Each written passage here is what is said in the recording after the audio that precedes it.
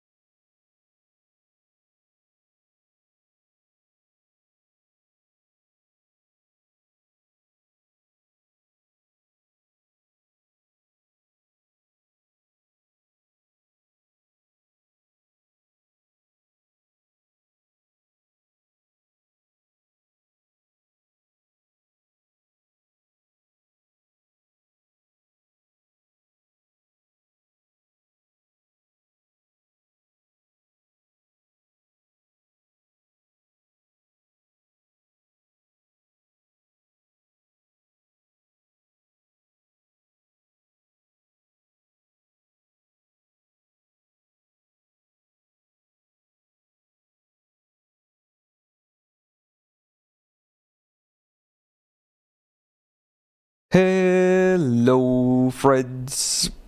How's it going? And a welcome to the big Sunday stream of the week. Go. We are back. Yay. So, yeah, it's been an interesting week so far.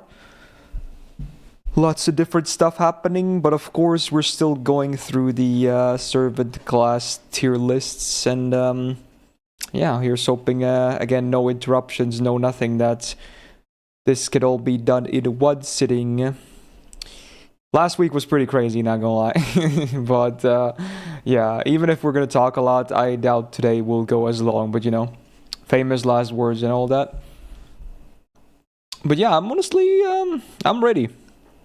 Like at this point, I think it gets easier when the weeks go, by more and more.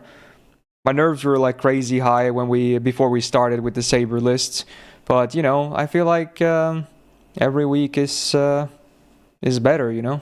It's all good. Ain't no worries. So I'm feeling confident that this is gonna be a fun time talking about servants once again. Extra class. So are people thinking the extra class list will be long or something? You gotta realize there's not that many. I mean, I guess we are gonna combine classes, of course, but I still feel like they're gonna be way shorter than the others. Unless I'm misremembering. I could be, but yeah, I don't know, man. I think the caster one will be the longest one, like of them all, but I guess we'll see. Time will tell, of course. Okay. Critical blast of all triggers lately. Has there been like that much new between the last list and this one though? I can't think of. Am I forgetting about someone? But yeah, I can't really think of much. I feel like last year already had all the big, additions already. Yeah, there's gonna be 2 extra lists, of course, for those not knowing, I suppose. It's not gonna be just one list that combines every single extra class. Then it would be way longer than the caster one. In that case, yes. But, we are gonna split them into 2. Right, anyway, so yeah, assassins are on the menu today. I'm not sure if I mentioned that yet, but yeah, we're still going through the cavalry classes, and I guess this is the last one, because you don't really count Berserker for cavalry, right? It's like 3 and 3 for knights and cavalry, and then Berserker is just doing Zerk things. And yeah, we'll see how it goes. Again, we're definitely way past the halfway point at this point. But yeah, even after this, there will be 3 more lists. But we should be done before May, that's for sure. Yeah, I don't really see it being delayed that much. Would be kind of weird. Ooh, so yeah, hopefully you are all having a nice little Wednesday. Yeah, Sunday. It's a weekend in general going on, and also get some breeze subs. As soon as I switch over the overlay, by the way, the alerts and the TTS and everything is disabled, just so you guys know. I'll read all the subs again at the end, but the ones that I see right now, we got GZ with 14 months, Scone with 30, and Panzani with the gifted sub. Thank you so much, my dudes. Very, very nice of you guys. Right, okay, here we go then. Well. All right. Wow, look at the list. You may see some funny things here and there, but yeah, yeah. So good, so fine. Is my mouse visible? It is. Okay, beautiful. Good.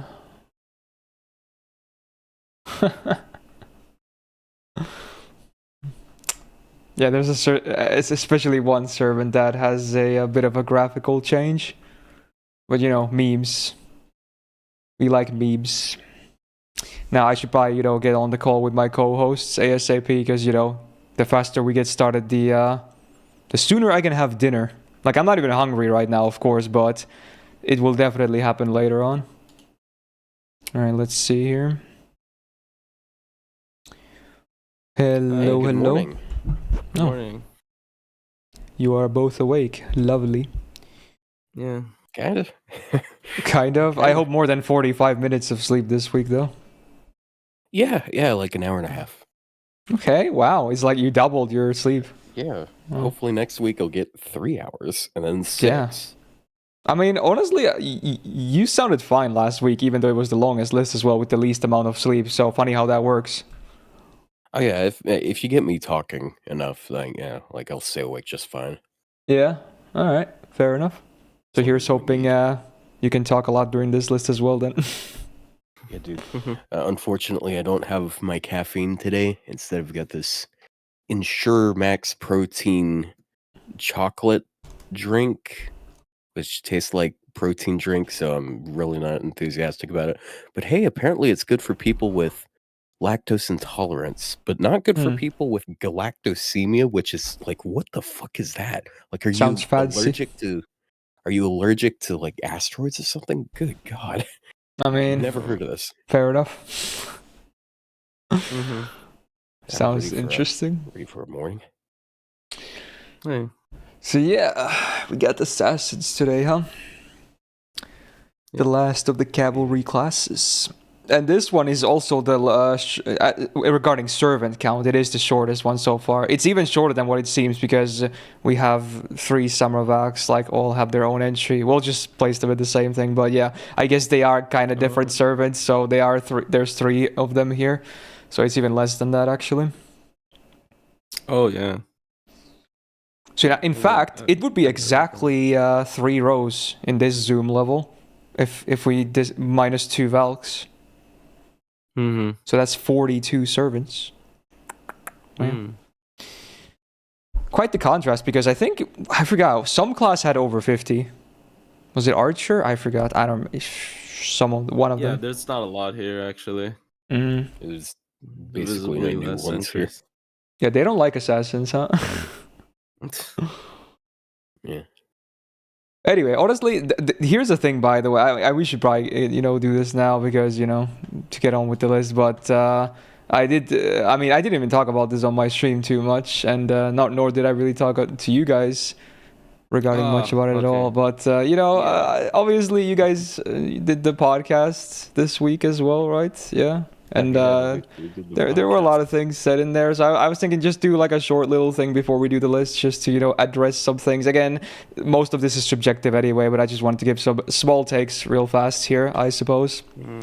So I might even gloss over some of my notes here, which are not every point is like all that vital. But yeah, first of all, I think this is an order of the things you guys talked about or something, so it might jump around quite a bit.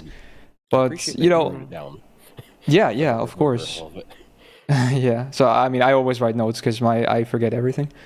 So you were talking about the Scotty thingy, and yeah, I mean, again, this is very subjective, but you guys are on the objective that only arts is like the premier defensive class, and that quick is meant to be like full aggression and all that. And again, maybe that's fine, but I think it's fine if they give more tools to more card types as well. Like, I'm not saying they should print a quick Castoria. That's not what I wanted to happen with Scotty MP either, but I just want some kind of more defensive tools for quick as well, because I like normal clears, and that's going to come back in a later point as well. But yeah. I mean, I understand. I like a lot of the stuff I said during that stream was more so like just reiterating stuff I already talked about in the list. So like it's not really like there's criticism, but it's mostly towards I think you're gonna address it later, but like it's mostly not towards like your opinions and stuff. It's mostly towards the I'm saying like, even if you don't agree with me here, it's all subjective, of course, but I'm saying personally I would like to see more like tools for all the card types, even if it means like quick becomes more defensive, or maybe doesn't become but gets more defensive tools is what I want to say, like not it's not I don't want to see quick as full on speed run aggression, because I like the card type, and I don't really like speed running, so yeah. Personally, what I prefer over a different kind of Scotty buff would just be another option, because I know people want all sorts of buffs for Scotty. Like we need to stop like messing around with the tools we have and start buying more. Yeah, like just print a defensive Scotty or something. I'm fine with that too. But yeah. All right. Second thing.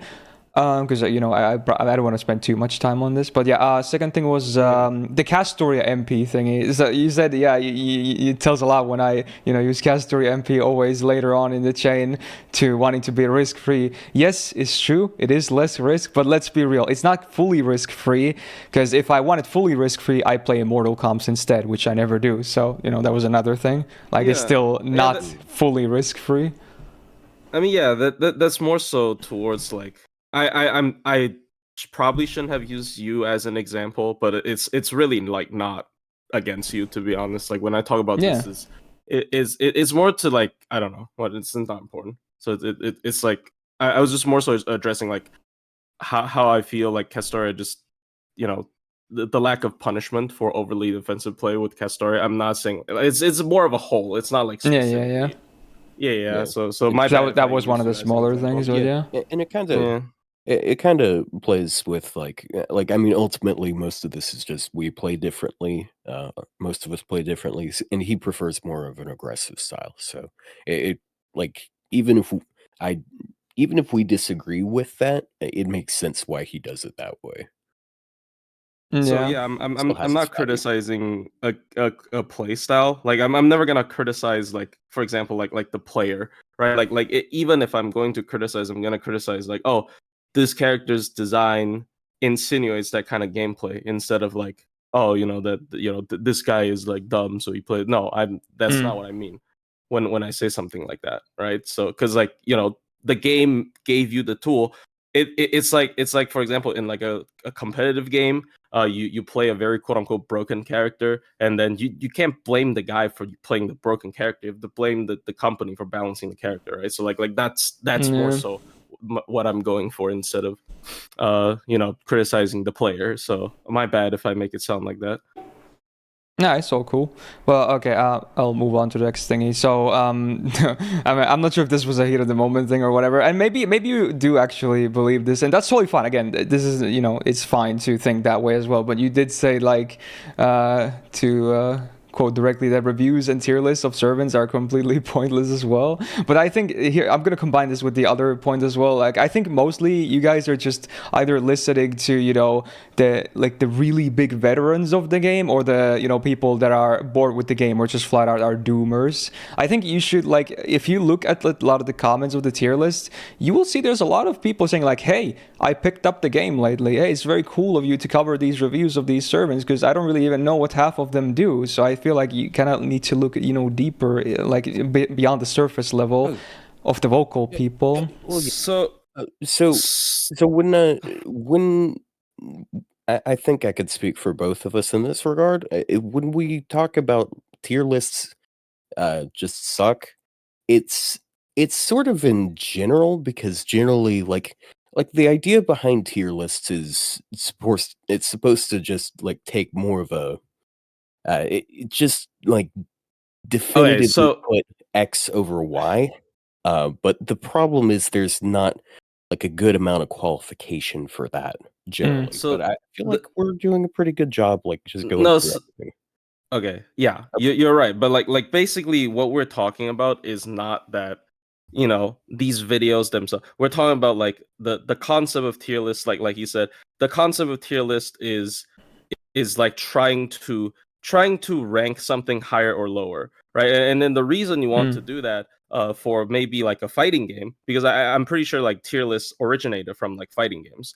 Could be. Like it is so people can pick up, like people in PvP, they can pick up the stronger character in order to try to win more. Like that kind of stuff is worth a lot less in a PvE game like FGO. So like that's kind unless there's leaderboards, but yeah, in FGO's case you are right. Yeah. Like basically what we mean is like, other than what Otto said, which is like it's kind of hard to be objective about this kind of stuff. It really is dependent on personal preference on a lot of the nuanced placements. Like obviously the clear like top tier, the clear low tiers are I don't think anyone's going to really disagree, but like in terms of this kind of stuff, first of all, it's really hard to be objective, but secondly, it's also like there's less point to that. At least that's what I mean when I say that, because I think like a lot of people take this very seriously, like they argue over placements a lot, right? For example, so but like it really is just like maybe we put it too like maybe I said it in a way that's too mean, but it's like what I mean is like it's kind of pointless to fight over it, right? Like because there really isn't that big an incentive to rank a character high or low in this game, right? Because like and like there's nothing to base around it as well, like Otto said, because like for example, an example I brought up is like for PvP games, you can just look at win rates for characters, and then like turns out the tier list was wrong or whatever. But like for FGO, there's no such thing. Like we can't really come up with anything to evaluate like, did we actually rank this place right? Like we actually, I don't even think like we could really look back a year and then definitively say, I think this placement ended up being justified, because like there's just nothing, like there's no competitive scene for this game, so like you can't really prove whether the character is truly top tier or not. Like it's still based on feeling, even though even if the feeling is like agreeable by most people, even if it's the majority opinion, it's still not like fact, I should say. So which is odd. I don't know how to explain this. Yeah, I get you. Yeah. But yeah, I guess my point was that as ranking wise, there is obviously a lot of what you could call pointless, but the concept of the list is still good, because it's still giving a lot of insight to new players, basically for reference data, I suppose. Yeah. Okay, I should probably move on because there's so many things I have written down here. But yeah, I can combine this with another thing. So You both agreed, I think, that you said the caster one specifically from last week was the most controversial ones, but I would disagree because the list got more traction in terms of conversations. Yes, like I think Otto mentioned that, but ironically, I've been reading most of the comments, but it seems to be the list that the people have least the problems with, and also looking at the like and dislike ratio as well. Like people like outside of the Ilya thingy that people were mostly just laughing about, and if anything, there were really no big grievances about it. So I think maybe that conversation just left you guys with a bad impression because the list was actually probably the most well-received one so far, that with the Archer one. Well, it's got like it got the most comments, like the fastest. It did. All of them so far. But yeah, if you read them, they were actually not that bad. They were actually very supportive for the most part. Yeah, there was a lot of positive discussion. Yeah, I probably misread that situation, to be fair, because like that was like right after the list, so I didn't know. So like that wasn't a comment made with like any thought behind it. Like I like we didn't say that because it's a point we want to make. I apologize. Like that's just we just it's a podcast. We just talk about random stuff. Right?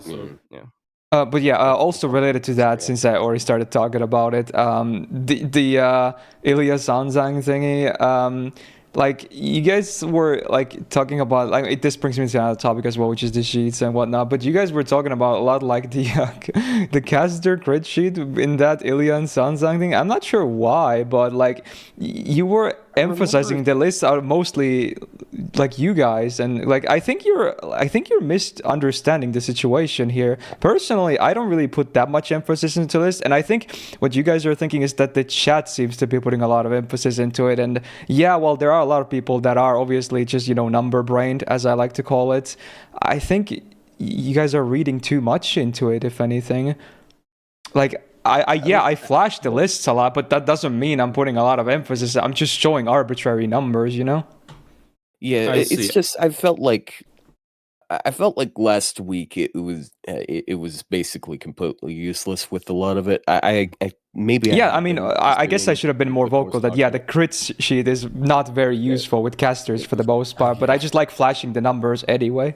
My problem, the interesting part is my problem is actually not with the crit sheet. Like my issue is more so with like the MP damage sheet where they add like different situations and then they have a mean number for it.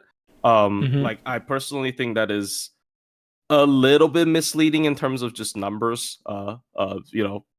Because like I think you can't really weigh the situations the same. For example, for one, like how do I put this?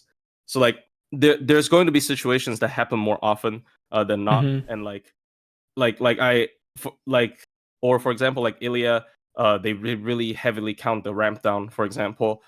So I think it's a little bit too complicated. I already talked about it in detail, so I won't like dwell on it for too long. But like, I understand like, if you aren't taking this list, like if you're not like actually super taking the list into consideration, then I apologize. That was my assumption because like.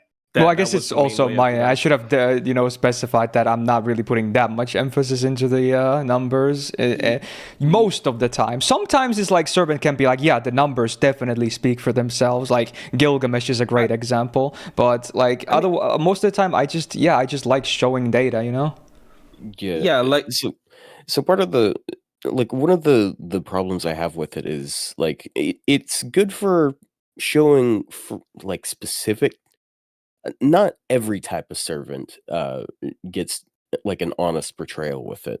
I would say because some teams are just not representative of ways you would play at all. Like double Vich with Black Grail, that's just very there are very few servants that can even 3-turn NP with that. To be fair, and that's like one of the assumptions for it. But it also hurts servants that have better uptime than others because some have more buffs concentrated into 3 turns. And I know Ilya has a mana burst and all that, but she also has that buster buff baked into her NP, and she's disproportionately disfavored. Is that it? Like she's hurt more so by the qualifications for that list than Sonzang is. Yeah, I mean, like yeah, neither of them you would double vitch with because they have one buster card each. So and yeah. Okay, sorry for like I apologize for I didn't mean to like interrupt you, but like I understand that there's no single spreadsheet that can truly represent numbers. Because like even for just raw damage numbers sheets, there will be stuff that benefits servants. Like for example, servants with a lot of different buff types would have better numbers than servants with a singular buff type because they stack multiplicatively than additively. But like when you start adding up in like external buffs, they start to not matter that much anymore. So yeah, it is really hard to fairly represent every servant. In any spreadsheet. But For sure. I like what I feel like is that spreadsheet has too many assumptions. Like that is my main issue with the spreadsheet, is there's too many assumptions. Like it's too complicated. Like the first, like, in order to read that sheet, I think like everyone needs to go through like the first page of it first. And I'm not sure if anyone like everyone does the due diligence for it. Like for example, for damage, right? There was a thing that I absolutely did not take into consideration, which I guess I should have read it better. But like for example, 5-turn cooldowns are counted to be stacked twice, while 6-turn cooldowns are not. And yeah, maybe that is realistic for 3-turn farming, for example, with like double vitch on Buster, because you're getting 2 turns out of it instead of 1 turn. But like, if you extend the scope of how many turns you're looking at, maybe that's a little bit deceptive, for example, right? So I just feel like instead of assuming that much stuff, I would rather look at like raw damage. Yes, it is also not true representation, but at least I know like what to expect. I know like, for example, this servant is raw damage. There's nothing else. I know what to expect. Like I know what makes a servant be overestimated if we only take into their own buffs into consideration. It is harder for me to grasp like which servants would be slightly overrated or underrated in under this many pretenses, right? So that is my main issue with the list. Like maybe like if I'm more familiar with the list, then maybe I can use it better. I guess is the way I should put it. So obviously, it is complicated. Yeah, again, there's not going to be that much emphasis on the raw number data, where I'm still mostly going to play servants on how I feel about them in general, But yeah, it's good. I mean, I'm not arguing if it's sorry. I'm just talking to because I know he made the list, so I assume there's going to be more like also argument between, because I am directly criticizing something he made, and I did say like that looks like it took a lot of time and calculations, but I'm not arguing whether it's more complicated than Honkai Star Rail. I've not played Honkai Star Rail, so I don't know that. But I just feel like you're making too many assumptions when listing out the criteria. And it's just a little bit because like most people are not going to do the due diligence to read your first page of like 20 different conditions before actually going into the list. And also like when they have to keep track of all these 20 different conditions, they might not be able to evaluate the servant as it is. You know what the funny part is? On that note, it's also funny because it's the same with these tier lists as well. People will never like it. That's why I stopped listing criteria, because no one will listen to them anyway. So I stopped trying, Like if people don't then know, then I don't. I'm like, yeah, fuck it, dude. It doesn't matter. Yeah. So like I understand. Like I just feel like it's a little bit much. Like now that I know the context of the list, maybe I can use it a little bit better. Like now when I look at the numbers, I will understand it a little bit better than I used to. So but like I'm still in the opinion that like too many, like for example, you're assuming non-MLB Black Grill, right? Like there are situations where you don't want to run Black Grill, right? Like I am for real, because like the situations where you always want to run Black Grill is usually min turn stuff. And I know how much some people hate, you know, just thinking about only Minturn stuff, right? So like, you know, like same thing with you know, like meta silver. Like for example, for the crit damage list, an example I brought up is for you're calculating like buster crit damage with for one turn with like single Koyan Light, which is like for a lot of Buster servants, if you switch that single Koyan Light out for Summer Scotty, that would actually be better crit damage, like under that context. So like I just feel like, you know, maybe you're not like if you want to list all of the situations, you need to list all of the situations, and it is impossible to list all of the situations. So you might as well list none of the situations. Is my take on that basically. So like yeah, like Yeah. That's just how I feel towards the list, and why I feel like, you know, assuming too much stuff just makes things overly complicated. And a little bit of you know, misses the mark, I guess. And also like I would suggest removing the column with the mean number. Yeah. If not all, then yes, because if you're not listing all of the situations, there's going to be bias, right? Like once again, like for example, the example I brought up is, why are you listing single Koyan Light crit damage, right? Like under that context, for example, that type of team build, personally, I would bring Summer Scotty over Koyan Light, and that would be more beneficial. That might also actually do more damage in that kind of team build, right? Or like I don't know, right? Like there's always double Koyan Light. No, that is not the case. I can tell you for sure that is not the case. I assume he's talking about Buster servants, because it seems to be the case. That is not. Really? Who's missing it? Was it a caster thing? Like for example, if you look at some of the list, the supporters, like Van Gogh Koyan Light, right? Like for example, let's look at like Carmilla. There's one with like Van Gogh Koyan Light. I don't know why it's not Van Gogh Scotty, Summer Scotty. Like for example, right? Especially Carmilla. I guess Carmilla is a weird example because Carmilla has 3 quick cards, right? So like I don't understand why it's not Van Gogh Summer Scotty. Why is it Van Gogh Koyan Light, right? Like there's almost no justification to use Van Gogh Koyan Light, especially with Carmilla's skills. You know, when you reduce their cooldown and double it up, it's like almost worthless. Like personally, when I'm doing like a Minturn team, which like I think under like with this kind of discussion, assuming leaning more towards Minturn, it is fair because like you are calculating maximum crit damage in a short time. Okay, we'll just move on from the list discussion. Yeah, we're spending so much time on this. Yeah, and I still have more points to discuss anyway. But the other ones are a bit shorter, I feel like. So I mean, as much as I don't know if it was an actual real take or not, but Otto was defending mana bursts, and I still stand by. I think mana bursts are terrible. You said like you aren't spoiled with 3-turn card buffs, but I think rather you're spoiled by big numbers of the servants you're using instead, which might give you like a misleading impression. I think mana bursts are dog shit. I'm not gonna lie. I'm not gonna change my opinion on mana bursts. It's way too weak in this day and age. Maybe in farming it can be okay sometimes, but I just don't see it in DPSing. Okay, so the problem with mana bursts is particularly downtime, right?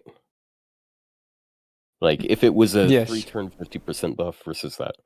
Okay. I'd take like 20% for 3 turns over 1 turn 50%, I'm not gonna lie. Okay. And even that's not good on its own. That would still require way more for me to consider be a good skill. Okay. How many times do you think you'll get that use out of that skill through, like how many times do you think you'll have to get use out of a skill like that across like one fight that lasts like, I don't know, 8 or 9 turns? You're probably gonna get 3 casts out of it because you might have some sort of cooldown reduction, especially if it's with Buster. So if you're able to break a bar with each one of those because you NP with that, do you really need more than 1 turn of it? Okay, well, I'm not maybe specifically talking about the damage, the big 1-turn Buster buff. I'm saying the skill itself is terrible. Like it's so bad. Like if that's all you get, ugh. Well, at the end of the day, that's the entire purpose of a steroid. That it's just to increase your damage. And I understand like having other effects on it would be really nice, but like, I mean, in a I can't. vacuum, like I we can't can't call a really. mana burst a good skill. It's so bad. I Well, just I'm can't not do saying it. it's particularly a good skill. It's just it's a sufficient skill a lot of the time. Now that being said, there are some stinkers out there with mana burst these days, like Rider Halter. Mm-hmm. But it just I feel like Yeah. it gets a bit of hate because we can't really assess skills in a vacuum. Like one skill can always look really disappointing on its own, but then you can have other skills beyond it that do redeem it. There's I think Ilya is a good example. Like, I think the mana burst is bad because she already doesn't have much going on in her kit to begin with. I don't like it. I don't know. I mean, like her second skill is really good. Like Yeah, after a 50% buff, it's battery and fine. being Yeah, a it's buff. it's good enough for a 6-turn 50% battery skill in my eyes. It's good enough. Like, it's not a bad skill after that buff, but the third skill sucks. I hate the RNG. The mana burst is way little, which is a big reason why I don't like Ilya. But anyway, that goes back to the caster tier list, I guess. Let's see. Next thing you said, or rather, actually, you were talking about, but this is the thing I want to discuss as well. I don't really like putting too much emphasis on servant solo potential because in a lot of cases, especially like a base MP1 copy is not even that great in soloing. Let's be real. Like you would probably need to have some Grail, some gold foes, some MP levels and shit like that for a lot of them to actually be any viable for actual difficult content. Yeah. Depends on stuff. Yeah, like Mm-hmm. that is the thing with that yeah it depends on servant, of course. Like there are servants that like MP1 is just functions fine, but like I guess that really goes back to like criteria problems. Like I guess because like I am not that good at evaluating some servants at like minimal setup, right? Like it's just It what exactly is in this? Is this in reference to? I'm sorry if I missed that. I don't think he was. I think he was just at some point talking about like solo stuff and whatnot, and it wasn't directly like contesting a point you guys said, but it just reminded me to mention this thing as well because personally I don't really like putting emphasis in solo potential for ranking. I might be assuming something here, but I think what you might be assuming is like solo performance, not so much like solo, like being able to solo without help or anything. But I think no, I mean that more exactly. so, That the servant is going alone, fighting alone. Oh yeah, but like I'm assuming what it was. It might be in reference to when we were talking about the value of a servant without supportive buffs. Oh, you're saying what they themselves bring to the table? Okay. Because generally, like the safest thing to go with is to build from smaller numbers. It's a lot easier to start from smaller numbers than larger numbers because like if you're assuming, like for example, Black Grail and double meta support, like okay, that's what you're gonna get at that level. But what happens when you start taking them away? How does that scale poorly? I do have a small counterpart to that. I don't want to really drill on the listing again, really, but when you think about it, you give the same tools to everyone. So I think it's kind of fair anyway, because everyone would get the same tools on top of their existing stuff. But do you always? Because sometimes, again, whenever I'm talking about win conditions and like Pierce Invuln being valuable, people always bring up the point. Well, you could just switch Craft Essence to Pierce Invuln. Well, no, I agree at least on that. If a servant has it on their kit, it's definitely a nice thing. I do agree on that at least. Like utility like that is valuable in my eyes. Yeah, and it also, for example, with Ilya, going back to Ilya again, like her higher damage comps don't assume those two supports. They don't assume double Vich. It would be Vich and like Rhinus or something because because she scales better with attack buffs, and that's a lot more reasonable of a team to be running with her to begin with. So I feel like it's a bit unrealistic to always bring specific type.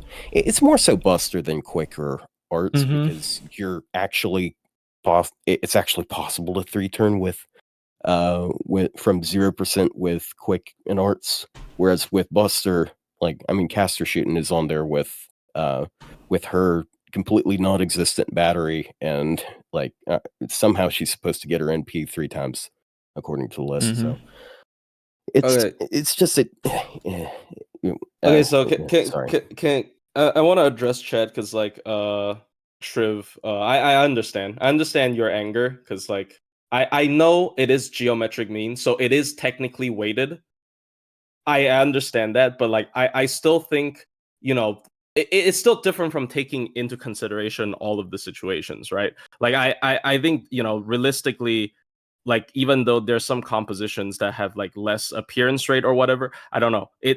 I am not that good at statistics. I did take biostat. I am not that good at it, so maybe I'm just wrong. But like I understand geomean is technically like weighted. I think I could be wrong, but like so for this mean, the point of this mean is to judge average damage, right? Yeah, and it is weighted. So it's like it's more towards a bell curve. Okay, if we're looking for an honest average of damage, why are we locking it to 3 turns? Because I feel like if we, like, most of the time we're not going to be finishing everything in 3 turns. So like if one servant can do better damage over 5 turns than the other with over 3 turns, then I guess it's just an arbitrary number that was chosen for the calcs, like, because obviously every battle will, you know, have different durations and whatnot. So it was just an arbitrary number. Yeah, there's always going to be data not represented that could definitely skew it one way or another. So it's my issue isn't hard even to depend on. Okay, maybe I was too mean about this, but like my issue isn't even like, you know, that much to the list itself. My issue is more so I have to like go back and then like look up my stat fucking textbooks to understand some of it, right? So like I'm not sure if everyone's like that's what I said earlier. Like I'm not sure if everyone does the due diligence for that to fully understand the context of the list. Which can be a little because like most people are just gonna see, oh, you know, for example, Muramasa, big damage, so his damage is good. I understand you try to like eliminate a lot of the cases already. Like basically you are trying to make the list as readable as possible, even without any background. But like I don't know. I still feel like it's a little bit too much. And like once again, you know, assuming comps, I don't because like there are comps that I clearly would use with the servant that is not listed there. For like a Anyway, yeah, again, we'll just leave the list for now. It's derailing. So other things still. Let's see. So yeah, this is just a confirmation that, yeah, like Plushy said, we're not doing comparison between classes because it would be pretty dumb. Like, you know, an example Otto gave to verify that was that, you know, do we compare like the looping damage to Da Vinci Riders against casters versus like Saber Ultra versus Lancer? No, absolutely not. That would make absolutely no sense. So yeah, there is no cross-class comparison ever. Yeah. But although in some cases there are valid reasons, like, you know, alter egos undermining some cavalries, but yeah, that's a whole other topic, I guess. Yeah. I guess it's more so like a lot of point about this is like, I guess, to like tell people to not take this too seriously because like it is. I think it is very hard to be like objective about this kind of stuff. Like as much as we try to. It's very hard to be objective. That's literally a reason why we disagree so much. Like if it's objective, I don't think we would disagree that much. I like a lot of this discussion. It is subjective. Yeah. But yeah. Right. Let's see a couple more things and then we can start. Okay, here's the potential one that could, I'm not even sure how this could spark some heated takes, but I think I think this is a direct quote, but I think you said that normal clears are dog shit of runs, and this is where I will do my big disagreement, and I throw a curveball. In my opinion, it's the opposite. In my opinion, min turning is dog shit. I like mid-turning only for the theory crafting part, because that's fun. But then you go into battle, you press the buttons and obey all the numbers. And if you don't, servant is not good enough on numbers, well, guess what? You take it up the ass. Like, boring. To me, it's just boring. I'm sorry. It's so boring. Wait. It's coming up. It's coming up with the script. Like you agree. It's coming up with the script, right? Like the theory crafting is cool, but you can do theory crafting in other ways too. Yeah, I mean, I think most people who do TAs would agree that the worst part is putting the RNG practice. reset. Like, for sure. I mean, yeah, that's another thing. Like, if it doesn't work, it's just a bunch. It's not just obeying numbers, because sometimes you need a bunch of freaking RNG and numbers to light up too, which I hate, honestly. So here's the thing with normal clears, right? Like, I'm not saying like every normal clear ever, because that's too wide. I'm saying like how most people do it, which is just arts DPS, Castoria, and then like they play as safe as possible, get the solemn block. Like, you don't really need any tactic to play that. Like, I like, no offense. I mean, but, like, as much as a hot take, you still need to think a little bit, at least more than, premeditated setups, though. As messed up as it sounds, it's still more thinking involved. No. Yeah. I disagree. Obviously, I'm not saying it's hard. It's still easy in that case if you're running the full Castoria stuff. But tell you what, if I like, I don't have to use double Castoria. I use one Castoria, like, and my brain just I shuts understand. off. Like, I was doing a setup with Semiramis, Rhinus, and Castoria. I wasn't thinking. Like, I didn't have to think at all. It was just like, okay, do I have her MP up? It's just autopilot. I understand like that it's not every auto clear. I think every auto clear that includes Castoria is autopilot, because I've done that. It's not like I only do min turns, Like, I've played the game normally. Like, most of the time, I just don't feel like it's content worthy, so I don't put it on my channel, because it's just autopilot, right? It's like, oh, Castoria has her MP, I put her I put her MP to block. So, like, I don't see any tactic there.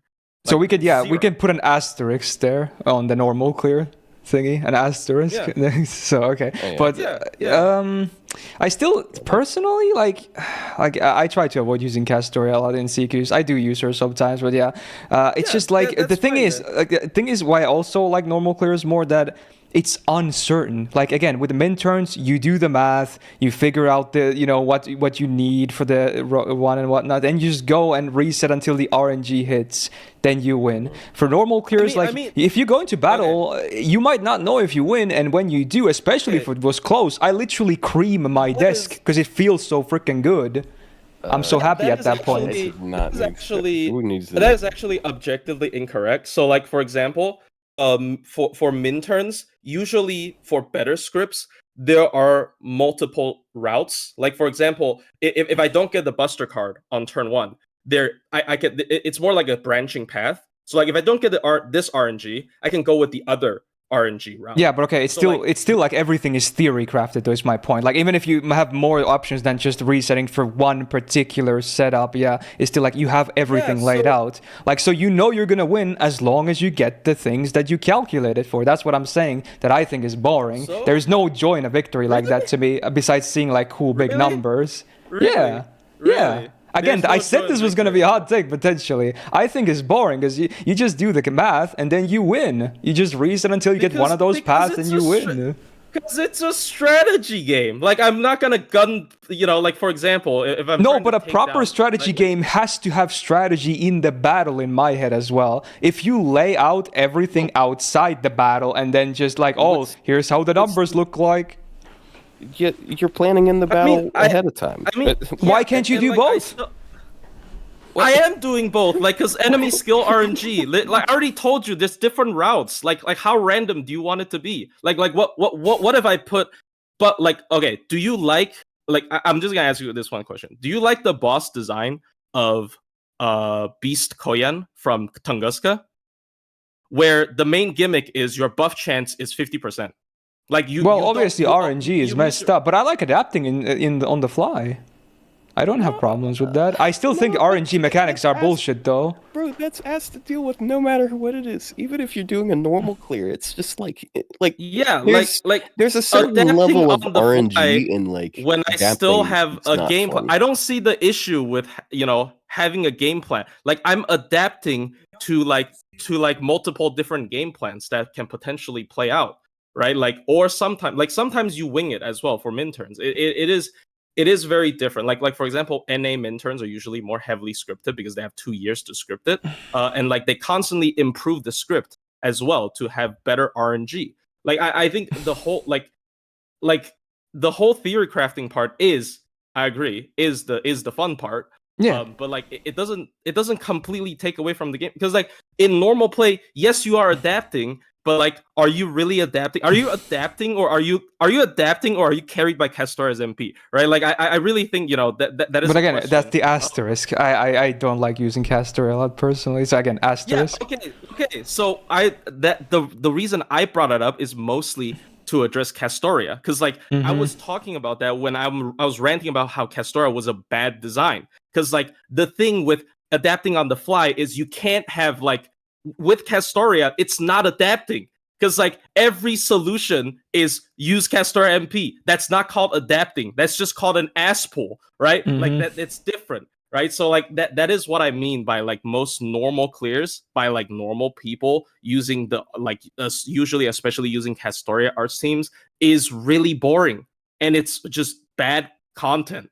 And it's not worth me putting on YouTube. Like, that is my personal take. Honestly, this could be a hot take, but you said it yourself. The theory crafting is the fun part.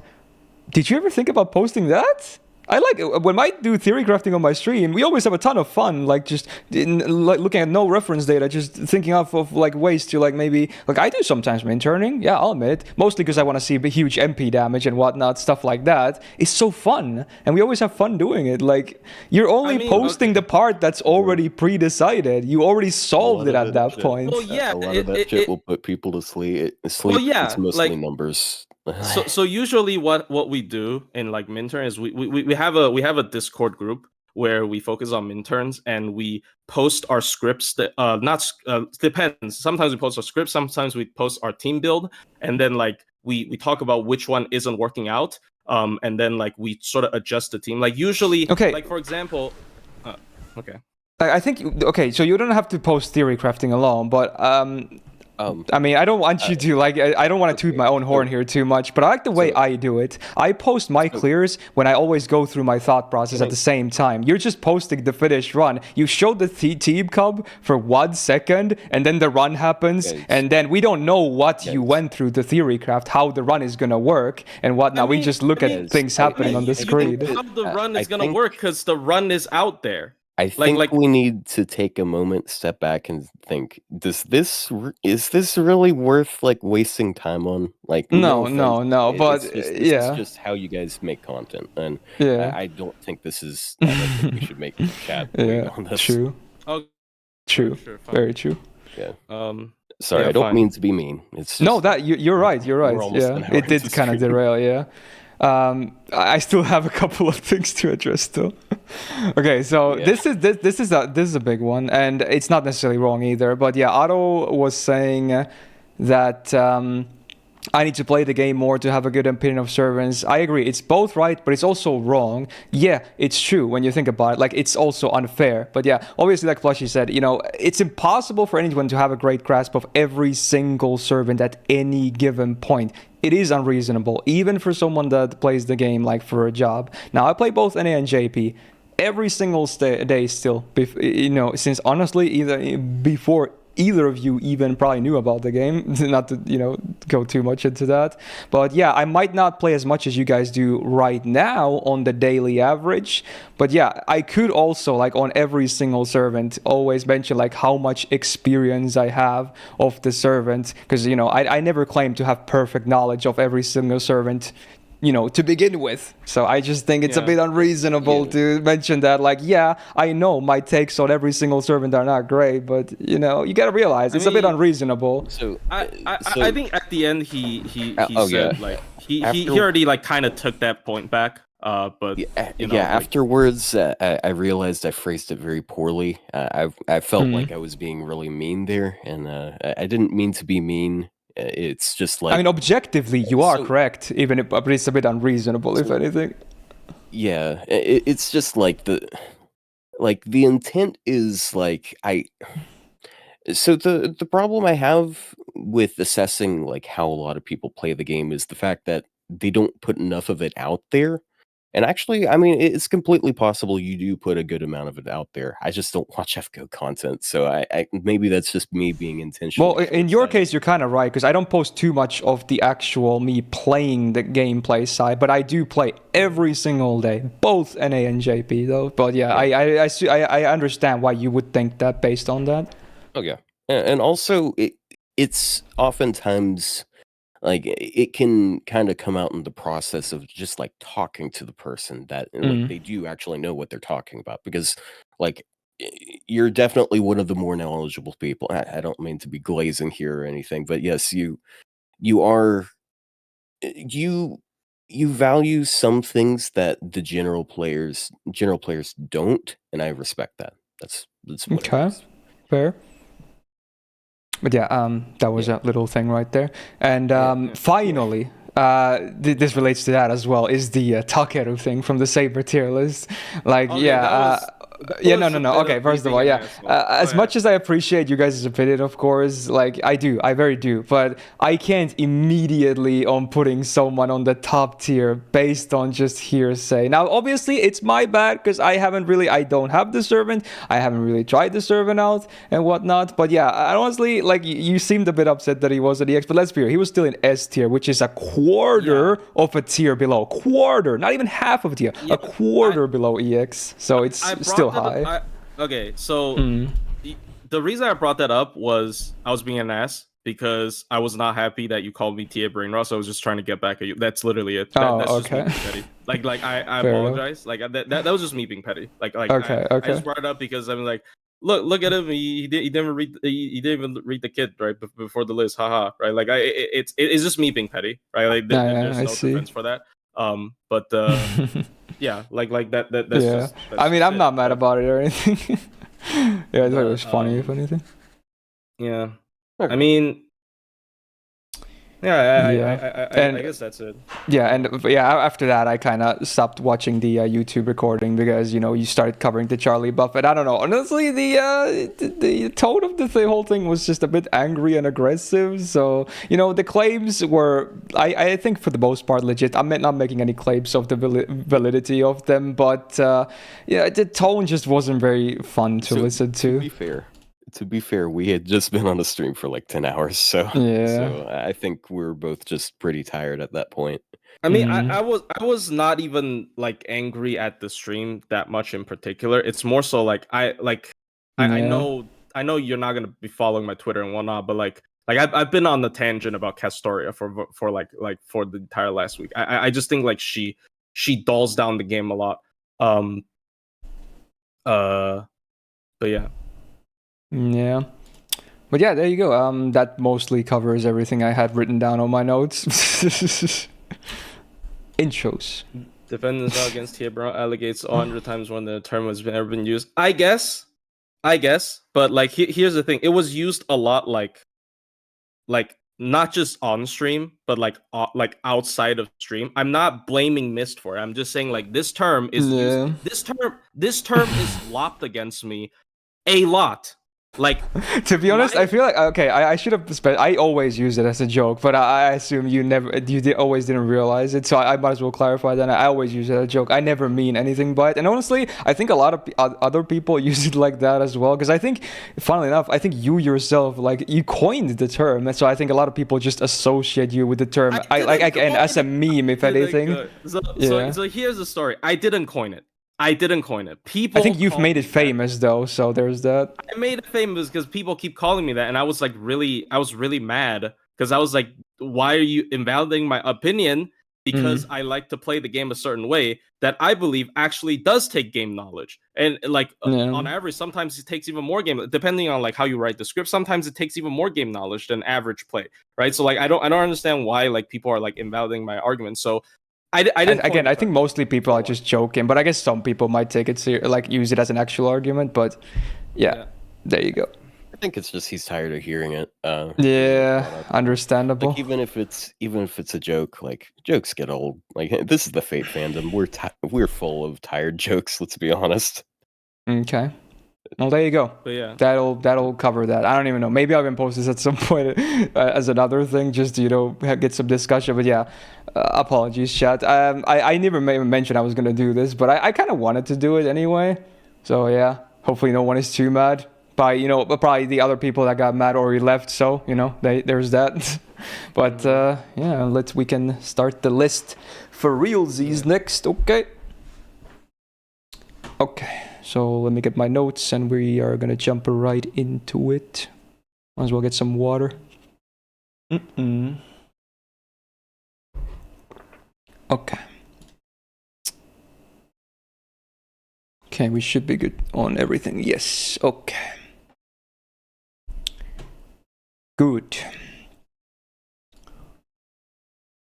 Alright, it's time to tackle the sneaky servant class known as Assassin. So that means we're back for a consecutive week with another iteration of the 2024 servant class tier list. And again, if you have been missing these and also want us to do these again next year, then hey, again, easiest way to support and show the appreciation is to just smash the freaking like button under this video. Just do it takes 2 seconds, easy peasy. And if you want to really help out, check the top of the description as well. Now, here's also hoping that this list will go fine in one take like all the other ones so far. These have been longer and longer every week, more or less, but now I seriously doubt we will be here longer than the caster one from last week. Not just for this list, but... Man. That's what I was saying last week. Yeah, true. But yeah, not just for this list, but for all the remaining lists in general, I think. Would be extremely surprising to find out otherwise, though. Next, I'll be repeating myself again for some of this stuff because not everyone will watch all of these lists. So first of all, I just want to say again, this is a pretty casual approach for the lists. And again, definitely do not treat these as any kind of, crazy objective opinions. We're just, FGO enthusiasts that like talking about the game and the servants. So nothing more serious than that. And rejoice as once again, I'm happy to announce that I have both of my lovely co-hosts of Plushie and Otto back this week to talk with me through all the servants. So hey, co-host introductions, let's go. Hey everybody, Plushie here. Yeah, I'll try to chill this time. Fair enough. I'll try to chill. Hi, I'm Otto Bean on YouTube. I just drank some chocolate Ensure and it tastes gross. I don't recommend it. I'm gonna wash it out with water. Thank you for being here. Hello. There you go. Just nice and tight. Sorry. Yeah, fair. We're gonna be having a lot of that throughout the list anyway. Now, I'm not gonna go through any big list of criteria again for the rankings. People are probably already familiar with all this stuff. And also regarding a feedback from the caster tier list of last week that was randomly just brought up, if we do make these lists again next year, we might even do some rarity splits, mostly for the lower rarity ones. But yeah, we'll cross that bridge if it happens.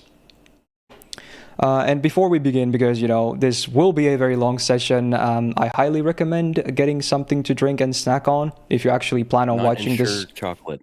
Yeah, don't do that. But yeah, if you're on stream right now or watching the video later, be prepared. It will be long.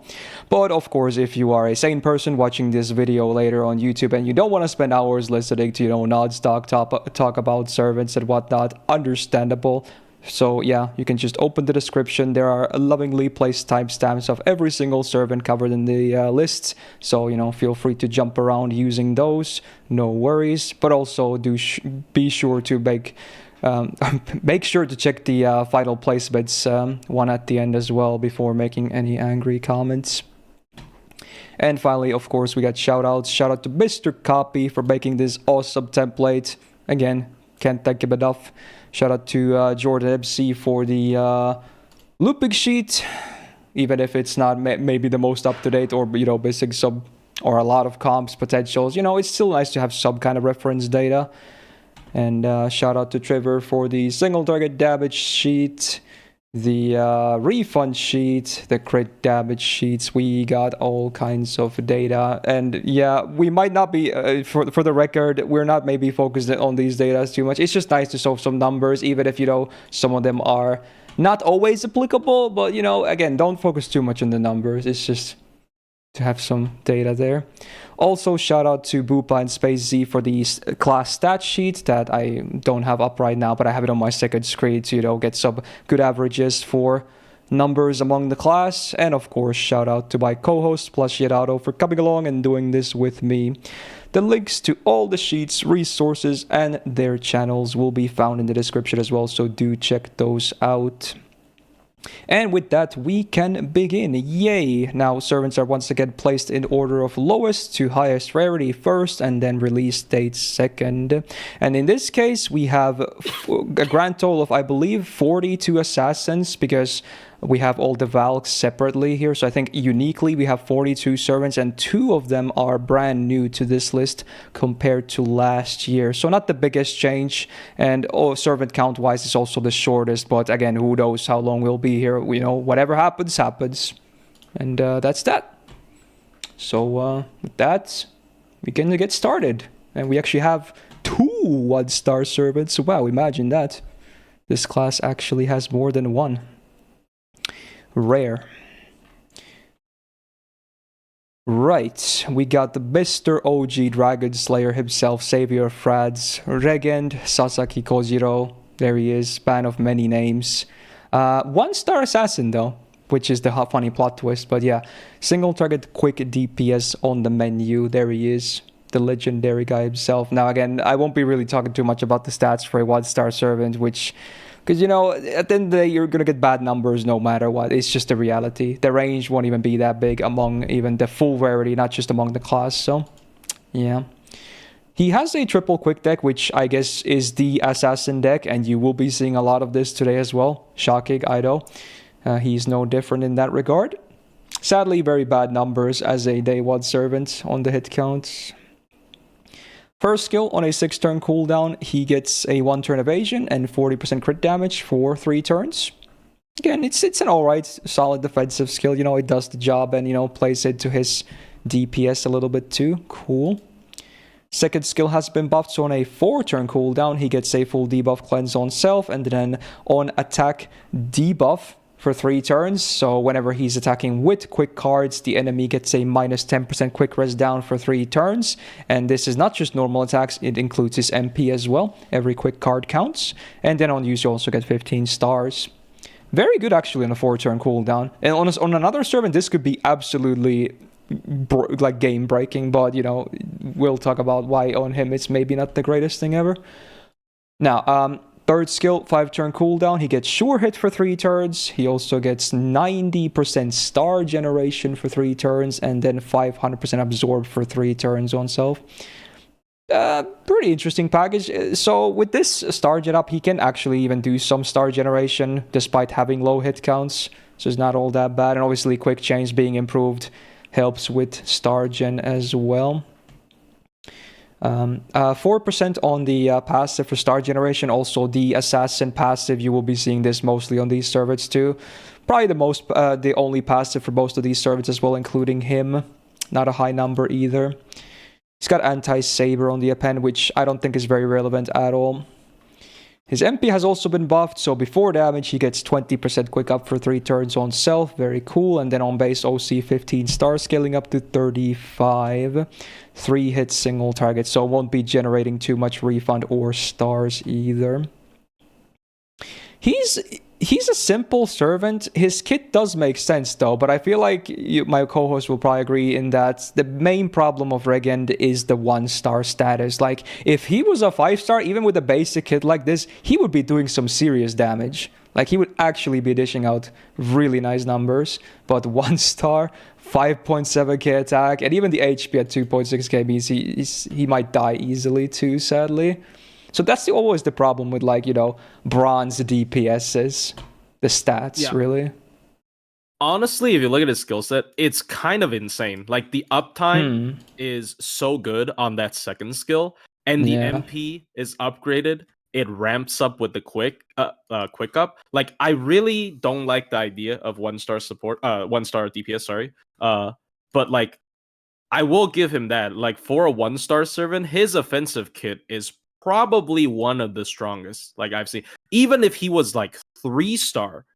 I think he'd be like so good as like a budget assassin option, right? So like I've certainly seen like absolutely maxed out 120 Kojiro pull off some crazy stuff. Like despite even if you grill to 120, they don't actually give you 125-star stats, for example, right? Like the game still punishes him as a 1-star rarity. So like even if you fully grill him, his stats is not going to be as good as nearly as good as a 5-star grill to 1. But he's still able to pull off some crazy stuff. So man, it kind of feels bad for me to still place him low because I like realistically as a bronze DPS, I'll probably still never pick him. But his kit is so solid, man. I love his entire like kit design as a DPS. It's just that he was born in the wrong rarity. I don't know where to put him. It's a difficult one because I like realistically ungrilled, I'd probably still never use him. But damn that kit. Well, before we place, any takes, Otto? Just the fact that he's a 1-star, it hurts him so much. The only thing he does is DPS, and when you have like less than 7,000 HP, it's really hard to. I can't rank him high at all. Like, comparative, like I guess the biggest argument here for him being ranked high is like we're ranking him relative to 1-stars. And to be fair, I guess he isn't the only 1-star here that's trying to be a DPS, but at least he isn't bad at it. It's just like there's no reason to ever bring a 1-star. Like if you grail him, he's definitely fine. But, unless they're Arash, but yeah. Well, yeah, but he's not exactly specifically DPS. I mean, he's there for his NP, which does do damage, but you're never taking him to a challenge quest to do damage. Unless you're clearing one wave, but most people don't do that. Yeah. So last year we had him on A, I think, but that might be a bit too high for 1-star, sadly, as much as I like his playstyle and kit as well. Yeah, his kit is so good. It's just like he's the wrong rarity. Like literally you don't have to do anything else to change. Maybe one of the Bs, you think? Yeah. Or is that too high still? Nah, I don't know. He's a very difficult one. Realistically, I'll never use him. But like fuck. Sorry. Pardon my language, but damn. So, oh man, like if the language needs pardon, then I owe a YouTuber apology here. No, it's fine. It's fine. So are we going to be ranking him? Like, is it fair to rank him relative to Matahari? Because like Matahari is, I think they're very different, honestly. Different. Yeah, I wouldn't really compare them too much. Besides 1-stars, I guess put him B. Yeah, but, I go with B. But like damn, he really is born in the wrong vessel, I guess. Kind of lore accurate. Like if he was like a real Kojiro's vessel and whatever, he'd be oh my god. But, very unfortunate. Yeah. I'll tone down on my usage of the fuck word, sorry. Nah, it's fine. YouTube is more lenient on that nowadays. At one point, some years back, you had to like censor everything, but I never get demonetized. Famous last words, but yeah. All right. Yes, indeed. I'm not American, but I'll agree to that anyway. Yeah. So we placed Regan on B for now, but now the next 1-star assassin, we got Matahari, who we kind of did maybe a bit dirty last year, I feel like, but let's see, we can maybe redeem her a bit now. So what is she? She's an interesting type of like support. Definitely not a DPS herself. She doesn't even have a damaging MP, so as a 1-star, forget about it. But she has a lot of other things in her kit that are actually worthwhile. After, they buffed her more, which is nice. So stats, again, kind of relevant. In fact, sometimes I feel like it's good that her HP is very low because, you're just going to use her stuff and then she dies and, hey, life goes on. But yeah, she also has the standard assassin deck of triple quick. Even with her skills active, she probably won't be doing that much star generations. Again, she kind of is mostly used for the skills and the MP, I feel like. But, we'll see. Now the first skill, here we go. So on a 5-turn cooldown, the full party gets 100% star gen for 3 turns and 50% crit damage. That's very nice. This is a great buff. This actually gives her a legit use case, first of all. That's great. Second skill on a 6-turn cooldown, 60% chance on max rank to charm all male enemies for 1 turn. So again, a bit restrictive and also RNG, so maybe not that reliable. And then also all enemies get a minus 20% defense down for 3 turns. Now this doesn't have the male requirement nor RNG, so that one actually does something most of the time. Yay, very cool. Again, for a 1-star, it's fine. Third skill on 6-turn cooldown, 1 enemy is skill sealed for 1 turn, and then also minus 20% defense on them for 3 turns. So for 1 enemy, you can get a minus 40% defense down from just the skills alone. Pretty interesting. And couple that with the crit damage, star gen, you got something cooking already. Now, anti-pen is against assassin, which is completely irrelevant for her. The MP has never been touched, so on MP5, 60% chance on base to charm all enemies for 1 turn. Now this isn't just against male, this is against anyone that can be charmed, but again, still RNG. And then on overcharge on base, minus 20% attack and defense for all enemies for 1 turn, and then scaling up to 40%. So the MP pretty much sucks. She's kind of lives and dies by the skills, in my opinion. But there's a lot to like here. There's a lot of potential damage. And even some utility in the form of potential charm and or skill seal if needed. So yeah. So she's got some stuff. Sorry. Yeah, go ahead. A great example of her how good she is I remember when Ryder Carmilla first came out, people really this isn't even me being me liking my playstyle and whatnot, because I actually don't play like that when I first started the game, but that was a big meme where people should keep her at level 60 because she dumps all her debuffs and she leaves. Matahari post buff, in my opinion, is just a better, she does a better job than Ryder Carmilla, objective. They almost do the same thing. The 50% crit damage for the party is a better version than 50% crit resist down on the single target, in my opinion. It also comes with star gen up. Yeah. And the total defense down is, well, it's only on 1 target, but the total defense down on 1 target is 40% and 20% on all enemies. So it is better than just all enemies 30% most of the time for a crit centric support as well. It also has a skill seal. The only thing she doesn't have is the star bomb, right? But as this kind of support, as a 1-star, she is overtaking a 4-star that used to be really relevant for that one job. And Matahari is just cheaper, easier access, and even better numbers, and you can save cost. So I think as a support, she is actually so competent. Yeah, I really like her as a support. She's one of the 1-stars I actively use. Oh, sorry. Yeah. I forgot to mention, she's one of the rare servants that has 0 passives. She has nothing. She doesn't even have the assassin passive. It doesn't really matter too much because even if she had a low ranked presence, because the only probably wouldn't really change too much. But it's just really funny that she has 0 passives. Not even a meme, not even high servant, no nothing, just 0. They even put they put an entry there just to let you know. Yeah. This is her new trait we made up for her because she doesn't have one. Summer Carmilla wasn't that good for esports. I mean, when she first came out, she was. I remember most runs, most runs that relies on crits used it, because skill seal is a good combo with esports. But the her star bomb kind of get canceled out by the fact that she's a writer. She kind of takes them. so I don't know. I guess it's that is the most similar servant in terms of crit support that I can think of to Matahari, and I think Matahari is just a better, objectively a better choice for this kind of stuff. And for supports, there is an argument that her MP does more because even though it's not great, it still also comes with 1-star cost versus 4-star cost. Big deal, actually.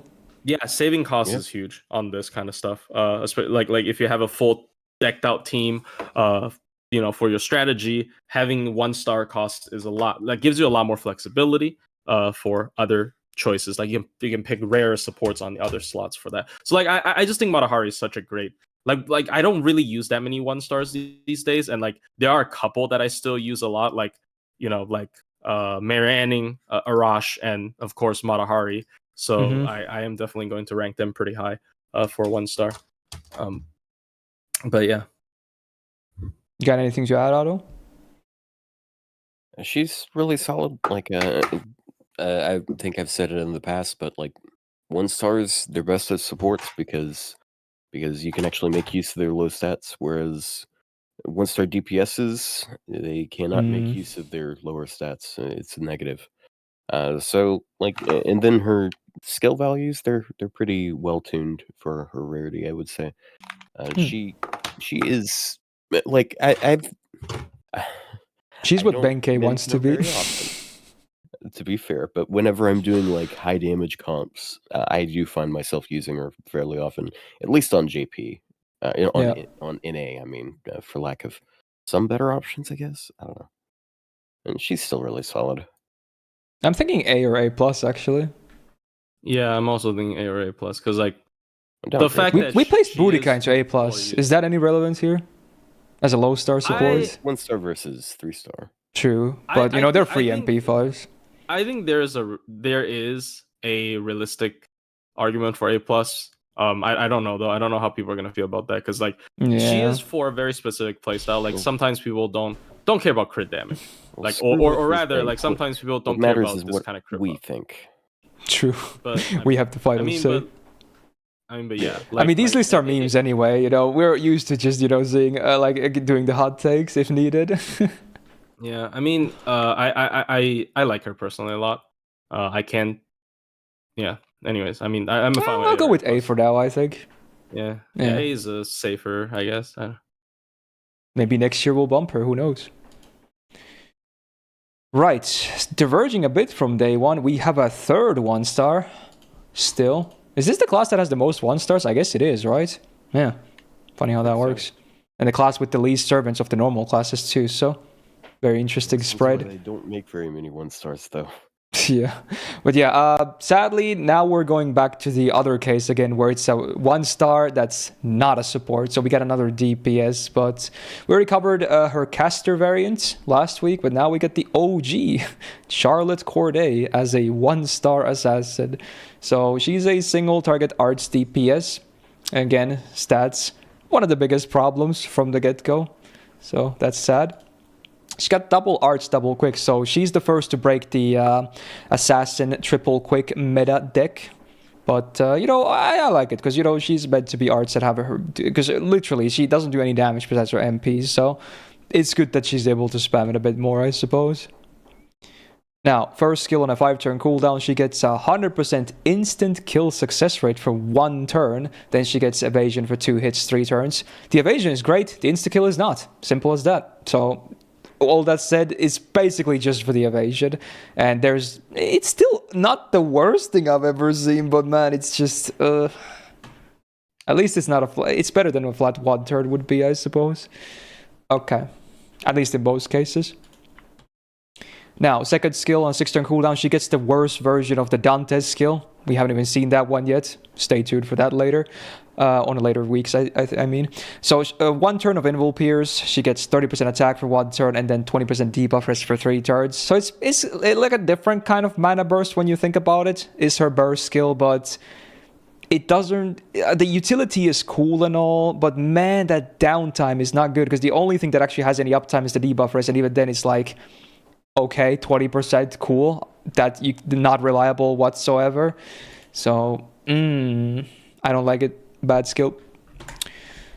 5-turn cooldown, third skill. She gets a random buff. There's 3 options. She either gets 30% arts up for 3 turns, 50% crit damage for 3 turns, or 50% MP dash for 3 turns. Hot take, she could easily get all of these and still not be amazing. This would be broken on other turns, but for her, it would be totally fine if she got all of these effects for 3 turns. Probably, yeah. Even if the skill would be absolutely ridiculous at that point, but on her, it would still be balanced. Yeah. Yeah, because of the stat limitation. But like, yeah, for sure, that would make like hyper grilled Charlotte Corday pretty. Yeah. like people who enjoy her playstyle, that'll make her like really good. Now, really good. as is, it is random, and you know, as I said, I think she mainly lives and dies by her MP. So if you get the crit damage, you're gonna cry because Art's crits to begin with are the weakest for all the cards, and then she doesn't really generate any stars either. The Arts is great, the MP damage is great, but yeah, 33% chance you just cry kinda. Now, 6% star gen on the passive, you know, cool, but especially she's artsy, so it's even less relevant.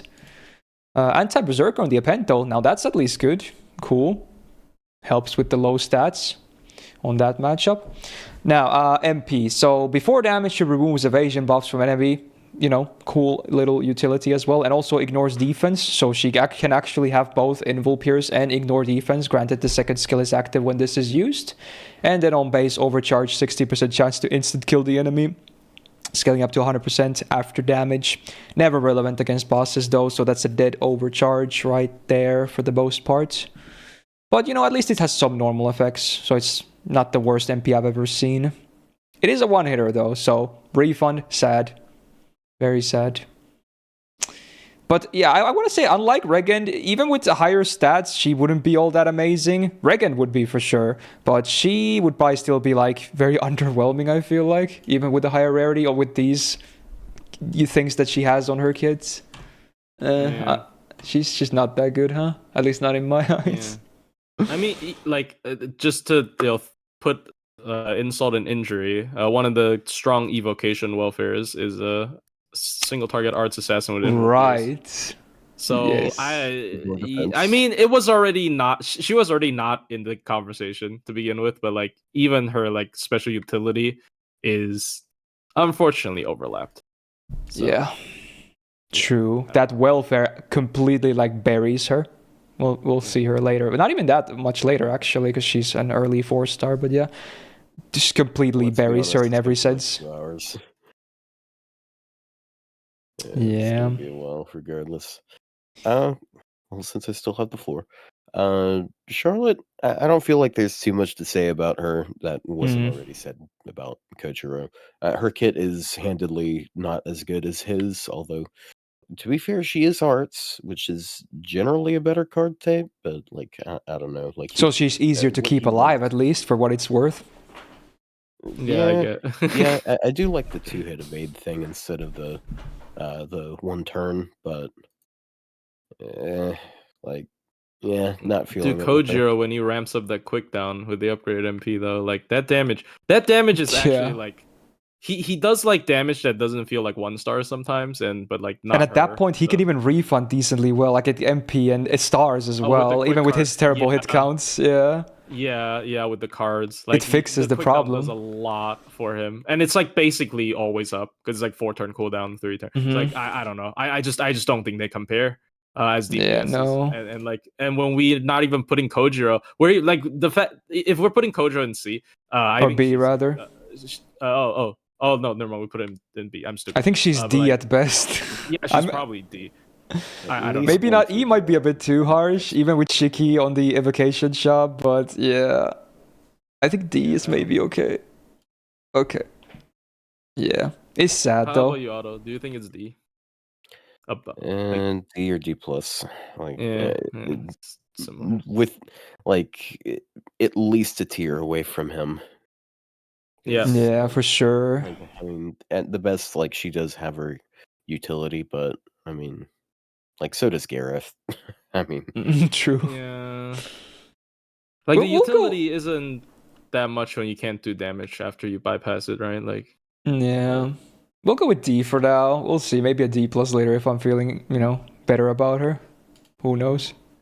But yeah, that's it for the 1-stars. Yay, the most out of all the normal classes. And I guess out of every class now that I think about it, because, Extra definitely doesn't have bronze servants much at all. So, there you go. Chat so down bad this morning. Like, goddamn. Oh, because the D... Oh, wow. Yeah. It's like, goddamn, we're getting sex jokes on basically every this is normal in my chat. This is tame, by the way. This is tame. You should tune in on if I'm ever gonna do like a full farming stream, tune in on like the last hour. I don't even know what's happening. It's a spectacle. Yeah. Also, yeah, that sex joke thing not gonna help with the guy with the extremely big right arm. It's True. The one that said it, man. Yeah, good I know someone segue else to would talk know. about Cursed Star, man. You know what? I was thinking whether I'm gonna do it or not at all today, or on which one of them. But yeah, I can do it. So, there you go. Let me do it on the camera. I can't see it, but Zabani. I don't even know if I was even close to the camera, but last night. I was so disappointed because the way you had your audio routed, they couldn't hear the pipe crash sound effect. Like you could barely hear it through the. I played it through Discord, and it didn't pick up. And I said something about it, and I was coming across as a schizophrenic, unfortunately. Interesting. All right, now that we got the cringe moment out of the way, yeah, let's talk about my guy. I'm a huge fan of this man, mostly by lore, but you know, his gameplay is not all that bad either necessarily. So he's a single target quick DPS again, and much like One Star, the stats are not much better, so, you know, one of the big reasons that he's maybe not amazing, the stats, but yeah. He's got triple quick again. We're back. Makes sense. Totally fine for him. He actually has 3 hits on his quick, so that's pretty cool. He can actually Stargen pretty okay. Better than a lot of other assassins.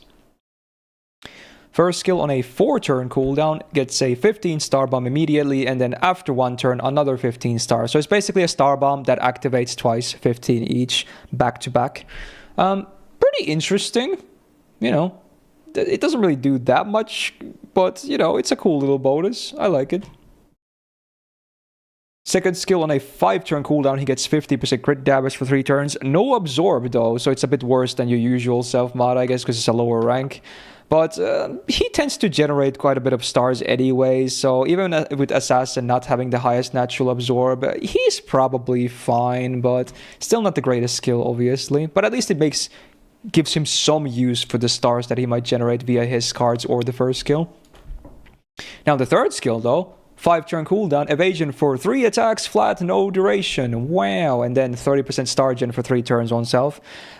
Cool, so it's basically PFA, but instead of defense up, you get star gen. And honestly, for him, I think it makes sense. Because, you know, again, star gen is not... Even though I don't like star gen as a buff too much, it's kind of weak. They stopped printing it mostly for a reason now. But for an assassin, especially in a quick assassin, it's decent value, you know? It helps.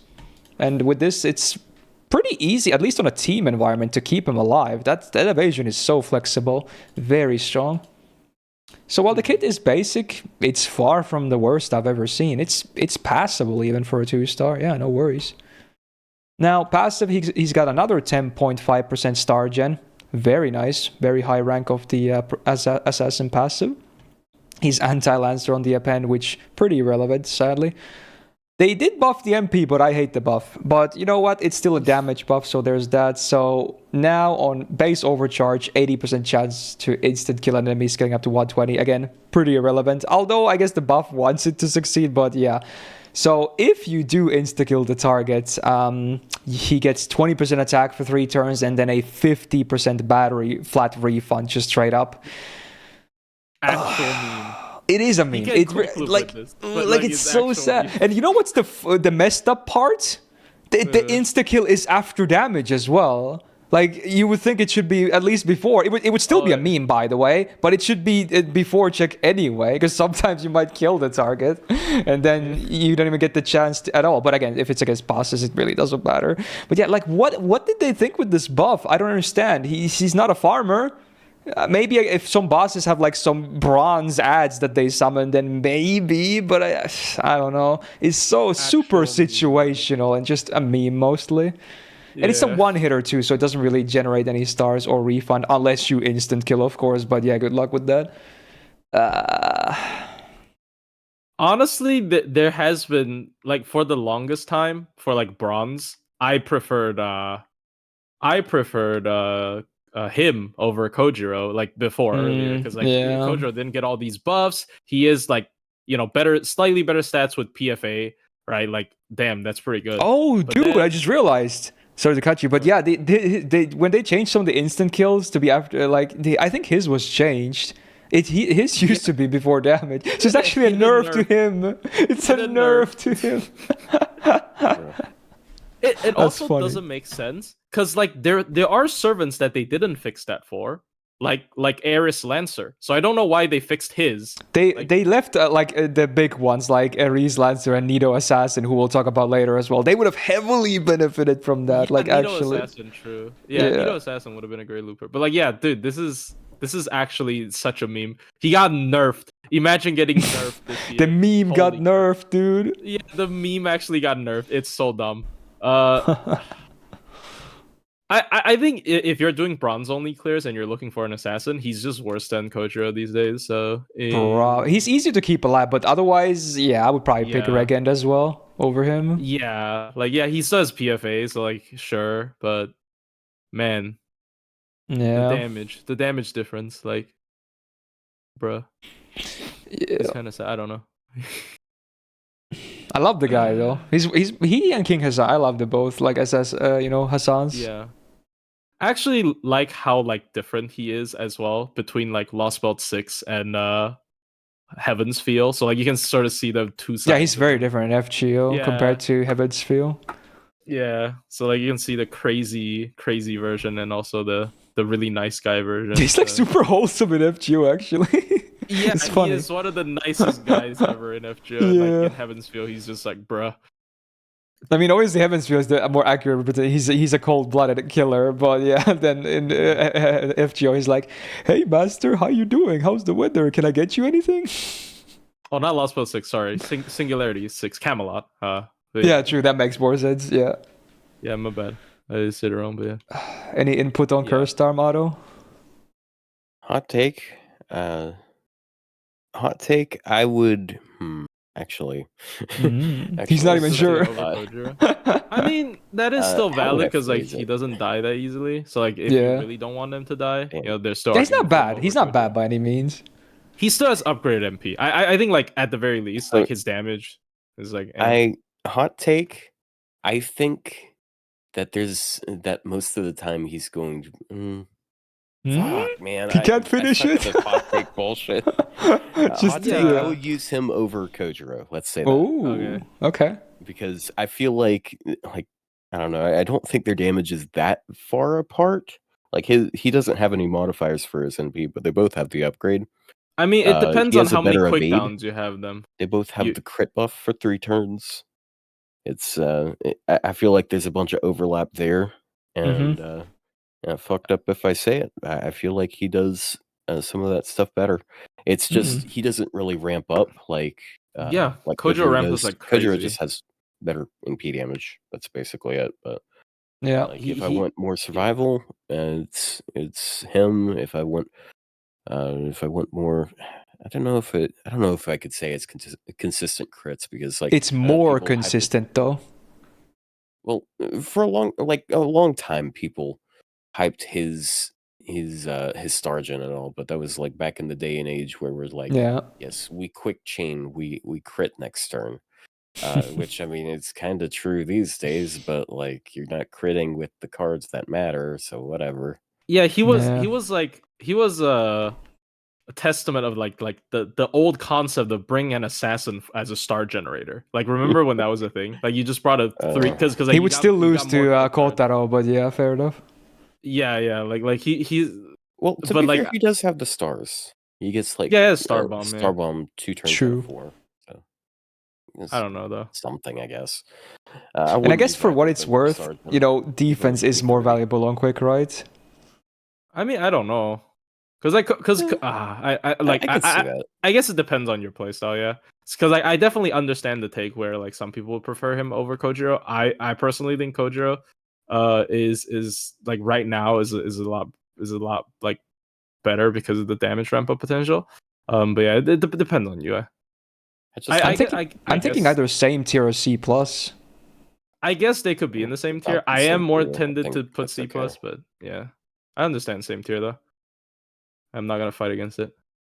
I don't know if it's just a trick of the mind or something, but I feel like there's such a massive difference between B and C plus. But I think that's because it's where I think B is like solid, and then anything. I think C plus tends to be like around average, and B is above average. That's like the mind trick, I think. Even if it's not a big difference. Maybe I you're just just feel like used to C like plus school is- system grading. Because like getting a C is kind of bad. C Yeah. plus would be like upper 70s. I only got a C once. Like I only got it in one class, right? So I'm not I I'm did not have a C familiar plus. with those. I did Wow. got a C plus. You guys in are smart. I got a lot of bad grades. Damn. I mean, I dude. also got a C plus in like a lot of lab stuff. Oh, Dude, I remember copying is lab it notes and fucked getting up? caught. I just Is got it C. fucked up that I was about to say? Is that why you're a YouTuber? Oh, That is honestly, so it's a fucked good up, joke bro. though. You should have gone with it. I'm not offended. It's a funny It just one. sounds so mean. No, That is it's good. It's fucked up. good. Yeah, that's good. I mean, I don't think I'm. I honestly, I not only do I think I'm not particularly smart, I kind of think I'm actually dumb. So you know, I don't Nah. see. I'm not offended. Yeah, I to be mean, fair, more kids want to be like you than me. Of course, like what fucking kid would ever want to be an unemployed? I got a job I'm starting tomorrow. I can't say I'm unemployed anymore. There you go. Congrats. There you go. Yeah, Congrats Progress. on employment. But yeah, I mean, finally. oh, is Curse Arm a chaotic evil? I guess you want to use him with Doma. I Yeah, think it's he is lawful for evil. sure. Oh, he's Is he lawful. lawful? Is he? Let me Oh. check. I mean, I get. Oh, he is. You're I get him in right. He is. Damn. I get him in FGO. He is lawful. Yeah, I guess that true. makes sense. Damn. All right, never mind then. That's not even a point. I was trying to find points for him, but Yeah, anyway, I placed him in flat B with Kojiro for now. We're gonna talk about fine. the next servant though. This probably won't take too long, but yeah, next up is Sanson. Oh boy. This guy. So, single target buster DPS 2 stars. So, again, stats are not great. And then he also still has the full triple quick deck. Not very pretty for him. Hit counts as low as they get, pretty much, minus the arts. And then the skills. Oh, we have another contender for one of the worst skill sets in the whole game, needless to say. So, first of all, maybe his best skill. 5-turn cooldown, 60% anti-evil for 3 turns. That's not too bad. I still don't like this skill for the record, because sometimes it's flat out dead, of course. Yeah, but yeah, it doesn't have it's additional his stuff on it. best skill though, because it's about to get worse. His attack stat is lower than Kojiro's. I actually didn't know that, but Oh, it is. You're God. right. Oh, that's sad. He's a doctor. jeez. True. I'm a doctor, but Make anyway, yeah, less this skill evil is for- It's like okay, but if it's his best, then Roro, so second skill, even after the buff. So on a 5-turn cooldown, one ally gets 3k heal and a debuff cleanse. It's cool. The heal is fine. The cleanse is nice utility, but that much of a downtime, and he wants to be a DPS anyway. So why give him a full support utility skill? I don't really get it. I didn't even know this was post buff. Jesus. Yeah, they added the debuff cleanse. It's not as bad as the Martha buff for what it's worth, because, you know, that's actually a meaningful thing, but it's just a misplaced skill, even if it's not great. Ironically, though, Martha has this skill but AoE, so... Like, True, she already had the cleanse, so there's that, yeah. Alright, third skill, 5-turn cooldown, he gets 60% anti-human trait damage for 3 turns. Very big because there's a lot of different translations going around. It is human trait, not humanoid or man attribute or anything like that, because those are the 3 that are commonly like, you know, people can't tell them apart. This is what you see.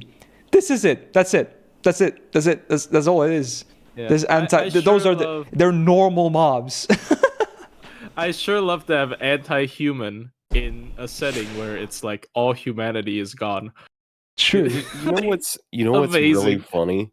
The only overlap between human and evil are on casters. True. Caster enemies. They're the Yakuza guys. Yeah. And, I guess Woodham as well, but I don't know how his affinity works. This is also like a reason why I think when Koyan Light first came out, people thought she was even better than she was, because they thought she had anti-humanoid. Oh my god, that would be insane. Yeah, that'd be so good. She would be like the best support against servants always. Yeah, she can turn anyone into Sanson. Yeah. Actually, no, that sounds like a bad thing. Yeah. But yeah, obviously, I hate this skill set overall. It's hot garbo. Yeah. All right. 4% star jet on the passive doesn't really help him too much.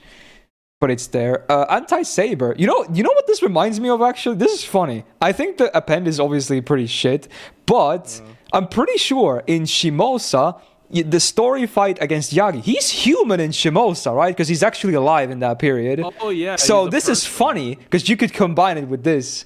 That's funny. Someone should do a video about that.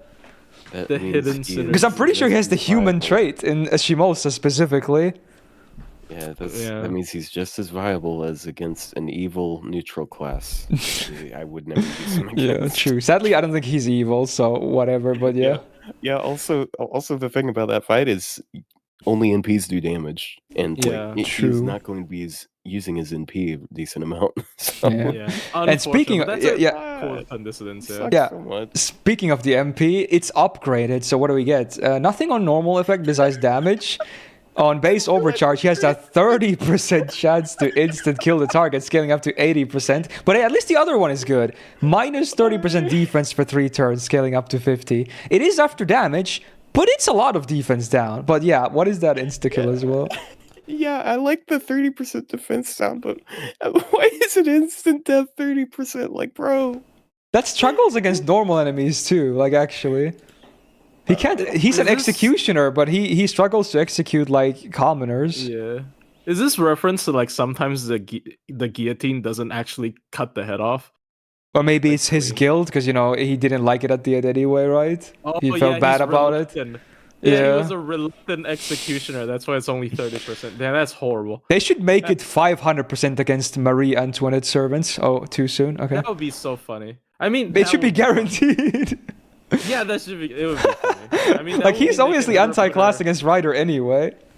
Yeah. I mean, they can't really put Marie in too many challenge quests, so you could like cheese a bar with him. But it's like, oh my god, they could add Marie Alter for that, but like I think I was down for her. So yeah. True. The one saving grace is he did get a cool moment during the movie.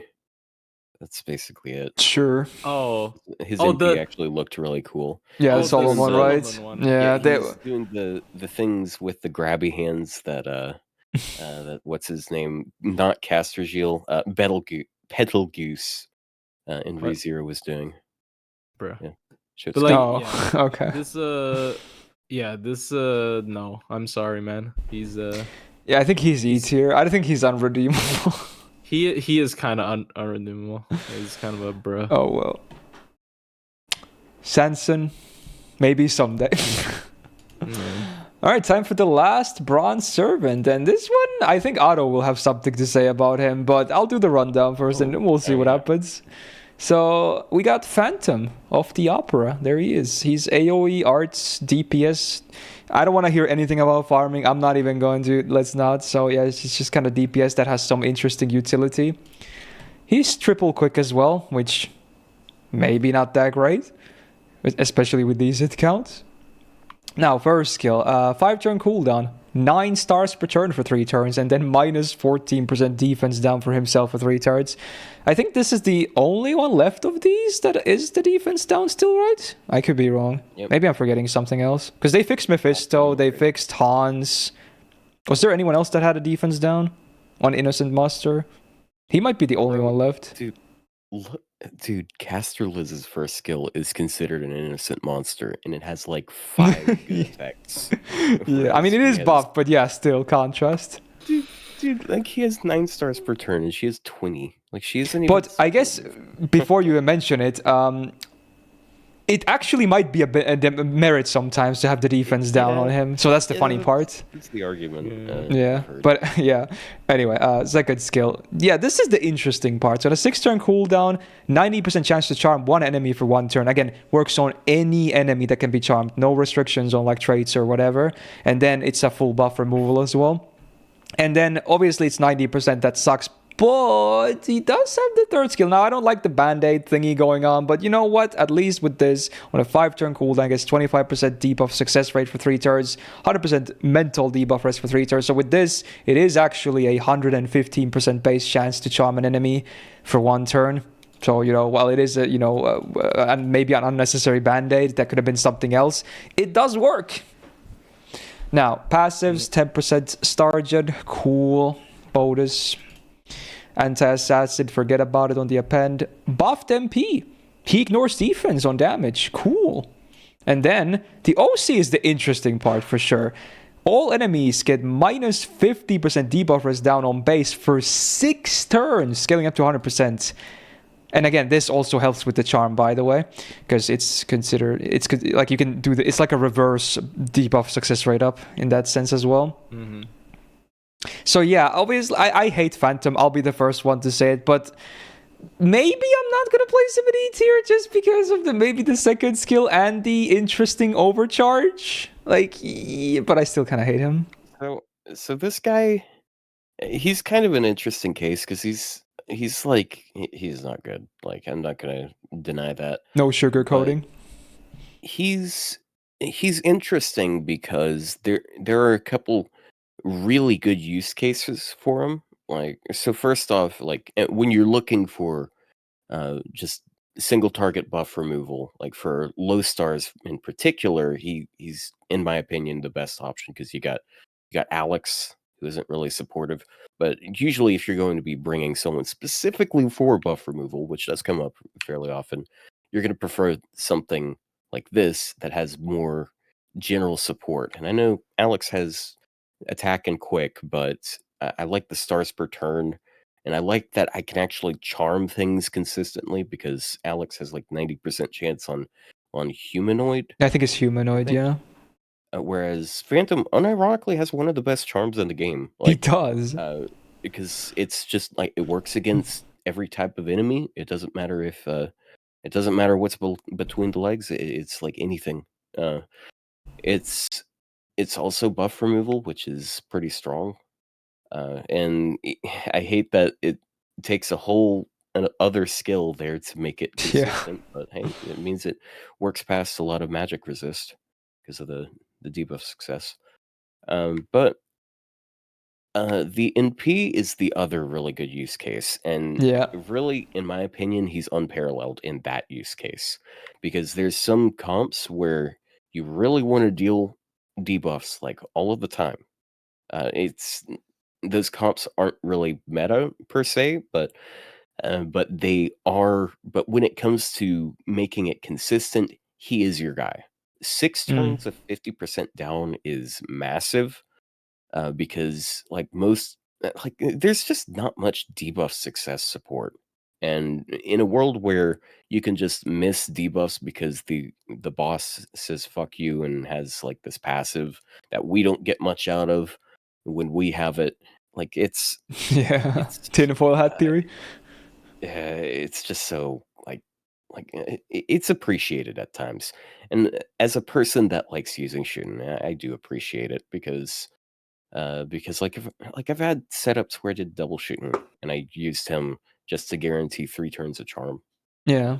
Like there's some use cases for him. Like I was about to say, the MP specifically is nice against AoE CC, stuns, charms, stuff like. And we even have a servant later on. In fact, one of the new servants added that could actually benefit from this too, because in that case, it's very important as well. I really hope it's on a skill. Like if it was on a skill, there's that would be so much nicer though, because he has no batteries. Yeah. That's the one drawback. So like you're always just using. You're forced to scope. You're using scope. Yeah. Because he has no chance of getting his NP, even with like a 50% C. His games aren't anything great. Like I think he's 1.4% quick cards, but his arts card is actually all right. It's like 2.1%. I want to go like D plus or C. I might go D plus. I think C is too high for me. Yeah, it's niche use case. It's kind of similar to like Mephisto buff block, I guess. It's like he does like one thing, but like not much else. You see, the difference here is he does 2 things. Check. I guess, yeah, and like he can benefit from the because like Mephisto himself doesn't necessarily benefit from buff block, but like I mean I guess it's hard to say whether he benefits from buff block, but like he certainly benefits from debuff chance down, debuff chance up, or like debuff res down, I should say. So I don't know. Well, same thing, a different effect.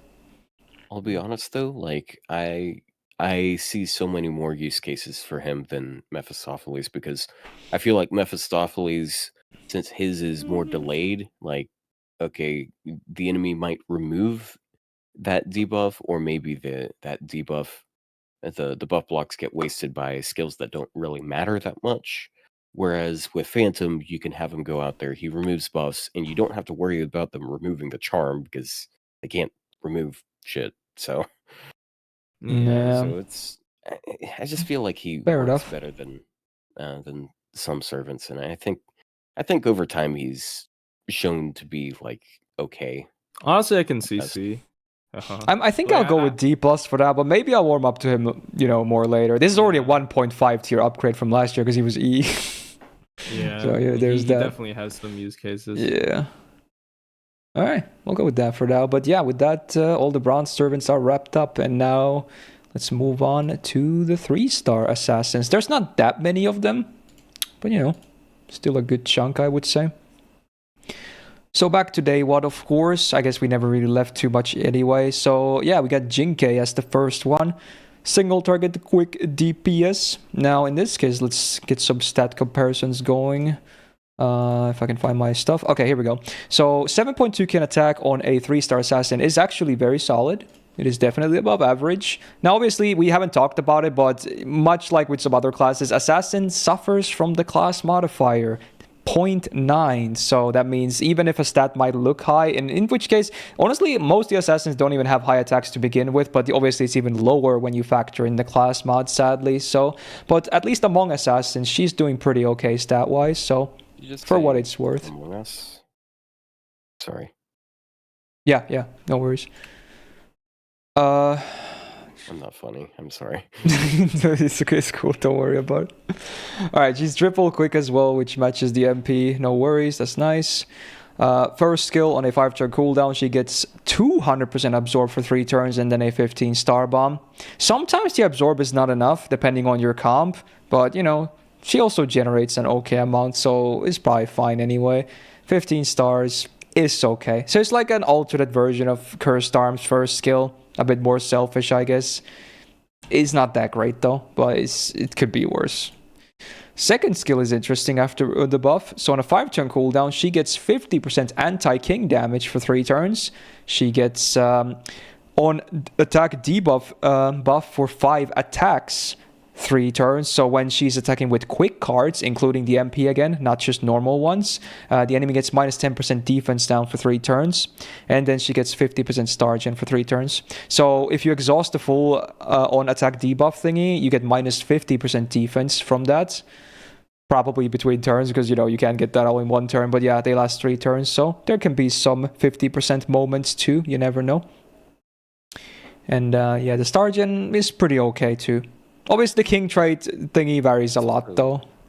Also worth noting, and I could have possibly just completely missed you saying it, but it does apply to her NP. Yeah, I did say that, yeah, but yeah, true. Okay, good. All right, yeah, not specifically, just normal. Yeah, no worries. It's good to make sure, yeah. So yeah, the MP does do it. Sadly, it is after damage, though, I'm pretty sure, with the cards and the MPs, so it doesn't help instantly with the damage, but it lasts for 3 turns, so it's not bad. Now the third skill, so it's basically her mana burst. So 5-turn cooldown, 30% quick up for 1 turn, and 50% crit up for 1 turn. Again, I'm not a huge fan. There's a lot of downtime. Yeah. Overall the kit is it's like whatever, honestly. It's not the best. But, there's some 3-stars that still have it worse, I guess. 8% star gen on the passive. Yeah. Can you open up the king trait right quick? Actually, oh, you mean the? Oh, yeah. True. Yeah, a lot of people think there aren't that many kings. There are a lot of kings now, and there's actually a pretty decent amount of them that are riders because, 13 kings ride chariots or something. But and berserkers. Yeah, there's a lot of kings these days. So yeah, 13 riders, 9 berserkers. That's a lot, actually. So yeah, true. Not the most useless thing to have on her. Yeah. Right. Third appendage against assassins, which not really relevant, I would say. Even against kings, you probably better you're picking off someone else, like a different class.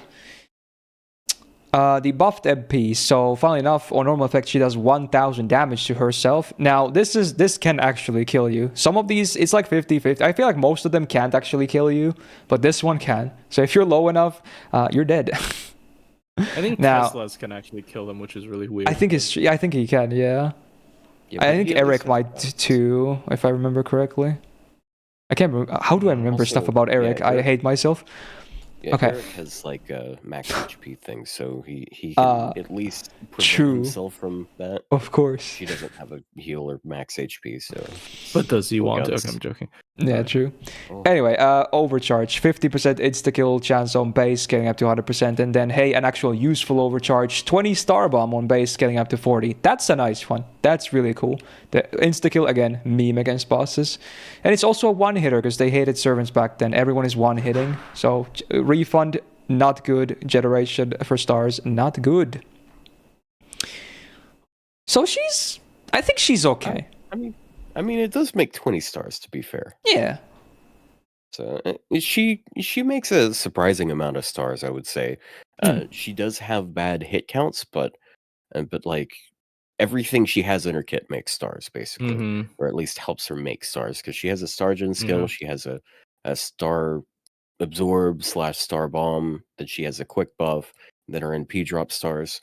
So she does crit fairly reliably, I would say. Her absorb is a bit weaker than I'd like, but it's still like 50% more than a rider, because it puts her at 300. I remember using her quite a bit, because she has like the same voice actress as Carmilla when I first started. Oh, true. So like I used her quite a bit, and like for sure, her crit is actually surprisingly consistent despite the shitty hit count. I think people do kind of underrate her a little bit. I mean, she's not amazing. Let's be real, she's not amazing, but like people really take the 1,000 HP demerit pretty heavily. But I mean, I guess do? You know, yeah, that's the first I've heard of that. Yeah, their argument, I mean, I kind of understand. The argument is basically like she's a 3-star assassin with like how many thousand HP again? So like that's like 10% of her HP. 8.2k, yeah. But it's 9.2 with 1k full, so it's not that bad. It's like more than 10% of her HP gone. So like after she uses her MP a couple times, she becomes like, you know, at half HP or something. So like people don't like how frail she is. She doesn't have any hard survival, but her damage is actually kind of okay. I think this is a early design oversight. Like if she was like a modern 3-star, she would have had additionally to the anti-king power mod, she probably would have had anti-king on her MP as well. So she'd just be like super good against king and then like pretty mid against everything else. But unfortunately, the assassin needs to have insta kill for some reason. They really like doing that, which is stupid, but sure. But like the two big problems with assassin class: shitty modifier, instant kill everywhere. Those are like the two big things. They love putting in, especially early day. They love putting insta kill on assassins like so much, especially making it scale with overcharge. So like one of the more valuable effects that is scalable on a servant, they just waste on basically a dead effect, which really sucks. But yeah, especially in these single targets who are basically boss killers, and you can't really insta kill bosses ever. So it's a dead thing to have on your MP. Yeah, so I really hate that design philosophy, but I mean, I don't think she's that bad, but at the same time, like, you know, compare a kid to someone like Kojo or even Curse Arm in some cases. I mean, I guess her kid is pretty comparable to I don't know. Yeah, she's kind of mid, man. She's like, she's kind of mid. I don't know. I put her in like C plus or something. I don't know. She's shit. C plus 3 stars would be ranked higher than B 2-star 1-star, right? Then C. Then it like I'm not. I know she has Carmilla's voice actress, but I'm not like emotionally attached. Just don't worry, she's whatever. So ironically, I actually have a grail invested in this character. Just one grail, just one. Wow. There was a certain point of time where I was like, yeah, you know what? I like this person's gameplay. I'm gonna grail this person. Do you have a level 75 copy? Yeah, and I changed my mind after that, and now she's level 75 still. I haven't even maxed her skills yet. Oh. Yeah, she takes like a bunch of bones, though, to be fair. So like, it's understandable. Yeah. Also, no survival on the kid is kind of. But then the HP down looks a bit worse as well, I suppose. Yeah. Like, So, you get like chipped once, and then you use her MP 2 times. She has like 3,000 HP left. yeah, even riders with without crits would maybe kill you. Yeah, like she just takes some chip damage and she just accidentally dies somewhere down the line, which is like, bruh. Yeah. But I'll go with C+. I like her damage potential though, but yeah, it depends on how the fight goes. She could maybe not meet your expectations. She's like okay. Yeah, I think C+ is kind of okay. Okay. All right, the next one though. Oof. We're going to talk about Jekyll and Hyde. Yes, indeed. I'll be the first to admit, I still love the idea. I love such like cool designs for gameplay stuff, but sadly, this is the worst example of, trying to do something cool. It is so bad. But yeah, we'll still give him a rundown. So, yeah, he's like half assassin, half berserker, but honestly, his assassin counterpart, so terrible. Absolute just dead weight. And then the berserker is like decent potential, but just always dies way too easily. So stats, 6.3k attack, 9k, 9.6k HP. Again, attack is low, but there's a bunch of buffs for berserker. So honestly, maybe even more HP would have been cooler, but even then, like, you'll see. He has a double buster, double quick deck, which, by the way, does not change when you shift classes. It stays the same hit counts and everything. They do change the gains, though, I suppose. Yeah, that's very useful. Honestly, like they could give him like like all of his cards be buster, and that wouldn't really affect him that much. Like it would make it more consistent, but the big problem would still persist, though. Like, bro, what is that arts card doing there? What does it do? It actually has no purpose even before he transforms. But we'll get into that. Yeah. But yeah, skills, oh boy. So they have, like, there's two versions of the skills, kinda. So they always get better if you're Hyde as a berserker. So on a 5-turn cooldown, the first skill, you always get 15% attack, but if you're Hyde, you get 35% more. So at that point, you get 50% for 3 turns. But yeah, as Jekyll, so bad, just so bad. No. Second skill, 6-turn cooldown. As always, like as Jekyll or otherwise, 15% base chance to stun one enemy for 1 turn. And then if you're Hyde, it's a 150% chance to stun them for 1 turn, I guess. Like, well, I guess it's 25% chance and then 160 because it's a 10% base chance. But yeah, obviously as Jekyll, you're never going to land it. Don't bother. And then as Hyde, you can land it, which is cool, but that's all it does. Third skill, they did buff this, which is funny.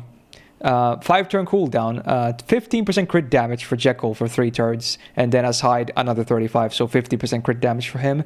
And then when you're Jekyll, you get 80% battery now after the buff, so this is them realizing that, hey, Jekyll is completely useless, so we might as well give them a free way to transform, because obviously with the append, without any help, you can just immediately morb. So there's that. But even the problem still persists that, like, not only is Jekyll so bad, like completely useless, you can't even use his skills until you transform because the value is terrible. There's nothing. So you have to, even if you can MP turn 1 easily now, you would still need to delay all your skills anyway. And that's just one problem. We'll continue here, but yeah, that's already one big problem. So as Jekyll, he gets 10% Stargate on passive, and as Hyde, he gets 10% Buster, which is cool, I guess. Again, even the append is changed. So as an assassin, he's anti-saber, and then he's actually the only berserker that has an anti-attack. So he gets rider damage. So that's an interesting thing for those that didn't know. They did buff the MP as well. So again, he morbs into berserker, and then what does he get? On free MP5, he gets 6k max HP permanently. He fully heals himself. And then overcharge base, he gets 40% buster up permanently, scaling up to 80%. I like the design, but that append is so funny because it makes his berserker version a better assassin than true. It is true. Yeah, you're right. So more problems regarding Jekyll, not just the skills being terrible in Jekyll and Jekyll being terrible. Problem number 2. Hyde dies easily. There's no defense, okay? That's problem number 2. Problem number 3, he has no damaging MP. So as a 3-star to be a card DPS with 2 busters, when buster is clearly his main card type, not good. Problem number 4, he wants to crit, but he gets the Berserker absorb when he morbs. He has 0 absorb. Problem number 5, he has no way to make stars anyway. No star bombs, no nothing. His cards won't generate anything. It's just a mess of things. Nothing works. Like, Problem you want okay 6. base damage for cards, you got it, but that's it. There's nothing. I think there's one fix. Like, dude, problem number 6, after he transforms, he doesn't have an MP. Yeah.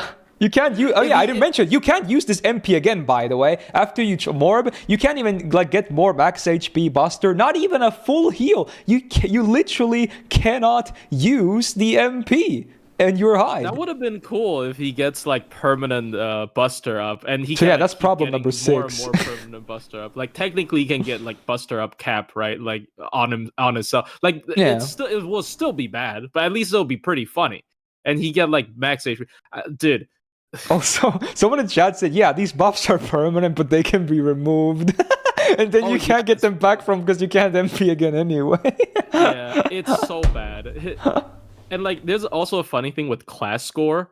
Like, if you want technically the absolute perfect Jekyll/Hyde, you would need to max both Assassin and Berserker. Oh yeah, fuck that, dude. Like, no, you never use Jekyll though. Yeah, you never use Jekyll. The Assassin one, though. Yeah, but like, he's a mess. Like, he's a good lesson, I guess, for future transformation servants. Like, for one, don't tie it to the MP.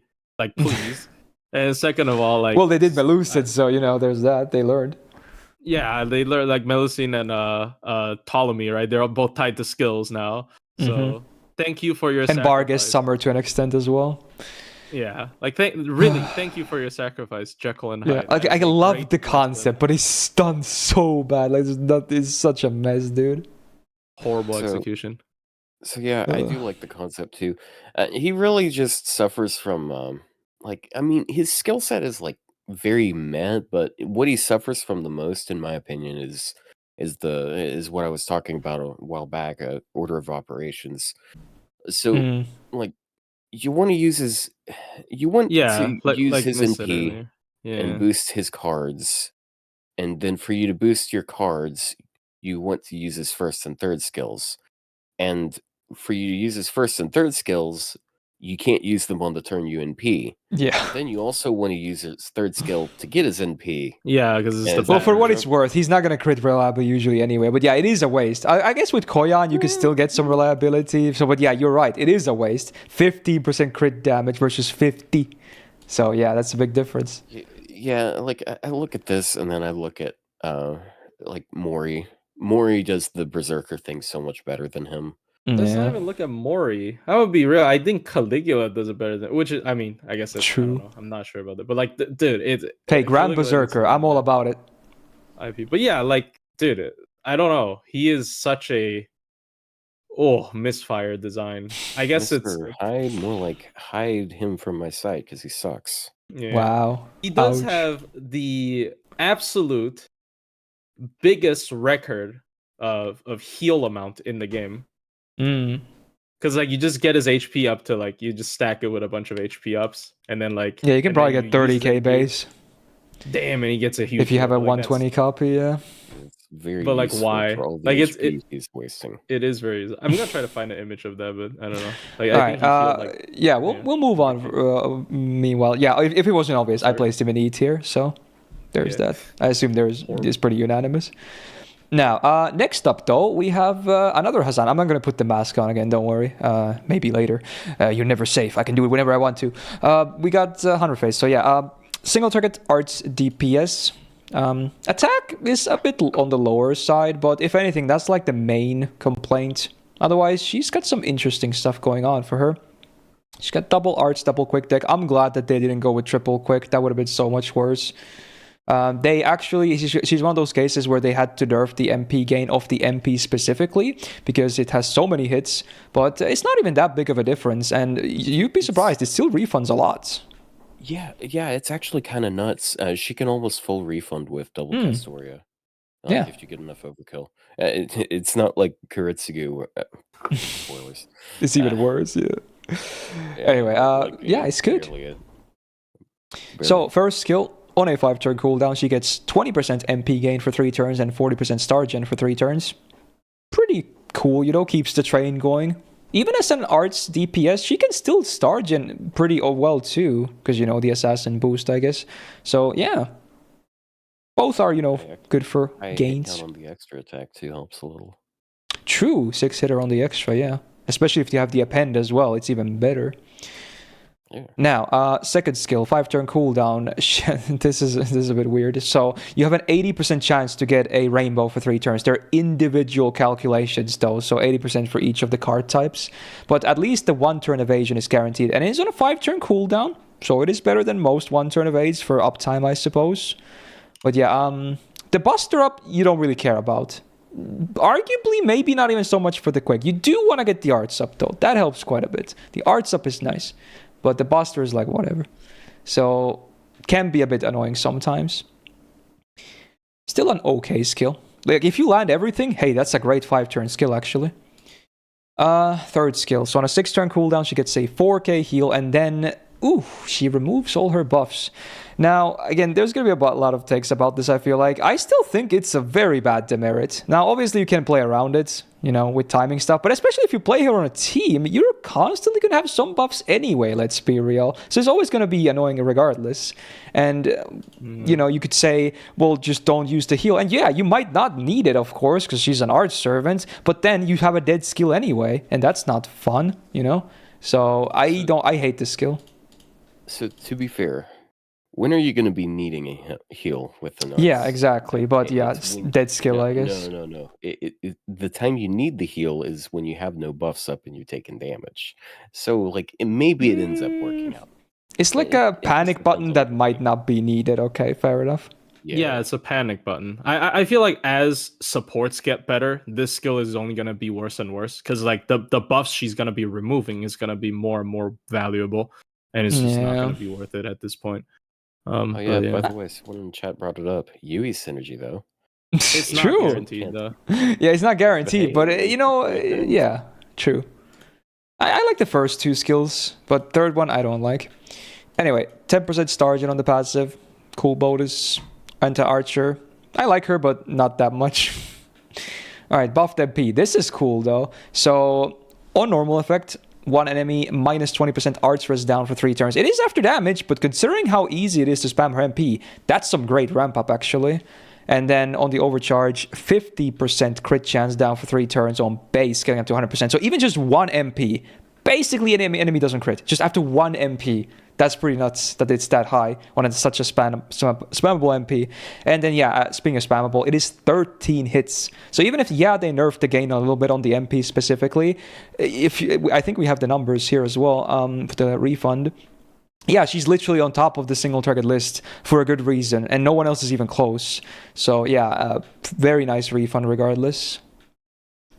Yeah. I mean, I've heard people pick her over, like, Shiki for stuff, which I mean I personally disagree, but honestly I can see why.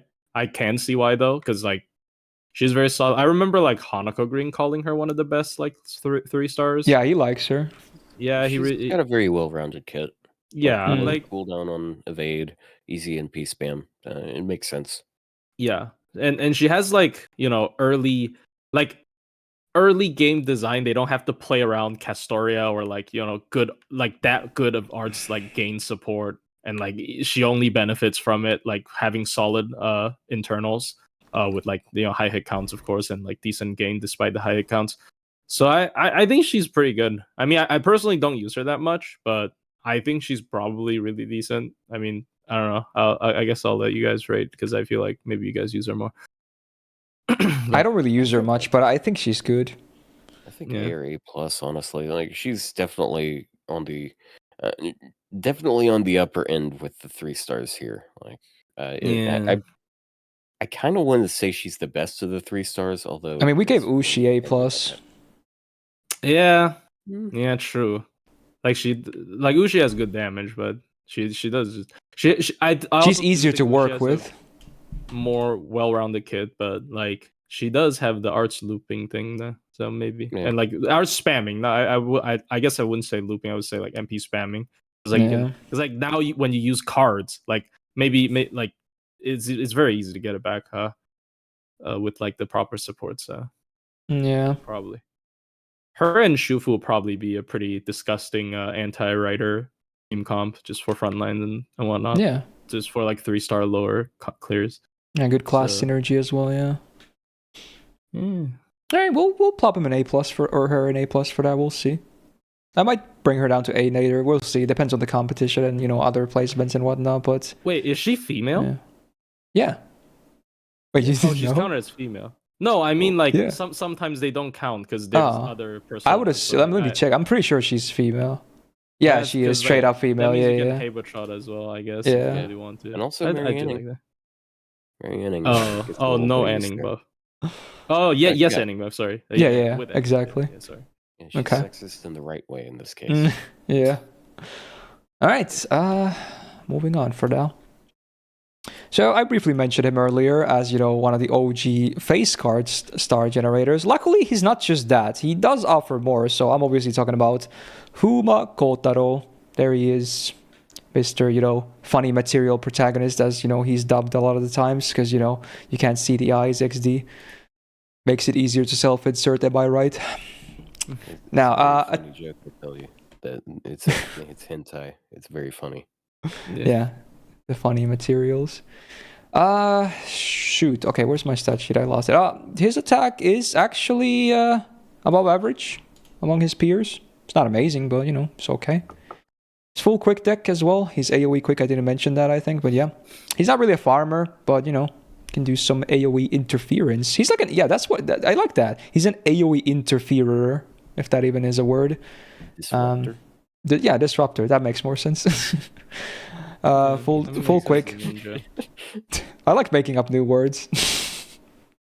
Yeah, the deck makes sense. He generates a lot of stars. He's a 3-star meddler. Yeah. That sounds like a Google review. I rate him 3 stars in meddling. Alright, first skill, 5-turn cooldown. All enemies minus 10% attack for 3 turns, and then minus 20% crit chance down for 3 turns. Hey, there you go. That's some meddling right there. Not bad, actually. Second skill, 6-turn cooldown. Targeted 1-turn evasion, and then targeted 50% star gen for 1 turn. You're probably going to pair him with other assassins, most likely anyway, so, the star gen is actually probably not that bad on someone else as well. So, yay. Still not the greatest skill, though, obviously, but, it's okay. It's passable, Third skill I really like. 5-turn cooldown. First of all enemies minus 100% debuff rest down for 1 turn. Then, again, order of operations, minus 20% defense down for 3 turns, and then 1-time buff block, no duration. So yeah, obviously you're going to pop this first, hope the debuff rest down lands, and if it lands, everything else is guaranteed. The defense down, the buff block, and the first skill with the attack down and the crit chance down. So that's a lot of debuffs from just 2 skills. It's like Shuten's MP, but kind of better, because I'd rather have buff block than like poison or whatever. So yeah, and they're all commands. He's a meddler, all right. Cool. And then the MP adds, of course. But yeah, 10.5% star gen, very good on him. His quicks certainly generate quite a bit. He's anti-alter ego on the passive, which is a pretty cruel joke. Forget about it. Buffed MP, another minus 20% defense down all enemies for 3 turns. It is after damage, but hey, cool bonus. And then overcharge is a 5-turn confusion on all enemies.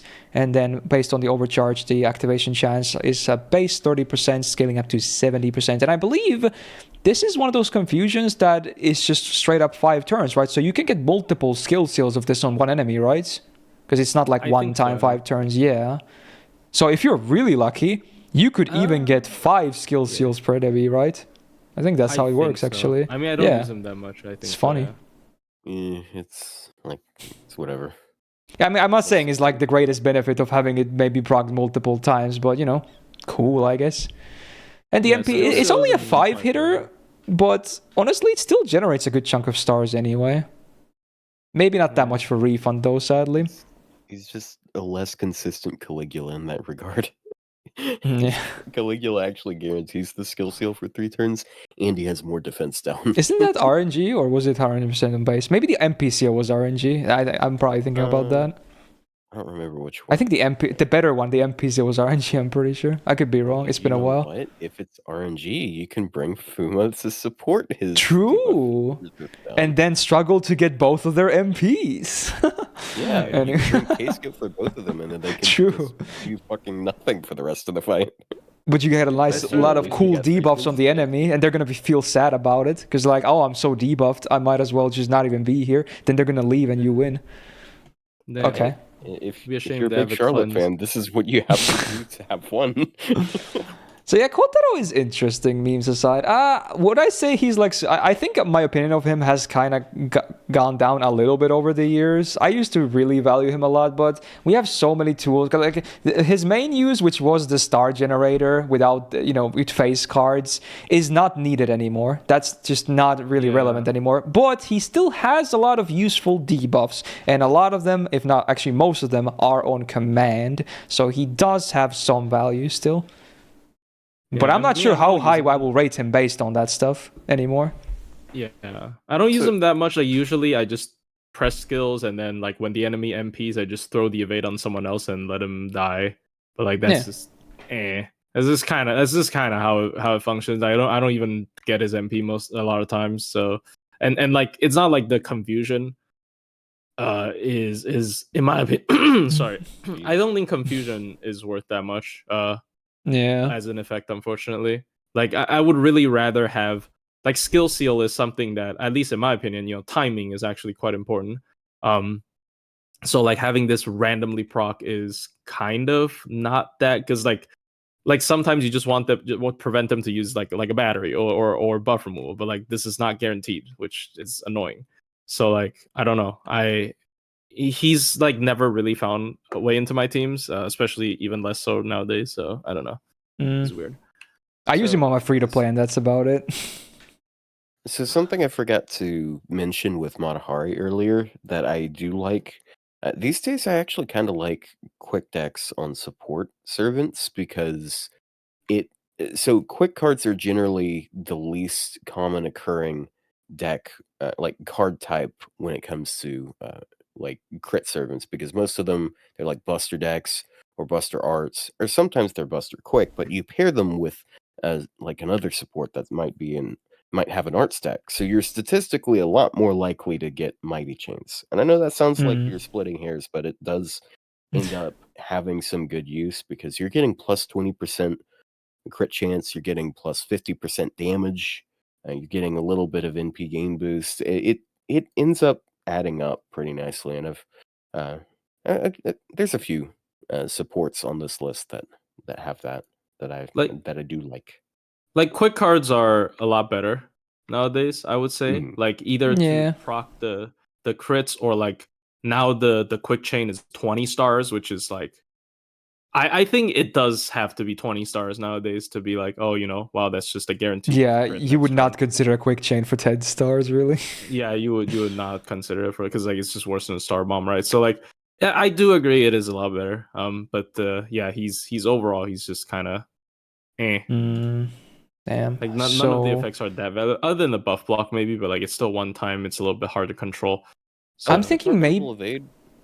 Oh yeah, I like the targetable evade, but it can be a bit hard to time because like you have to have him live to the point where he uses that, and then I don't know, timing is a bit of an issue. I'm fine with C+. Yeah, I think I could play some decks to Jinke. He's definitely down from last year as well. Like, yeah, my opinion has gone down on him for sure. Mostly because the way the game gives you way more tools now and other options. So, because they haven't really touched him in ages now. So, I don't know. It's just honestly, like the most common use case I have for him is like if I want to guarantee one round of debuffs, he has a big debuff resist down. But I also have the issue arise sometimes when the reason why I'm doing that is because the enemy has debuff resistance, and then he misses his debuff resistance, which causes him to miss other debuffs. Yeah, like that shouldn't miss. Like in my opinion, that effect should not miss. Yeah, it should be a 500% chance, like Karna does. Or it should be a debuff chance up. Like if we're gonna have, like I don't. if we're gonna have servants with like 40 or 50% chance of stunning on their NP, there shouldn't be magic resist that we have to contend with. Yeah. Some servants just have no effect there. Yeah. But it's neither here nor there. That's later. Yeah. But anyway, C+ for now. And next up, another Hassan. We got 3 already. There's going to be quite a break between this and the next one, though. But yeah, there she is. Hassan of Serenity. In my opinion, the most forgettable of all of the Hassans, gameplay-wise. You know, obviously character is a different thing, but gameplay-wise, sadly, I'm not vibing her still. They keep trying to fix her, but I think she's not there yet. Now, what is she? A single target arts DPS that kind of wants to make poisons work, but, you know, game decided poisons won't work, so unless you're Robin or, you know, maybe some other niche cases. 6.6k attack. Not great. Actually, speaking of points, we will have another very good example of that later. I totally forgot. But anyway, her attack is not very good either, so that's sad. It's got double arts, double quick. I like the deck though, because obviously they're not really going to give her triple arts. Well, I guess they did give one assassin triple arts, but you know, she's supposed to be a caster anyway, so makes sense. So this deck is fine. At least, you know, card type wise. From what I remember, her gains are absolute dog though. First skill. Okay, fair. Cards aren't that good, but her arts cards are like meh. Okay, that makes sense. All right, 7-turn cooldown, 1 enemy, -1 tick, and then -20% crit chance down for 3 turns. That really has no business of being 7 turns. I get that they're like, oh, it's delay, it has to be high cooldown. No, it could easily be 6 or maybe even lower. Come on, give her some nice tools. This is way too much downtime. I didn't realize it had that cooldown. Holy shit. Yeah, 7 is way too high. Yep. Second skill. So they buffed this very similar. I think it was this and the Curse Down buff happened very similar timings because, you know, they're supposed to be the same skill, but they have like their own special versions. So what is hers? So on the same 4-turn cooldown, she gets the same 15 stars immediately, but instead of her getting the 15 stars immediately on the next turn, she poisons one enemy for 5 turns, 500 damage, and then also puts a poison amp for 100% damage boost on them for poisons. It's a meme, sadly. It's just not going to work. Even with this, and even if you spam the MP, you're not going to see meaningful numbers. You need way, way, way more than this. It's just not good. So the Cursed Dawn version is definitely the better one. So this is like, at least the cooldown is short. Third skill, 6-turn cooldown. They did buff this too. So this is now her best skill. So she gets 50% instant kill rate for 3 turns, whatever. She gets 50% debuff success rate up for 3 turns.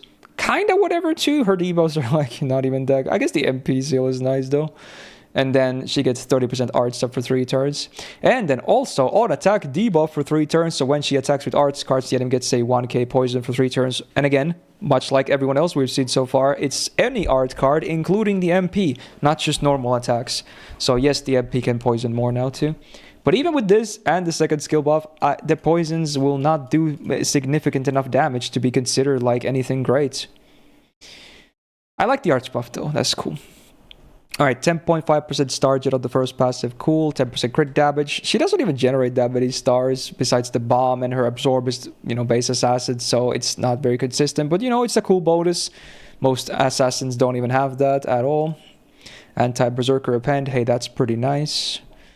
Buffed MP, so 2k poison on the enemy for 5 turns before damage, then a 40% chance to skill seal them for 1 turn and MP seal them for 1 turn, individual calculations, and then chance to instant kill 60% on base OC, scaling up to 100%. Everything is before damage. Not that none of it really matters, to be honest, but yeah, there you go. And it's a 1-hit MP, by the way, so refund, yikes. So how much is if we combine the debuffs? Okay, so I guess with the third skill active and maxed, you have a 90% chance to skill seal NPCL. I still hate that even with that, it's not even base 100%. That is unfortunate, but yeah, it is way easier, I guess. Yeah, She's like a weird debuffer, but she wants to do damage via poisons, but it's not really working. Like, we'll have the actual good example of this archetype later. But yeah, just not working, dude. Damage is sad too, from what I remember. Yeah, she's just not like I've seen her post buff like immediately after her buff. Yeah. There are some poison memes popping up, but like once again, first of all, it's poison. It's a meme. If you're actually just trying to do damage with the poison, it is a meme. And Yeah. then two, like you said, we have another single target arts assassin who's a lot better at that job than her. Yeah. Also, ironically, better than the queen of poison, which is dumb, but sure. True. Yeah. But yeah. Anyways, so unfortunately, I've only seen her in poison memes, like literally like just hard force poison, which is like double serenity shoot double shoot 10 serenity or double serenity shoot 10, like you're forcing hard forcing poison, which is like no.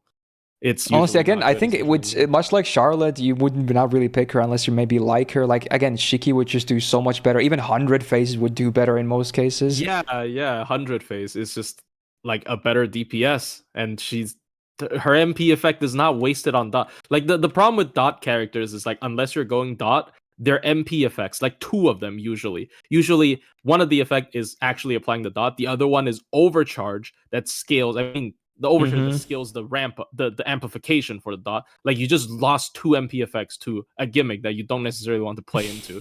So like it like most dot servants have that issue. It's the same with like Bavanji, for example. Like I think our MP is like weak because of that. Yeah, as FX well. wise So, like, is not that good.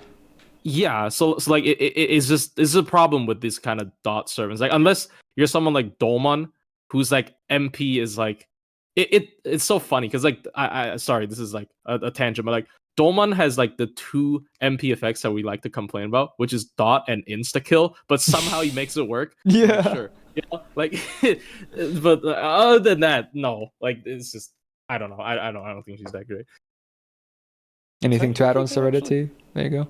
So I think you can actually get like a decent amount of dot comparatively, like compared to like some older ones, like Dante's, for example, is not good at dot spam, even though that's one of his things. She actually does get a pretty decent amount. Like, Yeah, I mean, you did sorry. say that her third skill applies to her MP, right? Just to clarify, because I wasn't sure if that was the case, but You mean the debuff if success that is rate? the case, Oh, you mean the poison? Yeah, it works. Yeah, it's any arts Yeah, card, including the okay. MP. Yeah. that is the case, she's getting like 12,000 more damage per NP as a result of that. That's not including other cards you're going to be getting. So like it can add up a bit, especially since I'm not sure if you noted it, but her second skill can double up for one turn because it's 5-turn duration and 4-turn cooldown. Oh, I did not know that, but yeah, I guess that's true. It's like kind of weird, but I do know for like force poison, like for example, if you're like trying to do as much poison damage as fast as possible, she is the best because like she can stack poison the fastest out of everyone. Like even compared to the other assassin that we talk about, even I'm more pretty than sure she Korean can. Dark. Yes, Korean Dark Oh. is 500% per Okay, attack. Like okay, she can well, okay, MP and then okay, it's yeah. more. Like the thing with this kind of like fast dot comps is you need a dot amp on your MP. Like for sure. Like that is like the one big thing. And then she can also I think her poison is bigger than like the other character that we'll talk about. Her Like, amp is way not high, bigger, but she has a actually. lot of poison. Yeah. Yeah, she has a lot of poison. Like The amp it's is way only bigger than- 100% on the I mean, most of skill. them and stuff. Oh yeah. It I mean, can add up. I think like I could be wrong, but I think she is the highest. Like because like whenever I see comps with her, it is just like max poison damage. Like to break through like special damage resist gimmicks. But that's Yeah. depends on how much you value that stuff. Yeah, I don't value it highly personally. Dude, I'm thinking- if that insta kill was poison amp, maybe that would be at least funny. But True. yeah, I'm the thinking insta maybe kill like a kinda- flat C, or is that too high? I don't know. Maybe it's fine. Yeah, I mean, I don't feel like she's that bad, honestly. Like, just at I think she base, can be- she's like okay. Because the funny thing is, I do actually think she can be C plus because like. Okay. Cause I've seen people use her like low star, like she is a little bit more sustainable than Jinkei, and then you gamble on the MP seal sometimes. So I have seen him in low star comps more than Jinkei. I could be wrong. I have like low star comp is not my forte, but I have seen her in low star comps more than Jinkei, so I think it can justify her in C+, but I don't know. Sure. Yeah, I think I'm okay with that. Sure. I'm fine. All right. I'll be right back. I'm gonna grab a little snack. Yeah, go for it. All right, let's cover the last 3-star meanwhile. Sadly limited. That is unfortunate, but I love this guy. He's awesome. So we got Okada Izo. Single target arts DPS boy. Again, attack. One of the main reasons why he's not maybe super great, but you know, there it is, 6.8k. Double arts, double quick deck is fine, but honestly, I think he should have been double buster, double arts, because you know he also likes to crit too. So yeah, actually, with having an arts MP, it's awkward. Trying to crit with this deck. Yeah, unfortunately. Awkward, yeah. First skill on a 5-turn cooldown, he gets 100% humanoid damage for 1 turn. Key part, humanoid, not human. This is actually the useful one, because again, 99% of servants are considered humanoid. So, yay. And then 30% crit damage for 1 turn. So it's an interesting version of like a mana burst again. But at least it's a huge number, and fairly applicable, basically, against any meaningful boss. Some bosses obviously are not humanoids, but I feel like probably most of them are. Yeah, this is a lot more widely against servants, like most servants, basically. Yeah, I think only Summer BB isn't humanoid. I think everyone else there's are. one more. Maybe there's a new one. I could be wrong. You know what? Is it on this list here? Oh, never mind. It's actually a few more than that. We got Gina, Tiamat, Ibuki, both versions, Brito Mart, and hey, Kashin Koji as well, interestingly enough, of the playables. Okay, so it's probably still 99% though, but yeah. Okay. Wait, why isn't Brito Mart? I guess Fairy. Yeah, I got nothing. It's so weird. All right. But yeah, anyway, cool niche, even if the downtime is high. All right, 6-turn cooldown, second skill, 1 turn evasion, and then 32% crit damage for 3 turns on self. Again, more crit damage, so with these two activities, 62 for 1 turn, or 3 turns. Well, for 1 turn with this on, but then 32 for the remainder. It's passable. Third skill, I hate. 3-turn cooldown, he gets 500% absorb for 1 turn. That is so nothing. That is literally nothing. He can actually do some decent star gen after some MPs action, even as an art servant, but like, this is, you can use it often, but it's nothing. It's nothing. I think this would have been great if it came with like a star bomb, even if it's not a big one, like a 10-star bomb. It had to have something else. This is nothing. This is like improve RNG as a skill, essentially. Like it's not guaranteed to have any effect. Yeah, it's weird. I don't really like the skill set too much, but it's like 10 times better than Sanson's, which doesn't say too much. Yeah. All right. First passive, 8% star gen. Cool. Again, even for him, it's not that bad as an art servant. Anti-saber on the append, no thanks. Buffed MP, here we go. So sadly, nothing on normal effect besides damage. And then, hey, 100% star gen for 3 turns on himself before damage on base. Scaling up to 200. So even if it's before damage on a base 100%, 4 hits, arts MP, you'll still get some stars out of that. And then even better with the follow-up Brave Chain, hopefully. And then what they added was the anti-man attribute power mod. So 150 to 200% range, it's the standard one. But hey, again, very, very common. And I'm sure there's a lot of riders that are man attribute too. In fact, let me count here. 1, 2, 3. Yeah, that's a lot. 7, 8, 9, 10, 11, 12. 23. That's a lot. That's a lot, dude. And then Berserkers. Yeah. 1/3. Oh, yeah, Berserker as well. I mean, he's got that huge damage against 17. Manservant at MP5, though. Like, he does have really good damage for like the MP. Yeah, he would absolutely mess up a servant that's like a man attribute rider or Berserker. But yeah, like you said, he is also limited, to remind again. So I mean, he gets the most rate ups of the limiteds for sure. But sometimes it's not even necessarily that easy to get rate up 3 stars. Actually, is the weird part. I think rate up 3-star rates are way too low, but that's another issue entirely. I think his damage will be very low here, yeah, because this is counting like MP1, I believe. Ooh. So it's a bit misleading. But yeah, he can actually hit pretty hard on his MP for sure. Yeah, but like even then, like the humanoid is 1 turn. So it's like it's not like the huge damage is not just tied to his MP. It is also tied to his skill 1. So unfortunately, I don't think he's that great. Yeah. Like his design is super cool. He even got a costume, right? Like 2 costumes, by the way. 2 costumes, sorry. Yeah. Yeah, he's like a very beloved yeah. character. He got an anniversary one. He's one of the most grailed low stars as well. Yeah, with the paper umbrella, I think, and then the one from Gouda. So yeah, he is super great. But like gameplay wise, he's kind of unfortunately underwhelming. Yeah, wish he wasn't if he was Buster, maybe because he is focused on burst damage. Like imagine, like Buster Brave crit chain with that 100% anti-humanoid. Maybe that would have been better. I don't know. I mean, anti-man MP spammable is still good, but yeah. So I don't know. Frick. I don't think he's that great, unfortunately. Yeah, I'm thinking like maybe a B. I could maybe see him higher than these 3. Fair. Yeah, upgrade MP with anti-trait, but like it still depends on like what MP level you're assuming. Like assuming MP5, I think sure, but like if you're assuming like anything below MP3, then I'm a little bit iffy about that. Cause yes, anti-man, but like also like what if I'm not MP5 and it kind of just ruins the whole. Like you're not even making up for the lack of MP5 with that anti-man sometimes, depending on how low your MP level is.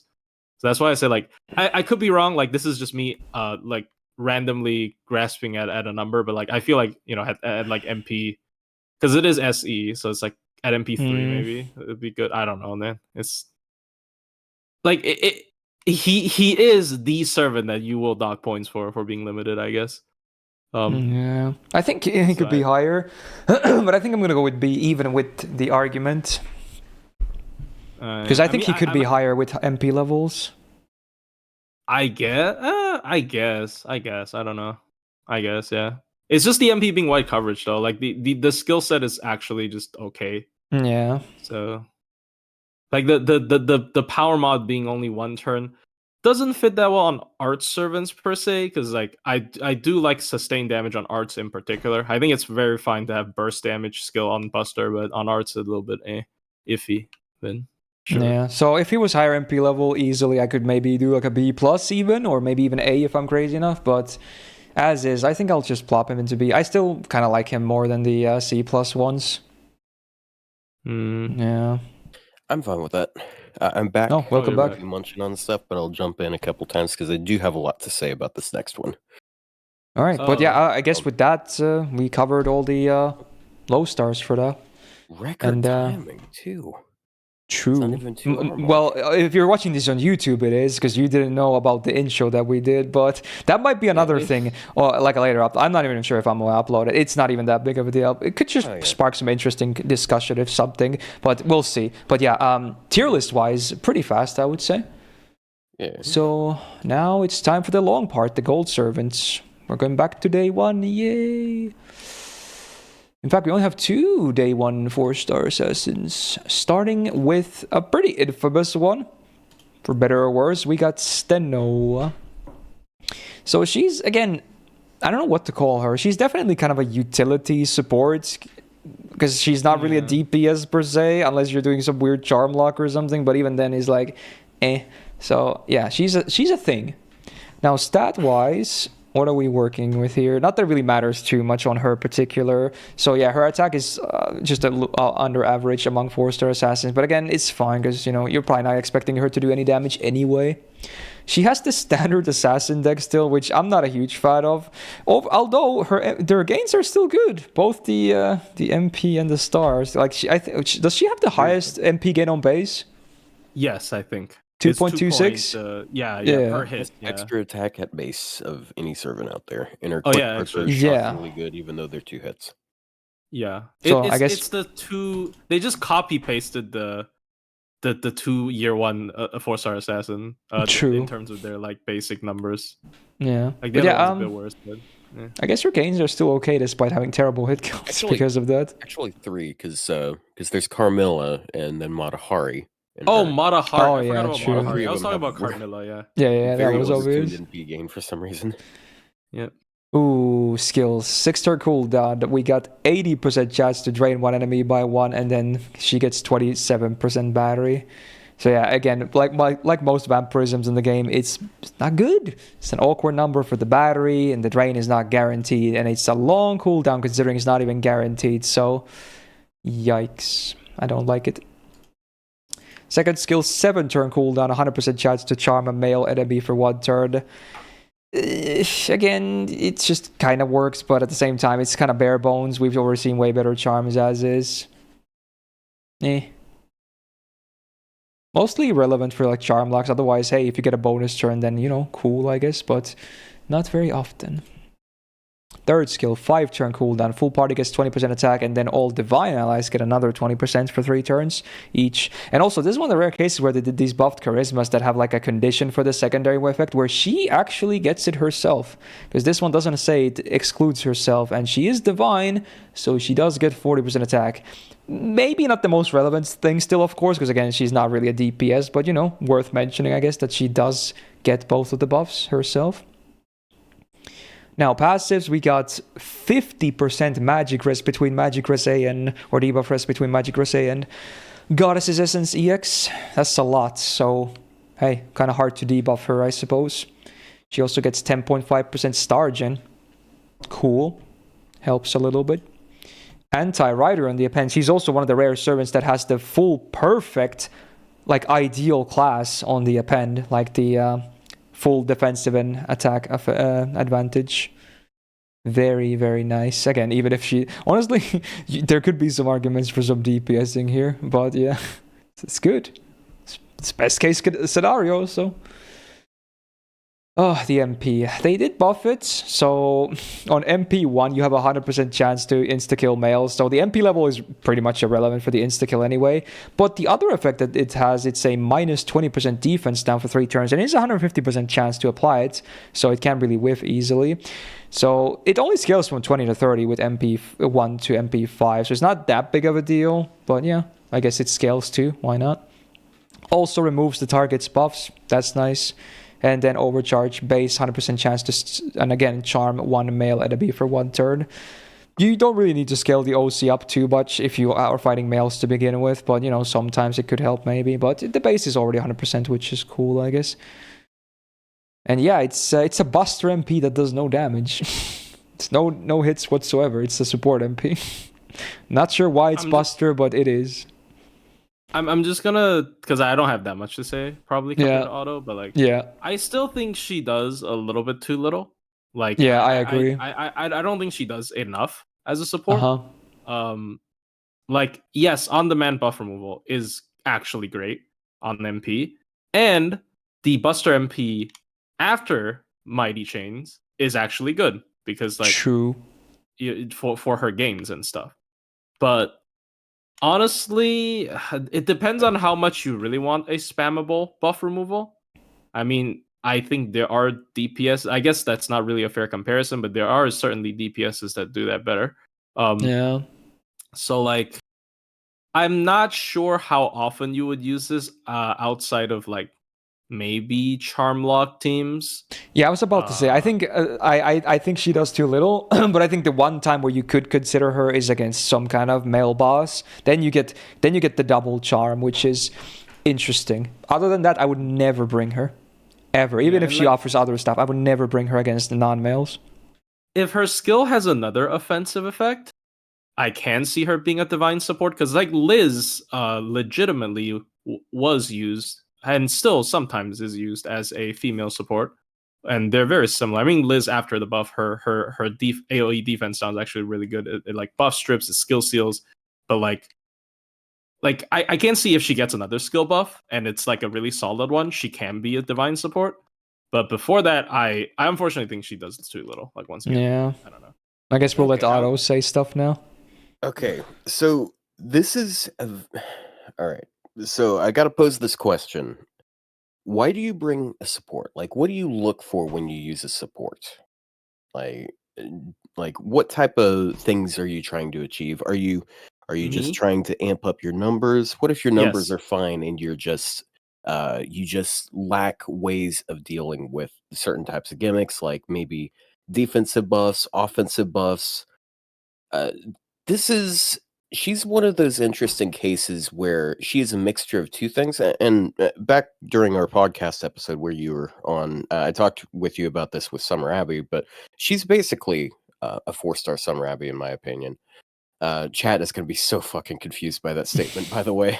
Probably. But let me elaborate. So sometimes you don't need more defensive support. Sometimes you just want a little bit of offensive support, but the utility is so valuable that someone who has less offensive or defensive support is worthwhile over someone who has larger numbers. This is a case of that. She has buff removal, which is really nice. I know some people shit on buff removal because some buffs aren't removable. Madge, I mean that's how gimmicks and challenge quests work. But there still is a ton that are. There's all sorts of crit rate buffs, crit damage buffs, attack buffs that will completely demolish you, and you will complain about it. Sorry, I'm projecting here. Fair. So, another thing I think is pretty interesting about her, she has. This might sound a bit odd, but she has aged better than a lot of servants, I would say, because within the last few years, there have been like 2 major changes. I would technically 3, but 2 of them happened at one time. One of them was the append system. The append system helped her a lot because all 3 of her appends are actually pretty good. She already has a really good extra attack, so that extra 50% NP gain, that means you're getting like that's getting you plus 20% or more if you're taking a brave chain with her. And I know you guys might think, well, why the hell would you ever do that? But sometimes you have no other NP, and sometimes you're like, okay, I got NP quick art here. Let me just get 60% of her NP back really easily. So then also her second append, I know she doesn't have a 30% battery, but it still adds with her own battery. It's basically a 20%. That's the way I look at her Yeah. her battery. Unfortunately, that's just the nature of that kind of skill for some reason. Whatever. And then her third append, of course, yeah, counterclass damage. It's pretty cool. And then the other changes that I'm talking about is the change to quick chains. So her quick chains are actually going to make stars now instead of just like 10 stars plus like 3 per card. 3 card. Yeah. You're going to be getting 20 plus there. And then also, lastly, you've got Mighty Chains, which not only affects her in a solo context. I mentioned earlier with who was it? I mentioned Fuma, where I like quick decks comboing with like a Buster deck and an Arts deck because that gets you Mighty Chains more often. But it's more than just that. Her MP gain is really good, especially on her quick cards. So if you're getting the art starting bonus, like if you got her quick card starting a chain and then someone else's arts and buster card, she's still getting like well over 10%. It's shockingly good. Yeah. So there's like a bunch of little things that add up that are really nice for her. Her skills aren't particularly great. I know the trait lock on her third skill, it's actually not that bad if you look at just look at the divine I mean, yeah, servants there's out a there. lot of divine servants. There's so many top tier DPS out there that are divine. Just like yeah, it helps a lot of good servants. I like that. See, And then yeah, I know she has a dead skill because of, like if you use her second skill I'm against not most dead. enemies, it just doesn't do anything. Mhm. But I'm males half the time, so I don't think it's it's not necessarily a exactly dead half skill. the time because like sometimes there's genderless. Oh yeah. But then you go over to the NP. You got the buff removal. 2 of those effects are useless against non-mail, but even against non-mail, you're getting 20% more defense down. So you're looking at 60% attack total against one target. If you got a divine ally, and like, why wouldn't you have a divine ally? So even if you don't run her against a male, you still have a pretty nice nice spread of supportive effects that I would say fit pretty well.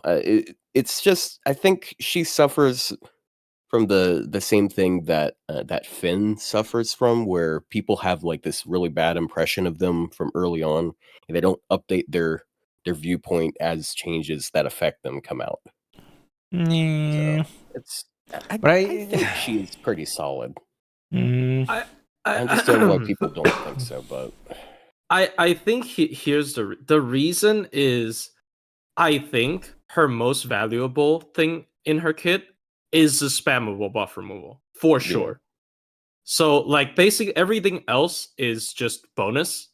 So if you don't need spammable buff removal, then I think she is a little bit restricted.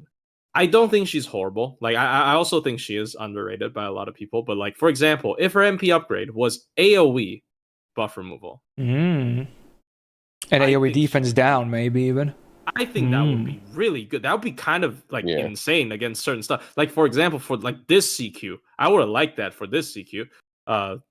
Actually, not really. Never mind. But like for certain CQs, I would like that a lot. Yeah. Like if it was AoE, I think if it was AoE should be like actually legitimately really strong and spammable AoE like buff removal. Like Amakusa can do that, but like technically her skill set sometimes you like her skill. Yeah, it supports better. But so like.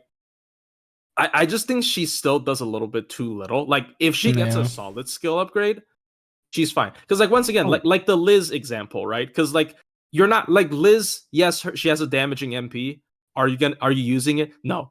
So like you might as well not have an MP. So like Steno's MP is easier to get. So like technically, as a support, her MP is like better than some of the other 4-star supports you use. But I mean, yeah. Oh, one more thing that I'd like to say that I forgot about, because I have so many things to say about her, is I like her NP as what I call a tenderizer. So not only is it just stripping away their buffs, it's reducing their defense. It's basically marking them as a target. But one thing I know people are always confused by the Buster NP aspect of it, but I like that actually, because what that means is if you got a turn where you've got like 2 DPS cards, you can use her Buster starting bonus to get bonus damage there. So you can debuff them on that turn, and then you get like stronger Buster cards or quick cards or arts cards, whatever it is. And that's especially useful sometimes, because sometimes you don't even have a Buster card. And when you don't have a Buster card, you're losing out on 33% damage, because that's a 50% bonus. Yeah, it is kind of huge. Like unironically, I think in a lot of contexts, if her MP was like quick or arts, it would actually be worse, which is really funny. But like especially after Mighty, I think after Mighty, definitely her MP would actually, there's a high potential to be worse if it's not like, because like the MP, you don't necessarily, like I say spammable, it's more like repeatable. You don't necessarily need to spam this. Like you just need to spam. I mean, you would still prior your DPS cards anyway, most likely. And then you'll use this like when the enemy has like a hefty amount of buffs that you feel like, oh, this is a little bit dangerous, looking a little bit dangerous, time to purge it. So like she doesn't need to spam it that much. So I actually don't think that like if this was ours, so she would have been better. But like still, I think the card type is fine, even if it's funny. Yeah, it's fine on the MP. I think she needs just one more solid skill buff. I think I would realistically put her in like make the drain 100% and then do something, or make the charm do something else. One of those two. If they put like a team crit buff on her first skill, I think she'd be completely solid. Like round it to 30% battery, 100% drain, and then maybe that crit buff or something, and that's already a big difference. Sure. Yeah. I'm thinking C for now though. Oh yeah, but yeah, go ahead. I mean, another thing is like, if not like for DPSs on this list, for this list context in particular, you are competing with welfares. She is ironically not competing with welfares. True. So I Assassin am more moment. towards putting her in C+. All right, because, fine. like, I guess she but that's doesn't have just the me, most yeah. competition. Yeah. That But is yeah. just you, because I went B. Oh, I'm yeah, not yeah. doing B though. Okay. It's just, she has like a lot more use cases than most of these servants, just because she's usable as a support. And most of these are raw DPS, and they're not really that good at DPS. Yeah, so. but we'll see. Anyway. We'll see. Okay, I'll do C plus now. Yeah. All right, the other day one 4-star assassin we just briefly talked about, and yeah, Right, someone that one of my co-hosts probably can say a few words about, but yeah, She's there on she is. stream. I have so much to say. Yeah, true, Otto. We're looking for your expert take. Anyway, Best Liz is back. Got Carmilla, the OG. We covered Summer already a while ago, and now it's time for the OG. So you know, I'll be honest though. Yeah. In the last year, I've probably used her more than Plushie has. Oof. Yeah. True. Anyway. All right, had to get that out there. I'm gonna eat my weird ice cream strawberry melon thing. It's Sounds milk and brisk strawberry melon tea. It's frozen, and then I use this like Ninja Creamy thing. It's like this blender. I have no idea what any of that means, but you know what? Hey, cool. It's the type of stuff you see in info. Of course, you guys have infomercials, right? I think we have some kind of stuff like that, but I know I don't watch TV ever. Yeah, right. Nowadays you probably don't watch TV though. Dude, I don't even have cable. I don't have a TV in my apartment, so yeah. Yeah, I mean, basically the only times you'll see infomercials are late at night on fucking shitty channels. Yeah. I actually used to process those for a living. It was fun fact. Anyways, stat wise, we got 9.4k attack, which is actually pretty good for a 4-star assassin. She has the triple quick deck as well, which, you know, I assume Plushie will have a better take on that, but a part of me kind of wishes she had more than one buster though. But yes, at least her MP gain is fine, right? Yes, her MP gain is like the Steno, slightly worse, so it's still really good, but I hard agree with that. I hope she has 2 buster. Yeah. My first skill. Hey, copy paste from Steno, literally. 6 turn cooldown, 80% chance to drain by 1 tick from one enemy, and then 27% battery for herself. Same skill, to the rank. I don't like it because of the RNG and the awkward battery. Second skills, 5 turn cooldown, 1 enemy minus 20% defense down for 3 turns. They've buffed like every other torture technique by now. There's no reason for this not to be buffed as well, but there it is. Sucks. Yeah. Just like a charisma for 1 enemy as a debuff. Yeah. Third skill though, I feel like it's interesting at least. 6 turn cooldown, 1 enemy, minus 50% crit chance down for 3 turns, and then 10 stars per turn for 3 turns. So yeah, the enemy won't be critting if you land that for the next 3 turns, cool. And then a bit of bonus stars. So hey, cool utility. This is the one passable skill, I feel like. The others, not so pretty. She doesn't even do that much. That's the whole kit. That's all there is. Yep. Wow, could use way more tools. 4% star gen on the passive, small bonus. Anti-lancer in the append. Against females, maybe there could be some merit, but I don't know.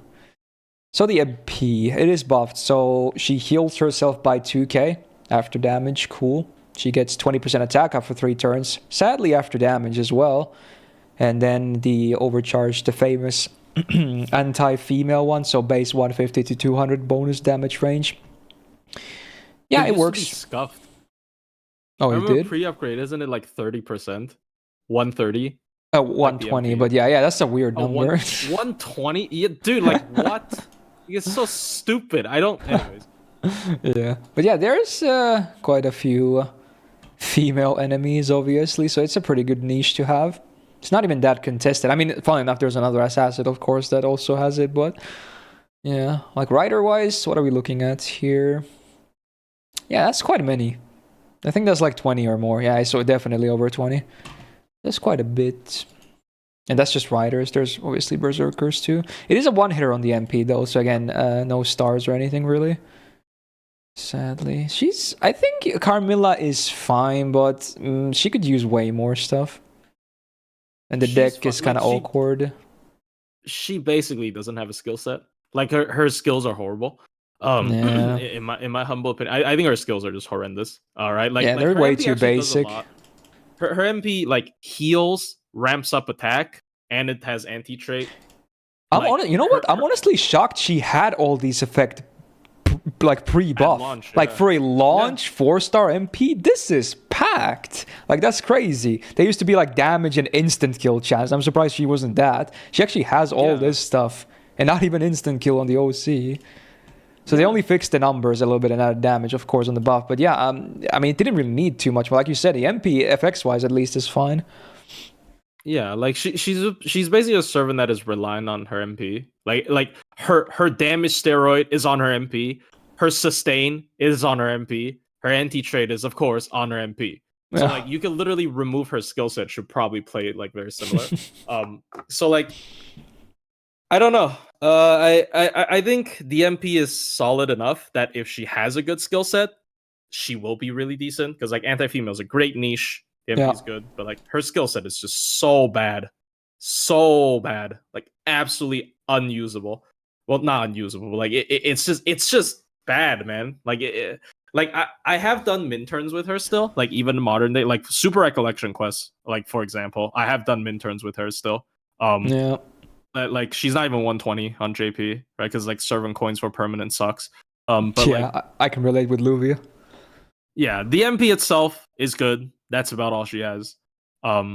At least the niche is good. Yeah, I guess her mighty chains are good too as well, but yeah. Yeah, her MP spam is good. Otto keeps telling me to do that video. I've never actually done that video. I feel really bad. Like he hates her so much, dude.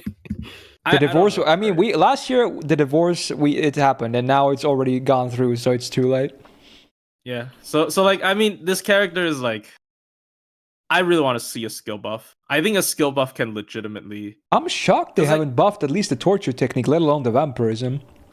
Yeah, the torture technique is really bad. I think the torture technique is arguably, in some cases, even worse than vampirism. Like they buffed the one Liz had herself. Yeah, it's her.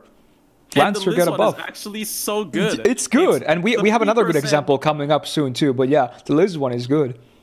It's so dumb. It's 30% team wide, so it's already higher than her single target one. It's remove one buff and team wide skill seal. I thought it was still 20%. Is it 20? I thought it's. I think it's 20, but yeah, it's still just the AOE is great, and then the the other stuff too.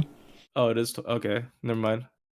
But like, yeah, like I don't know. It is 20. My bad. But like, it's just, man, it's so sad. Like her skills are so horrible. Like people like to say she got a skill buff. She didn't. She launched with 2 skills. They added that third skill. Yeah. So like she didn't even launch with like complete kit. I guess it's the same with Steno. I mean, the third skill probably would have been even worse if she launched with another one. But yeah, still, it's still like, not like a buffed skill tier.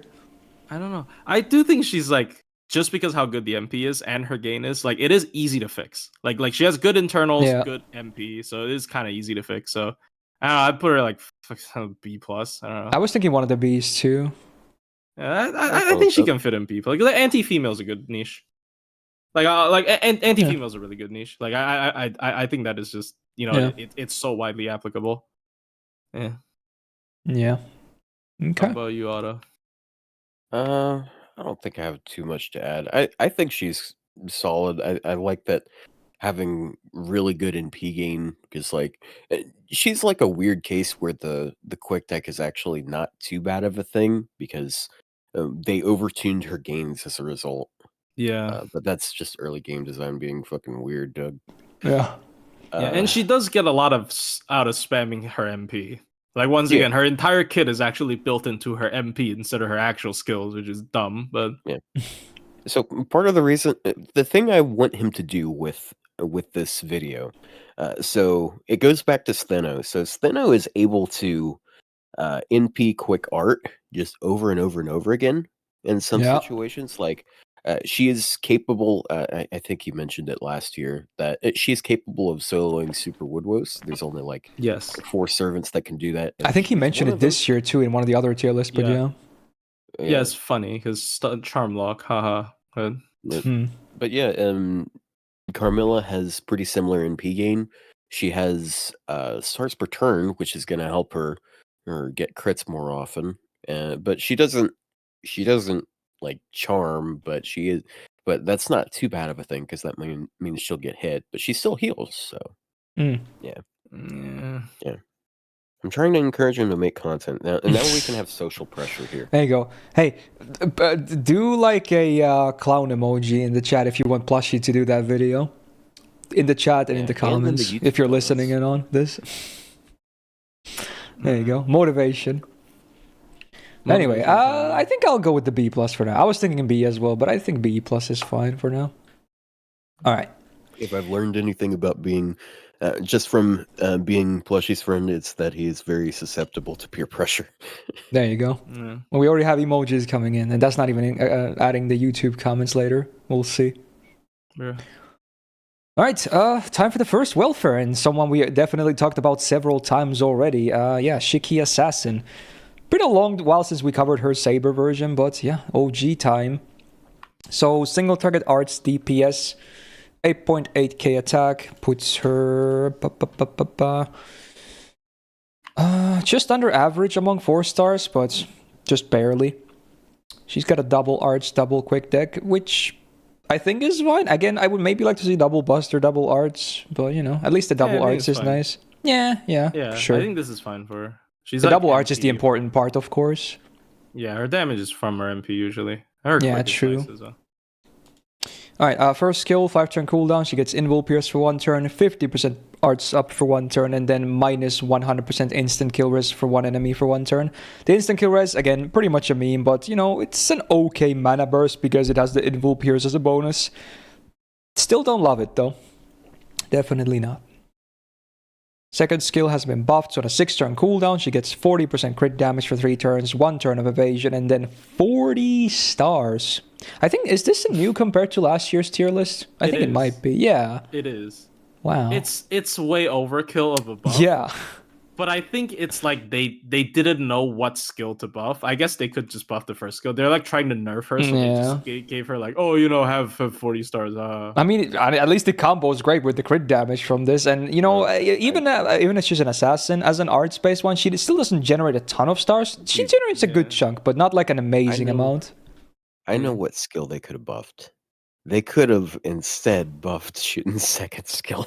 Oh, you mean a different servant? Okay. Yeah, like that's the welfare that needed help here. Okay. Okay. Yeah. They didn't need to force a buff on the Shiki, but I mean, she's not even the worst one. It's just like. I guess it is basically Mozart skill 3 on her own. So like she's like guaranteed crits for a turn. It's pretty nice still. Yeah. Yeah, I mean, it's great skill now. I mean, it was fine as is, but now it's pretty good.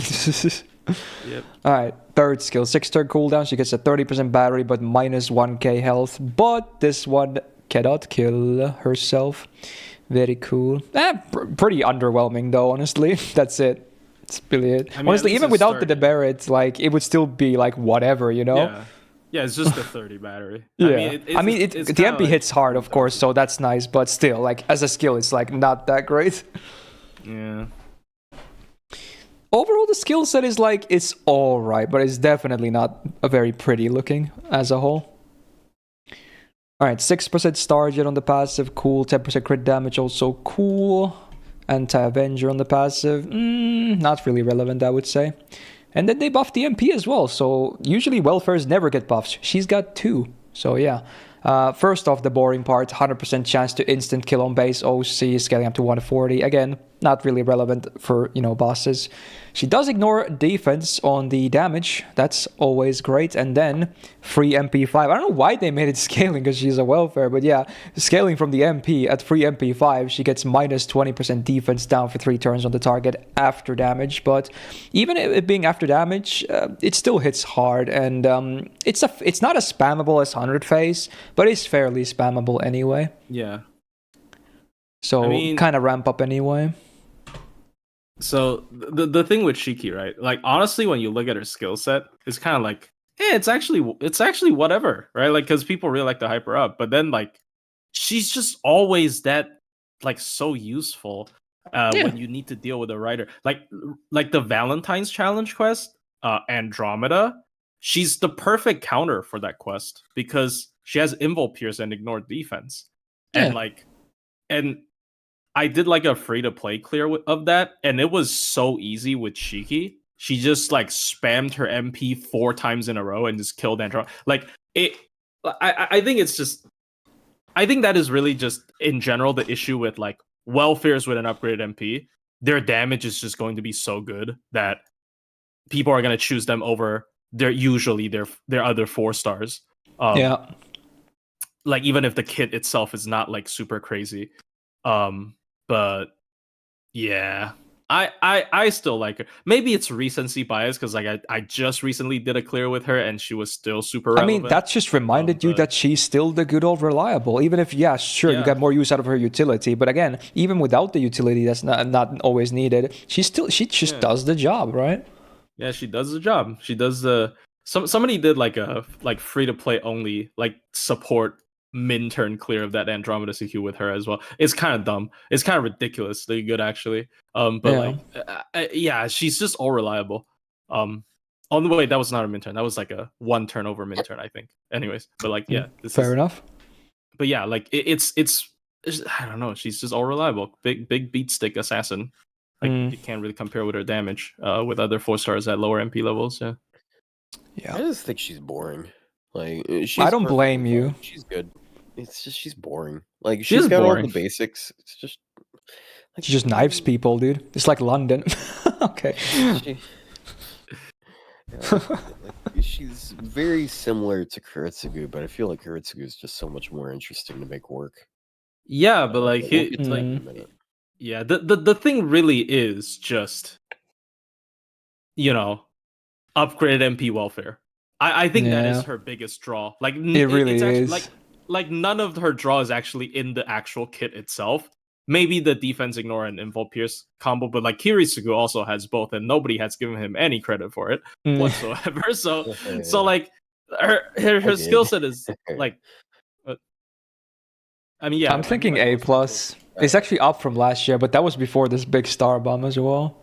I don't think A last year much, but like. Yeah, I still want to. I want to put her in A+ anyway.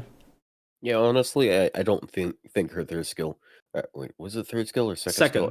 Second is the buffed one. I don't think that buff did like anything. It's just like you got 1 turn where you're even more likely to crit. That's it.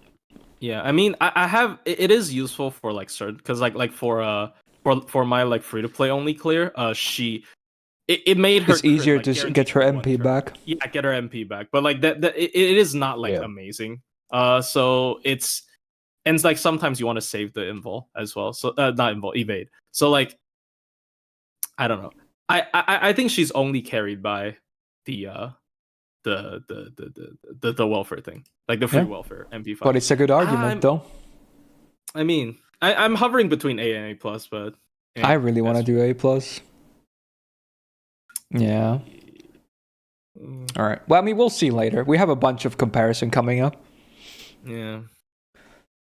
Speaking of which, maybe not the best example of it, but you know what? We'll give him a fair run of his buddy. Time to talk about Ebi Assassin, aka Kiritsugu. Kerry, whatever you want to call him. Mr. Magus Killer. Ironically, in a complete wrong class for it, though. Like, if you want to kill casters, bro, you missed the memo. But there he is. Single target arts DPS as well.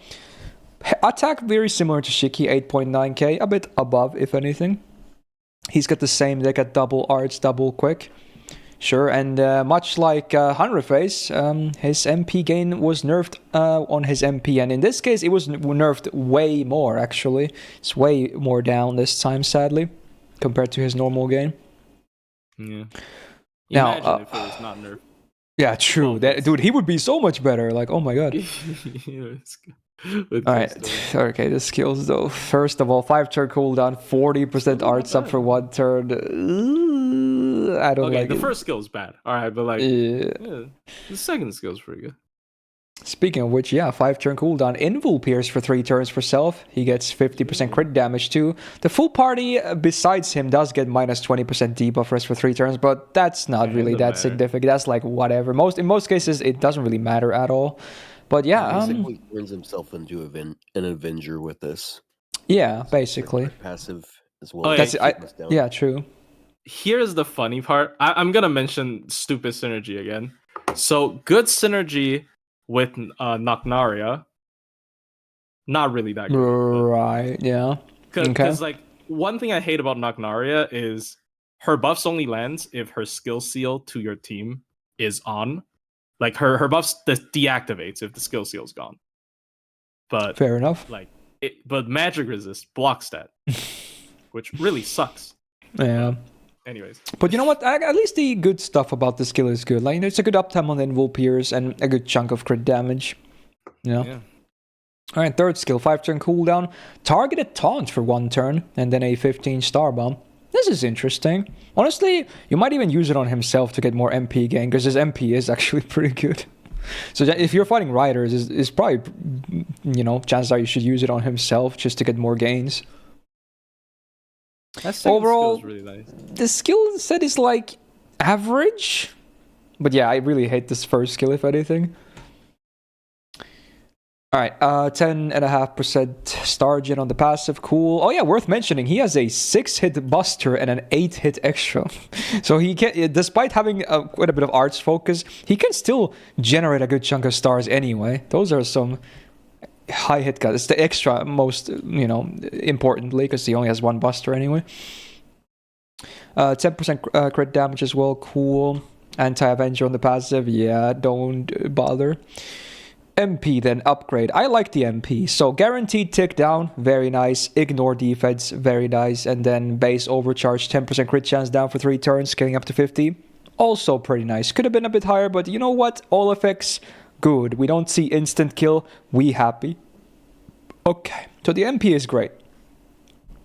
FX wise, 15 hits, but yeah, pretty nerfed on the MP gain. It's still not the worst though. Like if we take a look at the sheet here for the refund, you still can refund decent amounts anyway. Not as crazy as 100 phase, of course, but you know, definitely shouldn't discount it either.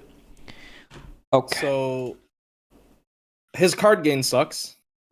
Right? Yeah. So like for MP, his card gain kind of sucks. Especially on the arts. So, but other than that, honestly, I like his kit better than Shiki. Like if you have both at MP5, I might use it. Hard to say. Honestly, kind of true. Kinda. I do like his kill a little bit. Like the second skill is just so good, right? The second skill is like Koyan Dark's third skill, but with 1 shorter cooldown. Yeah, she doesn't get the dot, but like, do you really care about the dot? I don't think so. Right? Like this second skill is an SSR skill. The second skill is like a high tier SSR skill. It's and the MP still has ignore defense. It's Korean Dark's third skill. Yeah, Koyan Dark's third skill, yeah. But better, because Koyan Dark's third skill is 5 turn cooldown. She is high tier. Yeah, I agree. Yeah. Just wait, is hers 5 or 6? Hers 6. Yeah. Yeah, there you go. That's what you meant. Okay, I had to clarify. Yeah. It's like better. So like I don't know. I think his skill too. Like it's just and like Scapegoat is interesting. Scapegoat has some certain uses. Like we've seen Creamhild use it very well. So like yeah, it doesn't come with a 50 battery, but like it's still good. Like in challenge quest, like what? Like if they buffed it. No, I'd rather them buff the first skill. This skill is like the reason why I like him that much more. It's just there's so much more potential when you can designate who gets hit, because you can not only do that just to like try and get some support killed off, you can also do that and like get him to take hits, and that helps him loop because he is an assassin, so he gets more gain because he's at 4% instead of 3%, like a lot of people. Defensively, yeah. Yep. Then you're probably gonna put NP gain buffs on him. So my gripe is his arts card gain though. Like it's so bad. Yeah. It's one of the worst cards. This might be the worst arts card in the game. I guess he's chaotic evil, by the way. No, Ranmaru is worse. Oh, Ranmaru is worse. I think hers is at like 0.9 or less. I think Summer Valk is also 0.9. Isn't this 0.8 something? No, wait, it's 0.92, right? Wait, yeah, I think he's tied with Duryodhana. So like, I don't know. Like the one thing that Shiki has, in my opinion, over him is the card gain. But I mean, other than that, but also free MP5, but yeah. Yeah, free MP5, of course. Like I'm assuming he's MP5 when comparing him to Shiki for sure. But like, yeah, but not here, unfortunately. Yeah, so I don't know, man. This is kind of I think he's one of the Bs. Yeah, I think he's certainly underrated. Yeah, because a lot of people think he's like completely unusable, which is I don't understand why. Because like, just look at the kit. But I think a good bit of it is the MP not doing good refund because it is gutted a bit. And personally, like, I don't think it's that big of a problem. Like, it still refunds okay. It's not amazing, but okay. It doesn't refund that well either. But like, should single target refund be that should it be standard? Like, I don't think so. I think it should be. It's a luxury. Yeah, it's a luxury. Like once again, I think that's why I don't complain about his MP his MP refund. I complain about his card gain, which I do think is kind of annoying. But yeah, I mean the good thing is like all of his cards make gain. Even his Buster card makes some gain because it's so how many hits? Yeah. Honestly, I'll pop him into B+. I think that's an upgrade from last year being B. I think that's fair. The he's not as bad as people think, like you said, you know. Yeah. Okay. Ooh, time for a welfare, and this one maybe not so pretty. I mean, gameplay wise. I mean, looks wise. Come on, dude. But gameplay wise. Yeah, she can quick loop now. Yeah. So we're not done with all the Shisho faces yet. In fact, this is not even the last one either. But yeah, here we go. Shisho Assassin, aka Summer Skahawk. AoE quick. I guess you can farm with her as well, but I don't know, man. Yeah, I would say DPS, but I'm not sure her looping compared to Kichi Hogan, because like people really like to talk about Kichi Hogan. When she first came out, people like to call her a quick looper. I'm not sure. Yeah, she hasn't even been added to the sheet yet, because I think with the buff she can probably do it, but yeah. Oh, she can on Riders for sure. I did test it out. Yeah, okay. Because I did, but like not on Berserkers though.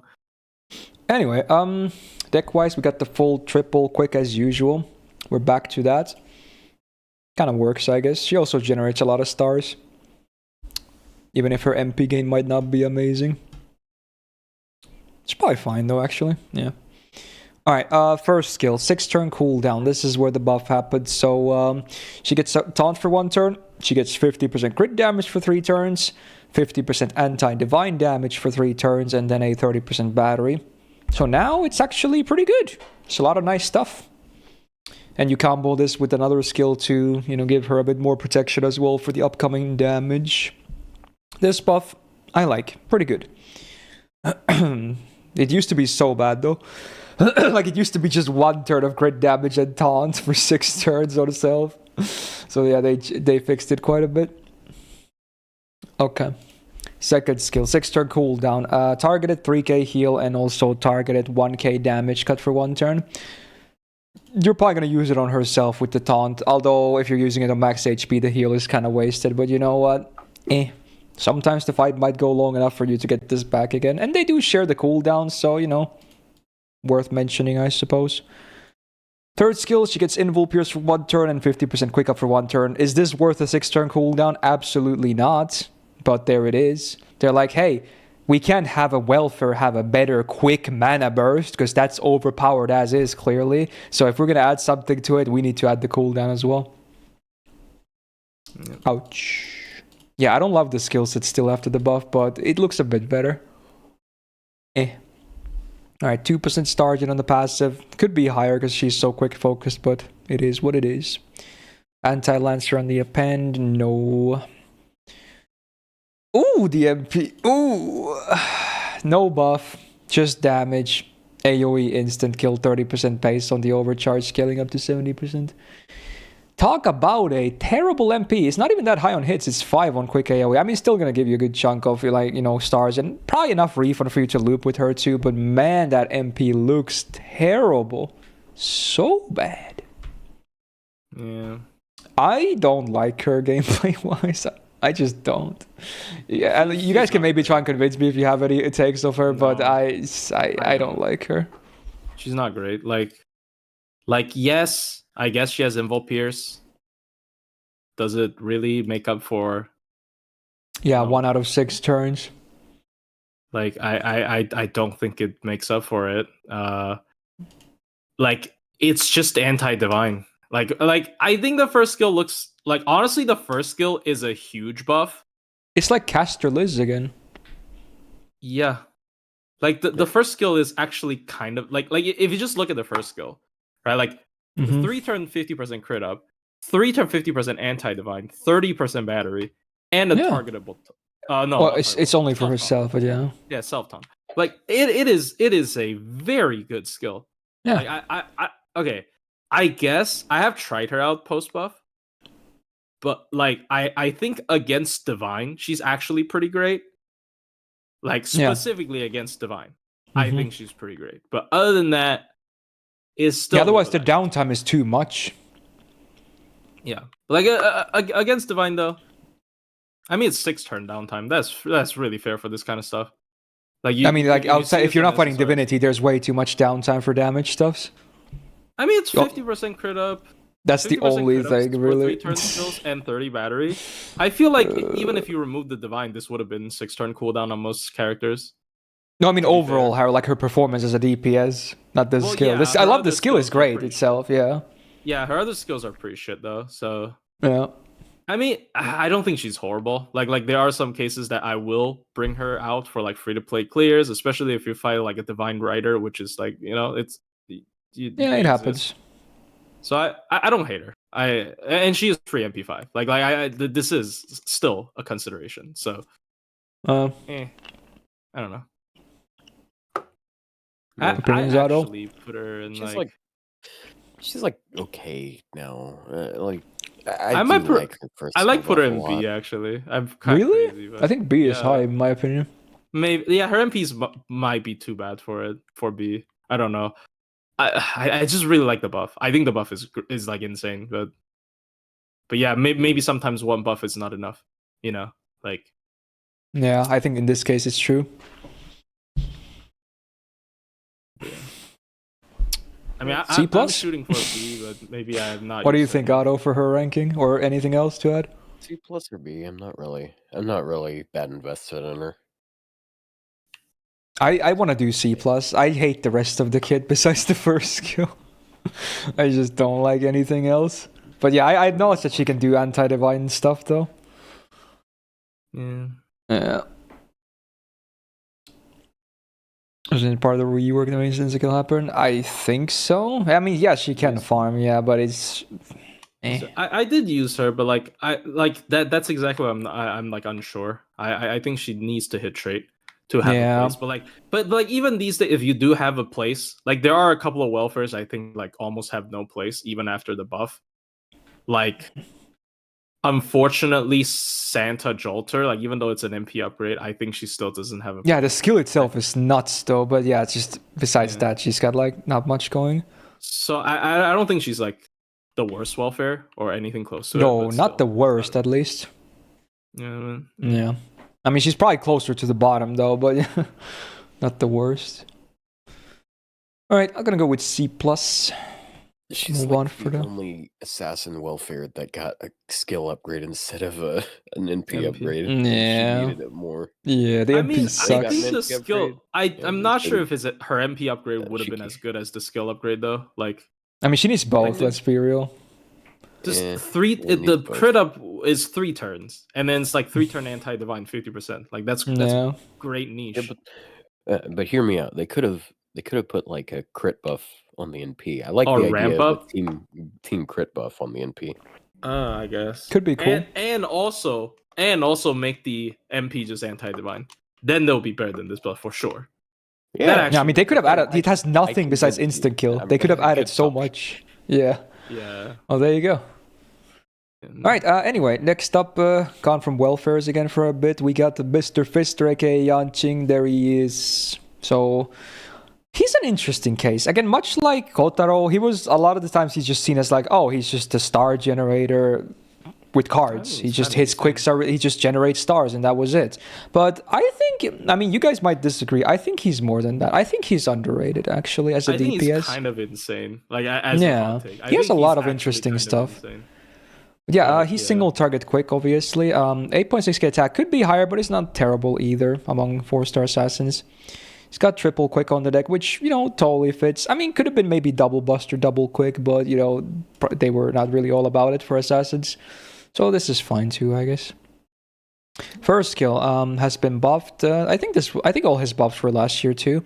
But yeah, 5-turn cooldown. He gets 600% absorb for 1 turn, 30% MP gain for 1 turn, and then 3 turns of anti-lawful and evil for 30% each. Pretty cool, actually. I wish the MP gain was 3 turns as well, or maybe even the absorb. Maybe that's asking a bit too much. But, you know, at least we get some interesting combinations. And again, obviously, the lawful and evil are on different sides of the alignment trees, so, you know, they can coexist as well. Yeah. So chances are, if you're using him against like a servant boss, you can probably find one of those in the boss.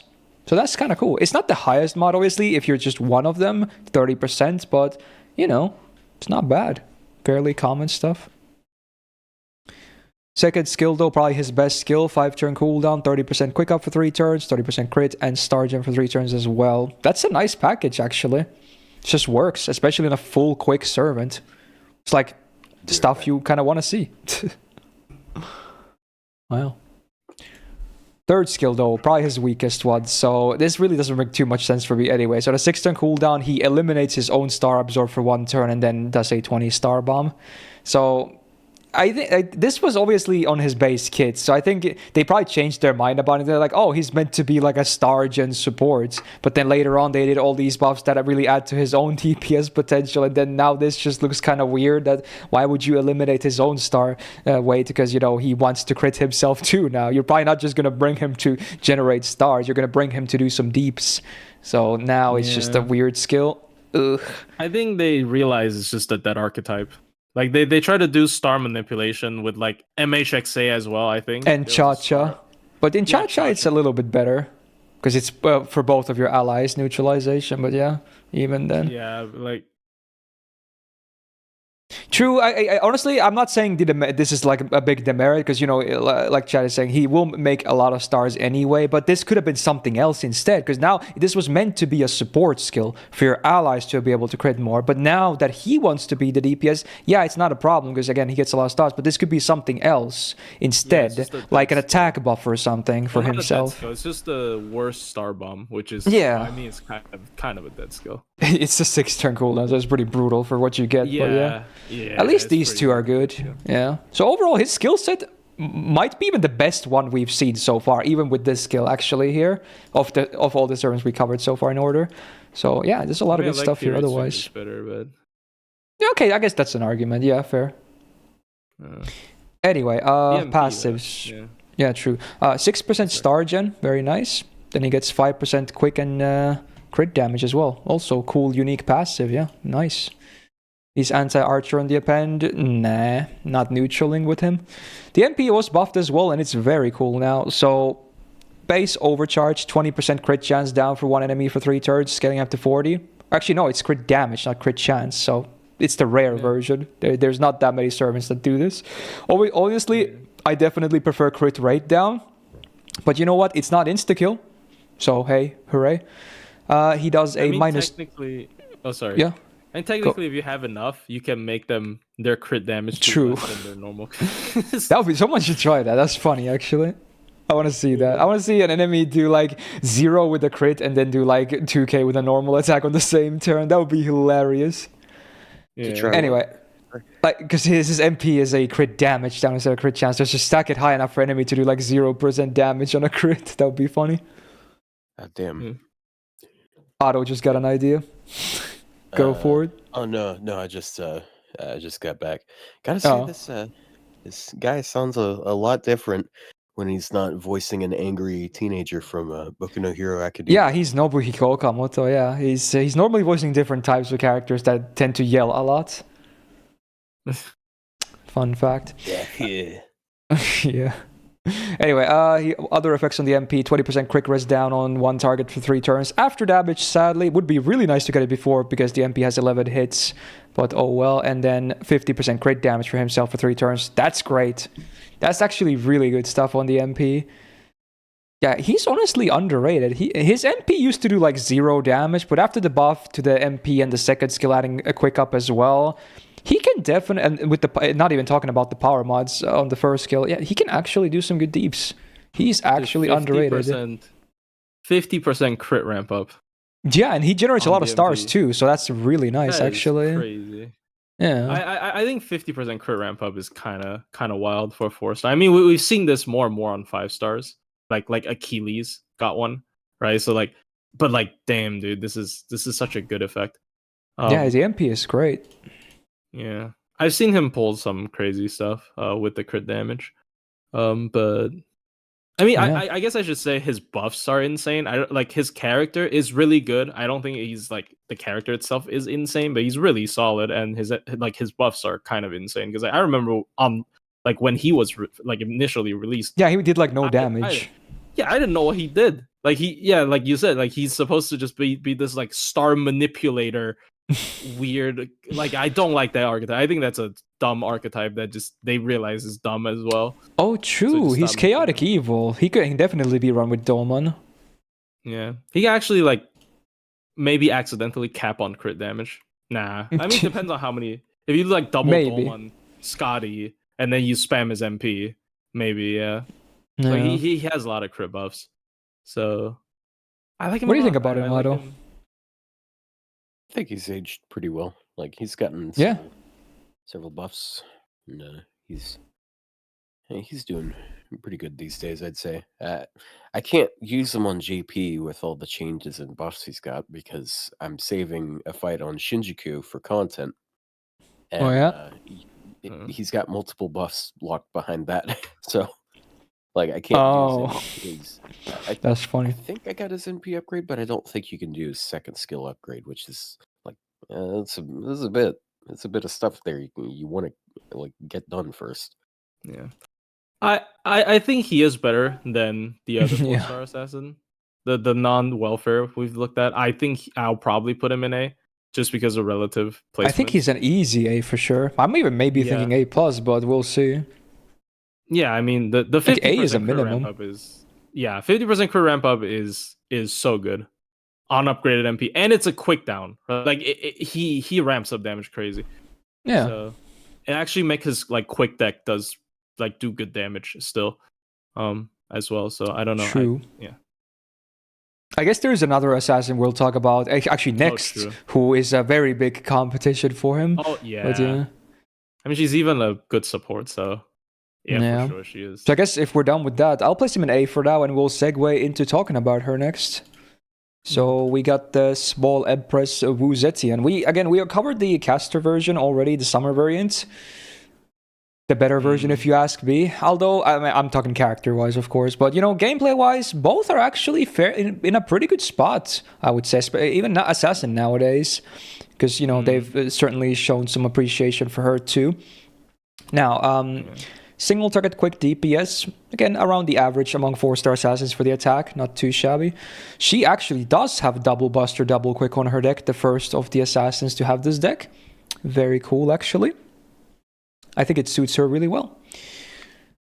Now, speaking of torture technique, there it is. First skill, 5-turn cooldown, 30% defense down for 3 turns, and then 1-time 3-turn buff block, and then a 1k burn for 3 turns. The burn is like whatever, but hey, 30% defense down, and then the buff block is fairly versatile too. Very nice. I like it. Cool. Carmilla should have this as well, or even better. Yeah, she should have just a better skill than 20%. Dude, that's so bad. Anyways. Yeah, I guess it's a little bit of Honey Lake synergy, but it's never that significant because of command codes. But I guess it's worth mentioning. Yeah, your brain codes usually, anyways. Oh my god, yeah, this buff is so good. 5-turn cooldown. It's the Imperial privilege thing, so 60% chance to get 38% attack and defense for 3 turns. Guaranteed 2.8k heal. Party gets 30% crit damage for 3 turns, and everyone gets a 10% battery too. This on a 5-turn cooldown is loaded for a 4-star. You're kidding me, right? This is such a good skill. Like it's like Nero's thing all over again. Like these IP buffs are crazy. Because it's just nuts. Yeah, when they add anything to it, it's really significant. I mean, even without the cooldown, it's still really good for support. Like, yeah, now if you whiff the attack and defense, it's still not even the end of the world. You still get a good amount of stuff. Obviously, you still want to hit at least one or preferably two of them. But wow, that is a 5-turn cooldown right there. Holy. Yeah, NA's getting this buff in a few weeks. Oh yeah, true. It comes with the sea monster water place. But sea monster the Trunk Sisters event. Yeah. Yeah, this is great though. I think I called it Water Animal Island. Something like that. It's something like that. It's Sea Monster Crisis. Yeah, I think it's a Sea Monster Crisis. Yeah, true. All right, third skill's 5-turn cooldown. Party gets 20% attack, and then everyone besides her gets 20% quick for 3 turns. I wish they included her too, but honestly, this is still a great skill set. There's a lot to like here. This could be the best skill set now so far. Might just be, yeah. Damn, I really wish she got this quick buff too, but yeah, it's still good. It's a good skill set. Alright, 4% star gen. Passives are kind of weak though. There's not much to go on there. Anti-Berserker on the append. Wow. Hey, good. Buffed MP as well. So 50% crit damage for self for 3 turns, much like Yanshin, but this one even scales with overcharge. That's just the base, scaling up to 100%. She removes the target's buffs, everything that you can. It is after damage, but hey, still great utility. And then she poisons the target for 1k for 3 turns. Poison is, again, like absolutely whatever on her, though. But I still like the MP. That's good stuff regardless. Like, she's good. She's a great 4-star. I still never really see people talking about her use her, but she is actually good. She's really nice. I mean, I use her a lot, mostly as a support. Like, usually when I'm running, like, quick teams and stuff, she is, like, my 4th consideration as a support. Like, other than the 3 Scotties, if I want a more disposable or cheaper support, I would just bring her. Buff block is insanely good utility for certain quests. And of course, buff removal on MP. That one actually got used in certain runs for the Andromeda Challenge quest again to remove her Invul Pierce as well as her Invul. So her MP also does a lot as well for that. And I'm pretty sure her MP damage is one of the highest, like traitless. If the IP lands, one of the highest like traitless damage. Yeah, it's good. Assassin. So like. Her crits are some of the best among assassins too, at least among quick assassins. Like there's a lot of crit potential. Yeah, I mean, just really good skill set for both DPS and support. Hello? What? Hello? I thought I muted it. You probably heard my chair. Oh, I didn't really hear anything. Yeah, but like she is both a wonderful support and a wonderful DPS. I think just whoever, like, if you just have like one copy of Wu, you should still like try to get her skills up high for like just support's sake as well, because like she is one of the best, like one of the, I would even go one of the best quick supports probably as a 4-star even. Like you still use her mostly because there's not that many options, but yeah, still fair. Yeah. Like it's still really good numbers for 4-star. So like I mean. I don't know. I think A+ for sure, at least. Yeah, A+ for sure. She's one of the rare like 4-stars I don't use a deep. Like I still use a fair bunch. Like out of all of the servants in the game, she's still used a lot by me. Like compared to like most 4-stars, which is usually indicators pretty nice. Like because I don't have a personal preference towards her. So. Yeah. Got anything, Otto? I don't feel like I have much to say here. Yeah, I mean, she's a straightforward servant, honestly. Yeah, she's just got good team damage buffs, and she's good as a DPS on her own. So yeah. What else can I say? There you go. Pretty unanimous. All right, so next up, we again briefly mentioned her earlier as well, but sadly not in the good lights. We got Nito Chris Assassin, another summer servant. So she's AoE arts, but sadly I can't call her a farmer as much as I would love to, because her MP is sad. But she is, I guess, a DPS still. So she has sub application there. 8.8k attack. Just under average among 4-star assassins. She's got the double arts, double quick deck, which is totally fine because again, they're probably not going to give her triple arts easily. That's fine. Now, the first skill, 5-turn cooldown. She gets 30% defense for 3 turns, another 30% for 1 turn, and then 30% debuff rest for 3 turns. So it's basically Morph, or like a Morph A on a different name. That's it. But it's still an okay defensive skill, though. You know, if you can even maybe negate enough damage with the defense up if you combine it with like a support or two as well. Obviously, you would have to figure out the support situation too. But if you're fighting single target, it's not an issue because she has a taunt, as much like Summer Shisho. But 7-turn cooldown. She gets that taunt for 1 turn, and then she gets a damage cut for 2k. 3 attacks, 5 turns. I do love the combo. Like, if you do this and the first skill, you're taking 0 damage. Unless it's an MP. You're just taking 0 damage. But there's no business of this being a 7-turn cooldown. Absolutely not. 5 would be like, okay, sure. 6 would be like, no. And 7 is like, are you high? Like, are you actually high? That is sad. It should be at least targeter and have more stuff if it's 7 turns, but Alright, third skill. This is at least good synergy though. So 6-turn cooldown, she gets 30% attack, 20% MP damage, and 30% MP gain, all for 3 turns. Again, this would be amazing as well if she could loop as well, but alas, it's a nice way to spam the MP more against bosses, I guess, and do a bit more deeps with face cards, but man, this really would be like the looping skill normally.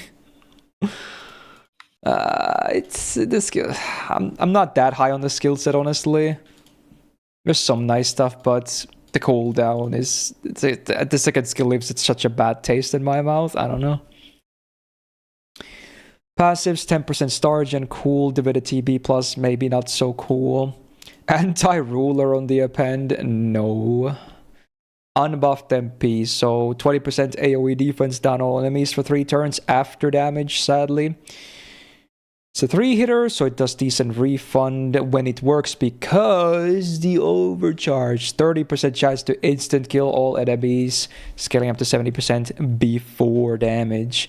So there it is, the same parentheses line that kind of ruins Erisa's Lancer's farming potential too. Very unfortunate, because she would easily be able to loop. Like, you see this refund, it is great. It's so good. She's just behind like Summervax, and even then it's like fairly interchangeable. Oh no, oh well. So now, as is, honestly, she's kind of sad because I don't think her DPS potential against bosses is that good either. Nope. She's got some utility to help you survive and whatnot, but I don't think like you would ever really bring her for that anyway. Like I would rather bring Summer Shisho in that case, and I don't even love her either too much. Like we talked about earlier. I just think, she didn't really get a buff. And there's no place for her, as you said. Because, her kit is there's too much of her stuff that is dedicated to, I guess she doesn't have a lot of stuff in her kit to begin with. But, a big part of it is dedicated to her MP looping. And when her MP looping is, not usable in farming, it's a huge detriment because like you said, her DPS is not great either. So I honestly think she's pretty horrible. She was one of the last 4 stars that I didn't have. So I did finally get her, I think, during a weird banner, but she's so bad. I don't know. She's so it's like when people complain about Ryder Mordred, right? Like only doing looping and no damage. I think she's like Ryder Mordred that can't farm. I don't. It's a fairly good comparison, actually. I just don't know. I don't think she does anything, unfortunately, which is, bruh. Because she her design's really funny, of course, but I don't know, man. Anything to add, Otto? I like the archetype of half taunt, half DPS. I like how they executed it with Passionate, but she's I don't know, there's not much to say about her. She's really boring, and she's not really good at what she does. She's good at looping, I guess, but from a challenge quest sense, at least, because you're not going to be instant deathing everything like that. I mean, dude, Yeah. people are complaining about like Andromeda, and like Andromeda's like full on this archetype and it's pulled off really well. Yeah, it's way like, better. This is just damn, bro. I'm thinking D plus or C. I think I'm gonna go a little bit meaner. I'm putting D plus. I don't think she actually has a place. Yeah, maybe. Phantom might have more uses than her. You For might be real. right, Like, actually. he's a weird utility piece, but hey, utility is utility. Like sometimes Yeah. you just need it in a toolbox. Like it's a weirdly shaped tool, but it's still a tool. Yeah.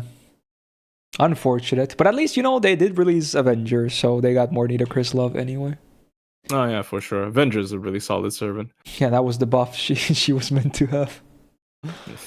D plus it is. Oh, I just got Emiya Alter on this Takasugi banner. Fuck this. Wow. Interesting. Sorry. Sorry. I'm Oh upset. yeah, I was like, how did you get him? He's story locked, but I forgot. Yeah, it's White Day. Yeah. Like I don't care about this character. I don't like his gameplay. Whoa. Shout out to the Archer tier list. Yeah, we already talked about his like deceptionally high damage 3-hit Lamau. Anyways.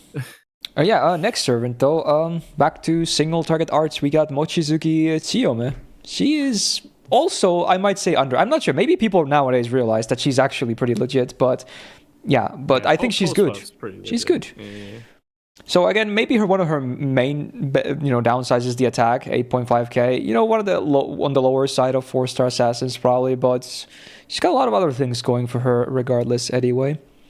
Double arts, double quick suits her just fine on the deck because she also wants to spam that MP a lot. Right, first skill buffed, very cool. 5-turn cooldown, 100% chance to MP seal one enemy for 1 turn. She gets 30% anti-demonic damage for 3 turns and 20% anti-cursed enemy damage for 3 turns. Very cool, actually. Curse obviously is the easy one because she applies it herself a lot and very easily. And demonic, again, as a trait, not even that rare. A lot of servants have demonic too. So, hey. Non-servants as well. Yeah, definitely. It's found like all the time. But yeah, the curse one is at least free damage. That's cool. Unless, again, enemy is debuff immune, then But that doesn't happen as often as people think. So great skill. I like seeing an MP seal on a 5-turn cooldown as well. I feel like that's fair. They're like always like 6-turn cooldowns or higher. So that's cool too. Oh, true, yeah. Alright, second skill, 5-turn cooldown. She gets 30% arts for 3 turns and then this on attack debuff for 3 turns. So whenever she's normal attacking for the next 3 turns, the enemy is cursed with 500 damage for 3 turns. So everything that's not her MP applies a curse, including the extra attack. Wow. So again, the damage, I mean, you can kind of stack curse pretty high on her anyway, but the curse damage, in my opinion, is still a meme. But it's not a meme because of the first skill, having the anti-curse enemy modifier. So there's that, so that's cool. And it's a good chunk of arts and a good uptime, so hey, yay, easier spams. Third skill on a 6-turn cooldown, she gets an evasion for 1 turn and 30% battery. This is exactly the same skill that Hokusai Foreigner has, but under a different name, fun fact. Same skill. It's a bit awkward to use sometimes, but you might not even need the battery, honestly. And honestly, she's also art, so sometimes you could say, hey, frick the evade, I'll just use it for the battery anyway. So, yeah, sometimes you might use it for just one of the effects, depending on how the situation is looking or your comp. Yeah, it's okay. Yeah, it's all right. 30 battery, a good number. It's like Shiki. Yeah. Overall, the kit's pretty decent. It's not like Wu Zetian good, but, it's good. It makes sense, for her playstyle. 10.5% star gen on the passive. She won't really generate too many stars compared to a lot of other assassins, but, it's a nice little bonus. Actually, not even little, it's a high number for a passive. Anti-alter ego is an unfortunate append. Not very useful. The buffed MP skill seals the enemy for 1 turn, does a 200% curse amp on them for 3 turns, and then the overcharge is 10% crit chance down for 3 turns on base, scaling up to 30%. I kind of like the MP. It's okay.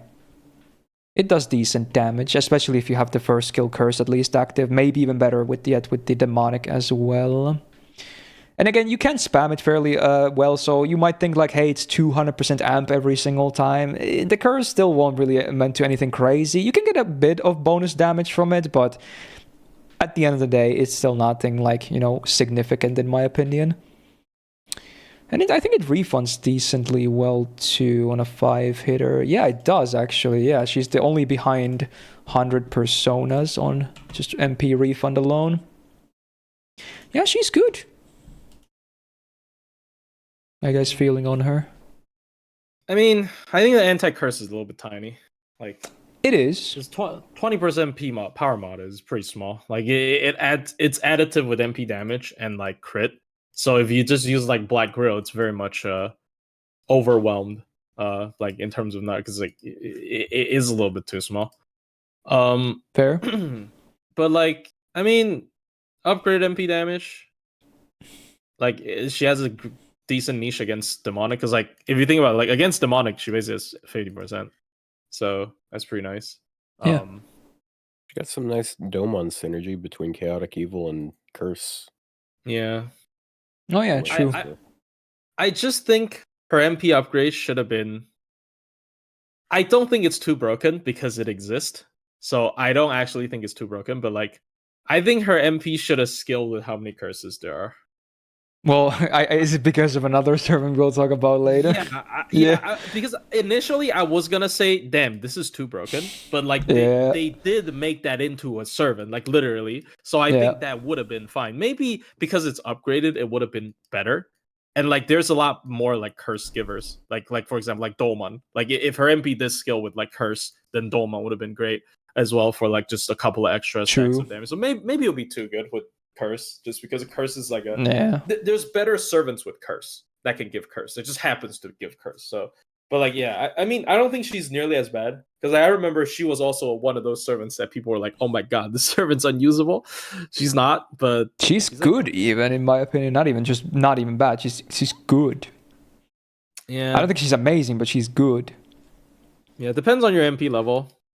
Like I'd probably still use that's a I don't know. I still kind of want to place her in A as well, though. But that would be under Shiki anyway, so I guess that's fine. I do think she's a little bit better than Kiritsugu. So that would fit perfectly there, then? Yeah, I think A probably is fair. Just at least in my opinion, I think she's a little bit better than Kiritsugu, so probably A is fair. She's easier to work with. Yeah.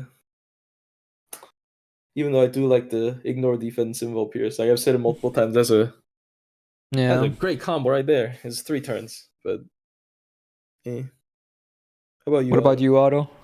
Yeah.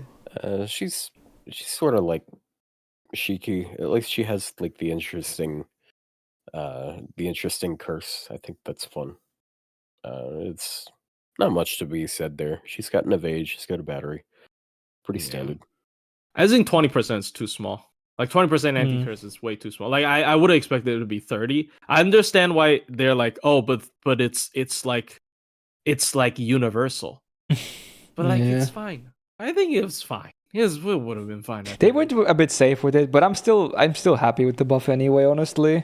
Yeah, for sure. I've done runs with her for sure. So yeah. Yeah. All right, we'll go with A. Next up, the servant that was basically released just a week later, because they were both released, with Shimosa banners. We got Kato Danzo. Sadly, doesn't stand out as much to me as Mochizuki. Also, she is story locked, so she's also kind of hard to get, not to mention. So even more rare. Yeah, she's honestly, I think she's one of the rarest story locked 4-stars. Maybe do this could be. Have her? Yeah, I think I might only have one copy on JP myself. I don't know how I got it though. But yeah, she's AoE buster and she doesn't farm, so there's that. She's kind of like a half DPS, half like bodyguard. I don't know what to call it, and I don't think it really works too well. Oh, I do have her. Okay, nice. I forgot what, but she's a weird one anyway. Yeah. She's got just about the average amount of attack for a 4-star assassin. She's double buster, double quick. Interesting little deck at least. I kind of wish her MP was quick with this, if anything, but yeah. Oh well. First skill, 30% quick at buster for 3 turns on self and a 5-turn cooldown. It's her main card types. Good uptime. Is passable, Nothing too bad. Second skill, we got the Kotaro skill. So 6 turn cooldown, 1 ally gets evasion for 1 turn, and 45% star gen for 1 turn. Again, she protect. And then, you know what else she does? She protect even more. Because they printed the same exact skill, but instead of evade, it's now invul. It's the same skill though. So yeah, it's like you get an evade, you get an invul. She's like the Oprah of defensive buffs, but I don't get it. I don't get it. She's a DPS. I don't get it. Anyway, weird skill sets. She's got 10% star gen on the passive. Helps a little bit. She can generate some stars too. Anti-alter ego, all these freaking Shimosa servants, anti-alter ego. It's so unfortunate because a lot of them are cavalry, so Doman fucking over a lot of servants depends, it seems. Yep. Funny how that works. Alright, upgraded MP though. She gets, or the whole party gets 20% buster up for 3 turns after damage though. Oof. And then she has an anti-demonic modifier on the MP overcharge, the base 150 to 200 range. Honestly, if you're not fighting demonic, the MP does no damage. It just doesn't do any damage. Yeah. So what is she meant to be? Like a half DPS, half support, like an off DPS? I don't know, man. I've seen her solo. Because 2 hard defenses on 6 turn cooldown, when you alternate them, is pretty okay. And then with maybe Atlas and another invul. Yeah, but it's not like too crazy, right? And yeah, because her damage probably wouldn't be super high anyway. Honestly, upgraded MP with anti-demonic, I don't think it's horrible. Yeah. But she just doesn't have any self-steroids. I know what you mean. She's kind of a weird one. I have not personally used her a bunch, I think. And she already has Buster up anyway, and the MP just adds more. Yeah. Why not attack or something? Okay. She's like, yeah, she's kind of weird. Like, I think at least anti-demonic niche is fine, but you know, there are some fights with 2 demonics, and then she can probably do okay. But other than that, I don't really got anything to really say about her because I never use her. I'll be the first to admit I never use her. She's a nice like robot trophy waifu mommy thingy, but gameplay wise, I just never use her. I like the double evade or double invul, whatever you want to call it. The bodyguard. I think that's kind of neat. She just needs to lean a bit more in her support direction because like, she's also got the buster on the NP, so she has some potential as a support. It's just not really. I don't think she's really that worth bringing, especially since we got. She's a better buster support than Merlin because she can invul you twice. Wow. It's not even team wide though. True. Hey, imagine if it was 2 team-wide blocks. Then we'd be talking, maybe. But even then, I don't know. That'd be pretty interesting for splits. But I mean, with Castoria, that's worthless. But like, still, yeah, she's weird. I don't know. I don't think she's horrible though. Like, I mean, upgraded MP anti-trade, two hard survivals. Do we finally have our first C tier servant? How bad can she be? I feel like she's. Is she better or worse than Scaff? I think she's free MP5 though, and she's storyline. I don't know. Yeah, I guess. She still can do good divine DPSing. I mean, she can do okay demonic, but yeah, I personally like she shows a little bit more. Yeah, after the first skill buff and the free MP5, I think I like her more. Yeah, it's probably I don't know. There's only half a tier difference. Yeah. First C tier. Let's go. There it is. We got some occupation. Next one, more Summer Action. Summer Ushi. Won't be the last of the summer servants though. We got AoE, quick, a DPS at a farmer, but let's be real, she's definitely more on bosses than farming. Her farming damage is not that great. 9.4k attack though. Hey, is that the highest one so far? I think it is. That's pretty good at least for the 4-star assassins. Triple quick, of course, and her quicks are actually very good. She has good canes. Very cool. First skill though, she's got Kentucky, but worse. So 6-star cooldown, 40% battery. Because, you know, there it is. Why not? That's not needed though, in my opinion. Kind of a lame skill to have, but it's obviously a lore thing. I think her gains are totally fine. It's just the battery is such a weird thing for her. All right, skill I 2. talk to my cat on a daily basis. Do I get at least the 30% battery? Yeah, but what is a battery equivalent in real life? The will, Energy drink. the will to get out of bed. True. Okay, fair enough. Coffee. Like, let's say you're asleep, you're waking up on your bed, your cat jumps on the bed, and you're like, "Hey, what's up?" And then you're like, suddenly, "Oh my god, I'm so invigorated! I can immediately get out of the bed." Is that the equivalent? Yeah, if it's a 30% battery, that means it's gonna take me like 20 less minutes to get out of bed. Wow, dude, Jesus Christ! All right, That's what having no job will do to you, unless you've got that schedule ground into your brain from working a long time. all right, fair enough. I wake up the same hour every single day of the year, no matter if I'm working or not. But I guess I make my own hours too, so there's that. I do that only because of FGO day change, which is horrible for my health. But dude, it's the content creator grind. You gotta do it, man. It says 5 a.m. for me. It's slightly better now because like it used to be 4 a.m. with the daylight savings, which is a stupid concept, anyways. It is what it is. I'm so glad I wear glasses because I've got some circles around my eyes like all the time. And it's not as obvious. At least you don't have naturally dark like stuff under your eyes. I have. It's not just because I sleep badly. I don't know if you can see it, but let me actually show you. I'm doing a little bit here. Like look at it. I actually have like dark spots under my eyes even as is. I think the glasses masks it well. Oh, yeah, for sure. Yeah. Mine are about on that level. Yeah, I feel you. There you go. I don't know if it's because it's natural. I do look at screens like fucking 12 plus hours a day. I've had it since I was a little kid, so I don't know what's wrong with me. Anyway, back to Ushi, I guess. So second skill on a 5-turn cooldown. She gets an evasion for 1 turn. That's pretty good. Again, better than usual for 1-turn evasions. And then 30% quick up for 3 turns. This is a great skill, actually. It's a bit awkward to use sometimes, maybe, but hey, good effects on, fair cooldown, I guess. I got fit. Well, a bit more fit. I'm still not like amazingly fit, but I'm trying my best over time. All right, third skill, 5-turn cooldown. She gets 500% absorb for 1 turn, 1 turn of debuff immune, and then this on attack debuff thingy for 1 turn. So if she crits that turn, actually no, I'm thinking of someone else. On every normal attack, it's a 40% chance to remove all the buffs from enemy. So if you do a brave chain that doesn't include an MP, you have 40 times 4 chance. So if you don't get it from that, that's pretty freaking unlucky, honestly. But yeah. This is definitely like early design. Yeah. Oh, I mean, but it is all buffs though. Yeah, you only need to land once. Yeah, that's exactly. Yeah, it only needs to land once. So that's why I'm saying if you don't get it on like a normal brave chain without an MP, you're very unlucky because you only need to get it once.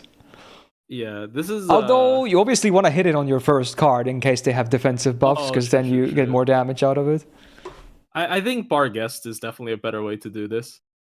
Which is like 1 per hit. I mean, it could be worse actually, because like if the enemy has like, what if the enemy has like 7 buffs? Then she the Bar Guest one, like I would say 95% of the cases will be better than this. Yeah, and it's more consistent. I don't have to bet on. Frick Gambas, dude. It's whatever. It's a mix of weird stuff, useful stuff, but kind of weird. The skill set, I'm not a huge fan overall. 5.5% star gen, passive, cool. 11% crit damage, very nice, because again, she dishes out stars like nobody's business, and related to that, 11% quick up. Balanced. Hey, passive's looking good at least. Cool. Anti-assassin on the append, no thank you. And then they have actually buffed her MP, because it kind of used to do like no damage. But now, base overcharge, minus 20% quick res down on all enemies for 3 turns, scaling up to 40. It is, again, after damage, but, it can ramp up a little bit against bosses. She now has a flat 150% anti-lawful, power mod there. Very cool. Doesn't scale, but hey, cool. And then she also removes the offensive buffs from all enemies after damage, but since it's offensive, it doesn't really matter too much anyway. I kind of like the MP, FX-wise, yeah. For farming is like whatever, of course.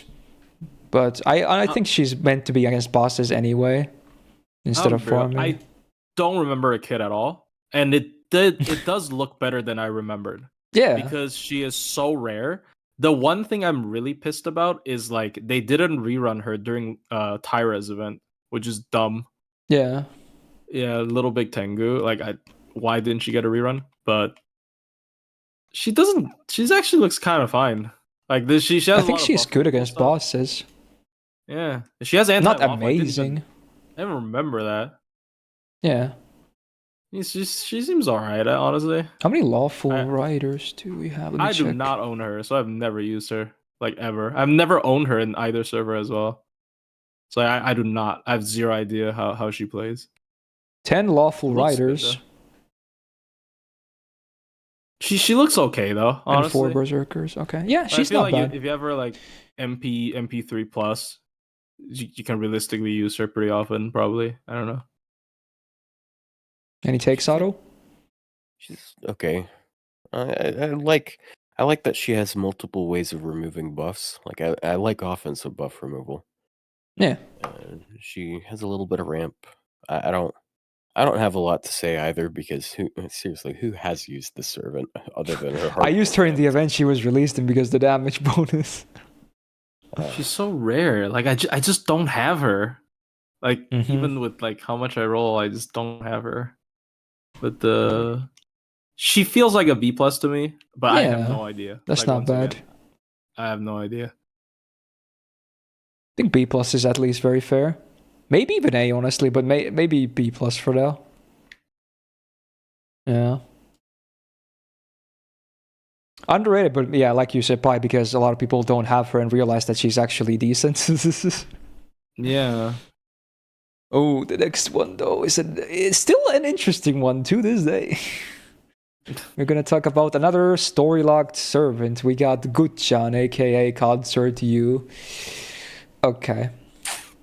So there she is. She's AoE Buster DPS, and if you're mentally ill, you might even farm with her, but don't. Just absolutely not. Now, first big problem, 7.9 git, that is not very generous, needless to say. In fact, it's probably the lowest of all the 4-star assassins, even before seeing the rest. It kind of has to be. So that is a bit unfortunate. It's a lot of HP, though, if you like that. But besides that, yeah, she's meant to be a DPS first and foremost anyway. She's got double arts, double quick, which I think is fine, I guess, for a deck. I don't even know what deck I would even want for her, honestly. She's kind of like, she doesn't even have like crit potential or anything like big like that. She like wants to use her MP, but you know. I take double arts because like. Yeah. True, but like, do you really want to use her MP? Well, nowadays it's not that bad, but it's still a bit awkward sometimes. So yeah, let's get to the skills. Yeah, probably double arts better, but. Yeah, maybe actually. All right, first skill, 5-turn. True. Sorry. Her arts is actually good, yeah, but they would definitely nerf her if there was 2. All right, 5-turn cooldown. She gets 10% gauge per turn for 5 turns, and then would debuff immune for 1 turn. So unless you get skill sealed or cooldowns delayed or whatever, she basically permanently has 10 gauge per turn. That's pretty cool, I guess. But then the debuff immune doesn't have that much uptime, sadly. Could be a cool little bonus if I think they could easily make it 3 turns as well. I don't know why it isn't, but you know, it's basically a free Prisma Cosmos, I guess, ML beat for the rest of the fight, unless again skill zero or cooldown delays or something happens. Now, second skill, very important. On a 5-turn cooldown, she gets 1k healing per turn for 5 turns. So again, this is also like a full uptime unless weird stuff happens. She gets 100% buff removal resistance for 3 turns. Very important, not just for the enemy utility, but for herself as well. And then with the buff, she gets 30% attack for 3 turns. Cool little thing to help with her not so amazing damage. Okay, pretty good skill. That on a 5-turn cooldown, I like it. It's good. Third skill. Oof, we're back to this. Again, the same rank, the same skill. So, Vampirism rank C. 6-turn cooldown, 80% chance to drain by 1 tick for one enemy, and then 27% battery for herself. Not optimal in the slightest. Also, if you're crazy enough to farm with her, this will also make things a bit awkward. Ooh. But I guess the first skill helps with that. I don't like the skill set. I don't like it too much. It's fine, but eh. Hot take. Okay, I'll do the hot take later, but yeah, okay. All right, 8% star gen, cool. She actually does generate it a little bit, but, you know, obviously loses to all the quick assassins. Anti-ruler passive, yeah, no. MP has never been buffed, but let's see, what do we got here? So first of all, hey, full debuff cleanse on self, awesome. Then she removes all her buffs. Not so awesome. The damage of the MP ignores defense, that's cool. She does a 2k curse on all enemies for 5 turns. That's like whatever. Then the big one, the overcharge. She gets 50% buster for 1 turn before damage, and then scaling up to 100%. Now, obviously, for those that don't know, when you have 100% buff removal resistance, that obviously means the self buff removal will whiff, guaranteed, so it's not a problem at that point. And also, even if you don't have that up and you MP, yeah, you will lose your buffs, but because of order operations, she at least gets the 50% minimum buster up every single time. That happens after the buff strip in the order of operations for the MPFX. So at least that's kind of cool. So even if you don't have this up because it doesn't have 100% uptime, despite still having a decent uptime, yeah, you have that at least. Now, I'll be the first to admit, I don't think she's as bad as people think. Some people think she's like E tier. Definitely not. But yeah. I still think she's a bit annoying to work with, despite them having these band-aids on her kit, you know? I think if she doesn't have... If she got an MP upgrade, she doesn't, like, because of flavor, they're not going to remove the buff removal. No. But if she got an MP upgrade, I think she's actually decent. Because, like, here's the thing, right? Because, like, most of the buffs in this game works on a 3-turn basis. So, like, if you're using her, like, as a normal DPS, it's actually not that horrible. And the 3-turn buff removal resist, it still blocks other people's buff removal, right? Like, yeah, it is there to counteract her MP, but it's not like it doesn't function. It's still universal, yeah. Yeah, it's universal. It's not 3 times. Like, it would be horrible if it's 3 times 3 turns. So, like, it would just be a pure band-aid, but it's not. It's actually, for 3 turns, she's buff removal, like, immune. Yeah. But the only thing I don't like about her still, though, like, her arts card is also super good for gains, like 3.0, right? So like, but the only thing I don't like about her, though, is one of her biggest selling points to me is her, like, infinite sustain, basically. Her skill 1 and skill 2, the charge per turn and the heal, they're basically infinite duration because the cooldown is the same, but it's not really, because if you want to keep using her MP on the 3rd turn, it's just gone. So it's more like a 3-turn effect instead of a 5-turn. I mean, it depends on how you articulate it. You can definitely play around it just by not MPing. Like, if you max all her skills, not MPing with during the 2 turns, she's actually pretty nice. I do think there's a weird gripe. I don't know if that's a real gripe, because I did try to make her work because I like her design a lot. I think lowering all of her skills lowering her 1st and 2nd skill is very important. Yeah, so for sure, definite 2nd skill at least. Yeah, 2nd skill especially. Like, and it's kind of lore expensive, and sometimes people don't want to commit. And it's a lot worse when you like. If you don't like the worst feeling would be if you have a high rank of the skill and the buff removal, the whiffs, and the MP removes everything anyway, because if it's not max rank, it can absolutely your buffs can still get yeeted. Yeah, you should absolutely lower. Like, that's it's a must if you want to use her. Absolute must to max the 2nd skill.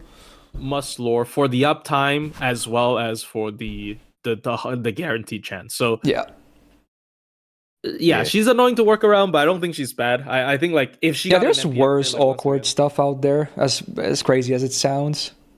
She can keep herself, like, clean from any debuff. So, like, any debuff heavy fights, like, she can loop her MP relatively okay in challenge quests because of her okay. Well, the debuff immune is only 1 turn per 5, but yeah, it helps. No, I mean the cleanse. Oh, the MP. Yeah, right. Sure. Yeah, of course that makes sense. Yeah, true. Yeah. So, like, and 50% buster up before MP is obviously a huge number. Even though it doesn't ramp up, it's still a huge number. They gave her that because her attack is so low.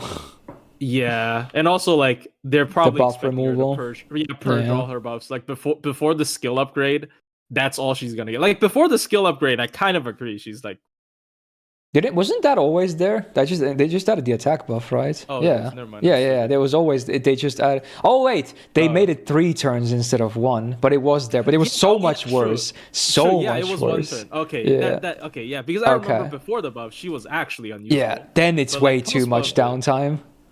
Yeah, post buff is fine. Post buff is fine. Yeah, it's workable post buff. Yeah. It's really MP upgrade. She just needs one. I think she's like. She could be actually very solid with an MP upgrade. She's like C plus, maybe. Yeah. C to C plus. Yeah, I like her in Peace Spam. I like her utility with the debuff cleanse and the debuff immune. She has so many things going on. It's just her NP damage isn't really that great. And then, honestly, I don't feel like it's that big of an inconvenience. Like the buff removal on those off turns where you don't have her second skill up.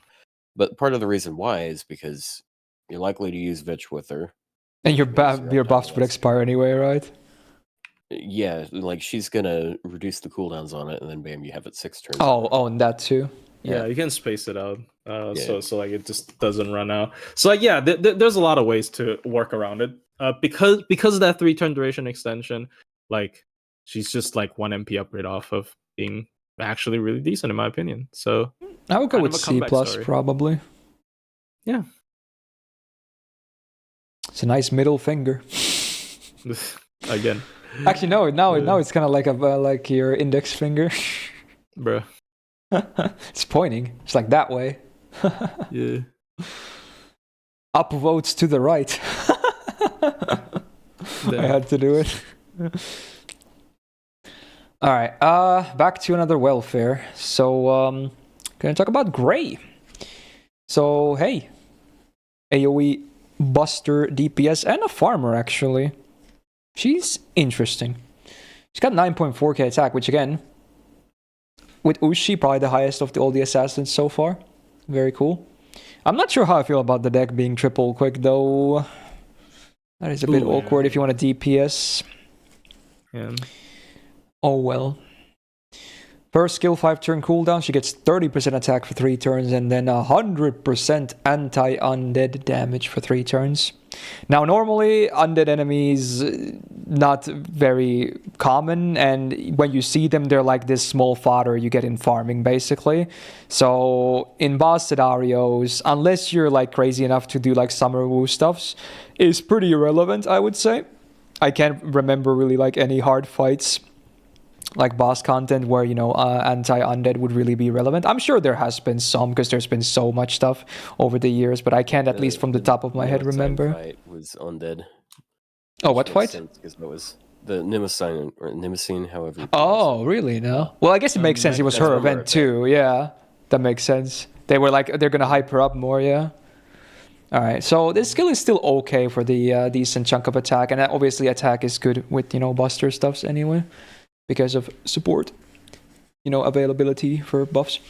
Anyway, second skill, 6-turn cooldown. She gets 40% buster and crit for 1 turn, and then an invul for 1 attack, 1 turn. I don't like this skill. I do not like this skill. First of all, it's awkward to combo the offense and the defense again anyway, and then they both have like terrible uptime. Nah, dude, nah. You can do better than this. Come on. They could at least like maybe drop them to like 30% and then make them 3 turns, There's no reason to do this. Yeah, probably. Second or third skill, I can't count. 6-turn cooldown. She gets 20% battery and then 30% debuff risk for 3 turns.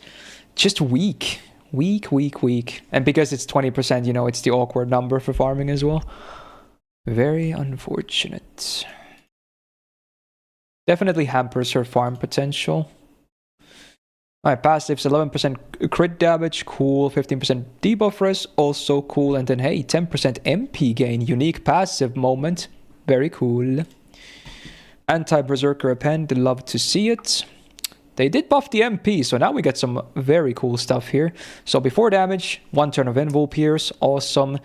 She gets a 10% refund. just flat out as a normal effect. And then the overcharge is minus 20% buster and quick resistances down on all enemies for 3 turns after damage, scaling up to 40%. I really like the MP post buff. Like, I can't, if I didn't know that this was a welfare MP, I would be kind of shocked, honestly. This is way better than most welfare MPs in the game. Ooh. Honestly, I have mixed feelings about Grey. Because her farming is awkward because the battery, right? And then the undead thing is like whatever. And then this skill is like terrible uptime and thirds. Doesn't really do too much. But the MP is so nice. I like the MP. And she has high attack too for a 4-star assassin. I don't know. How you guys feeling about her? The MP upgrade is certainly the strongest part about her. I think that's without doubt. Yeah. Undead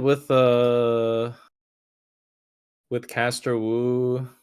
I do think it's pretty okay actually, but it's Oh yeah, I guess because of the MP refund, she can still farm, but she needs like a 60%er, right? See, there's not that many options, but there are some options. I think it's really good with Caster Wu and Challenge Quest. Like it actually heavily depends on if you have Caster Wu, because 100% P mod for 3 turns. So if that's it is a lot. That is a lot, like insanely huge. So, like that, yeah.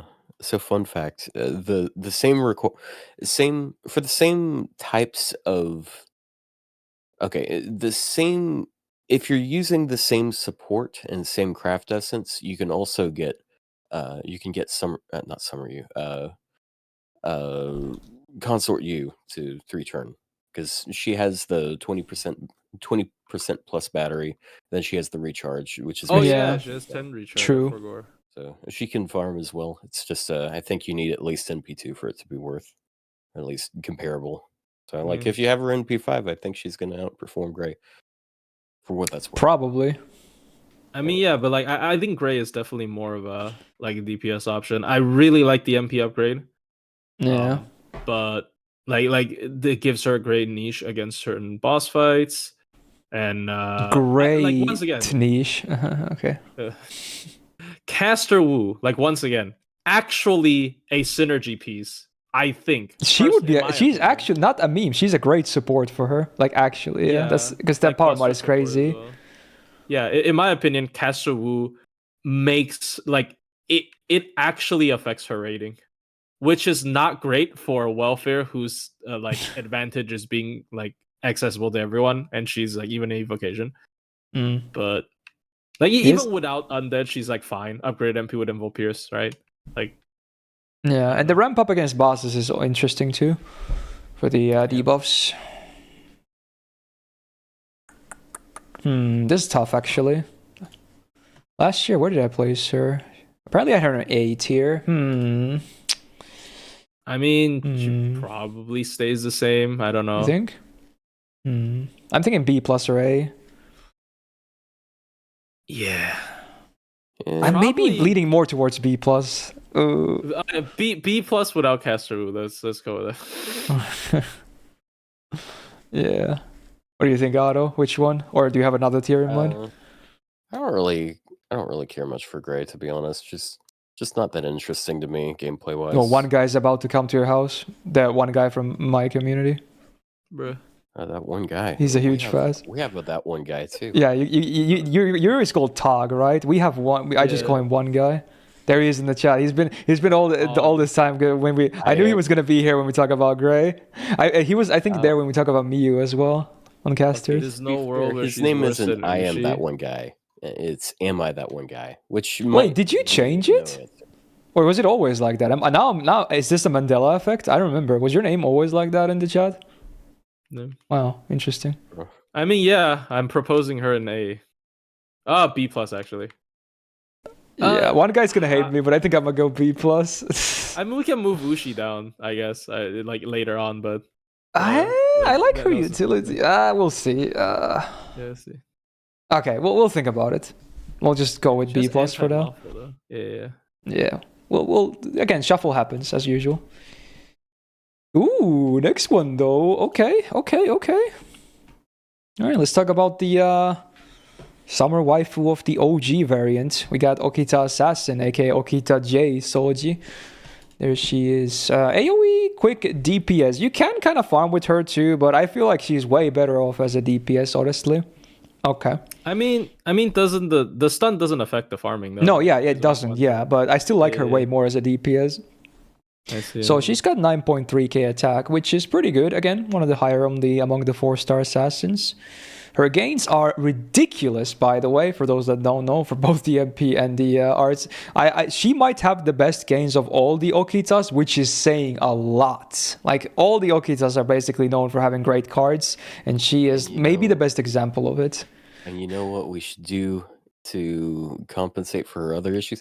We should give her a 30% battery and more MP gain. Yeah, of course. I mean, it's for farming. It's so overkill, bro. It's just farming. No, he's talking about Saber Okita. Oh, the battery buff. I'm actually talking about this one. Yeah, she got a battery. Okay. Okay, well, yeah, okay. Anyway, triple quick is totally fine for her. Maybe double buster would have been cool because she generates like stars like no one's business. But you know, old caster Scotty synergy is real at least. Crazy quicks. Quick cards are so good. I think. Yeah, they're crazy. Yeah.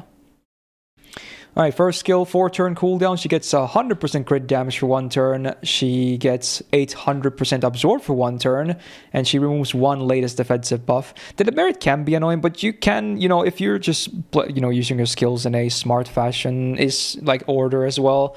It's not the worst thing ever. Like, there's a worse demerit later, of course.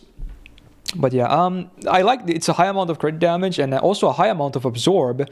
800 is definitely enough for assassins to get very good amount of, you know, guaranteed stars in. And I also like that it's 4 turns instead of 5. That usually these are like 5-turn cooldowns or something because they're like, oh, it's 100% crit damage, it's too much. I still don't think the skill is amazing for the record, but I think it's fine. It's totally fine. Now the second skill, 6-turn cooldown, she gets an evasion for 1 turn, sure hit for 1 turn, and then 20% MP damage for 3 turns. Cool. Sometimes a bit awkward to use, especially against bosses, because, you know, you might want to time that evade against the big PP damage incoming, but you know what? Honestly, I feel like her main damage is the crits anyway, so it's not that end of the world if you MP without MP damage. It's only 20% anyway.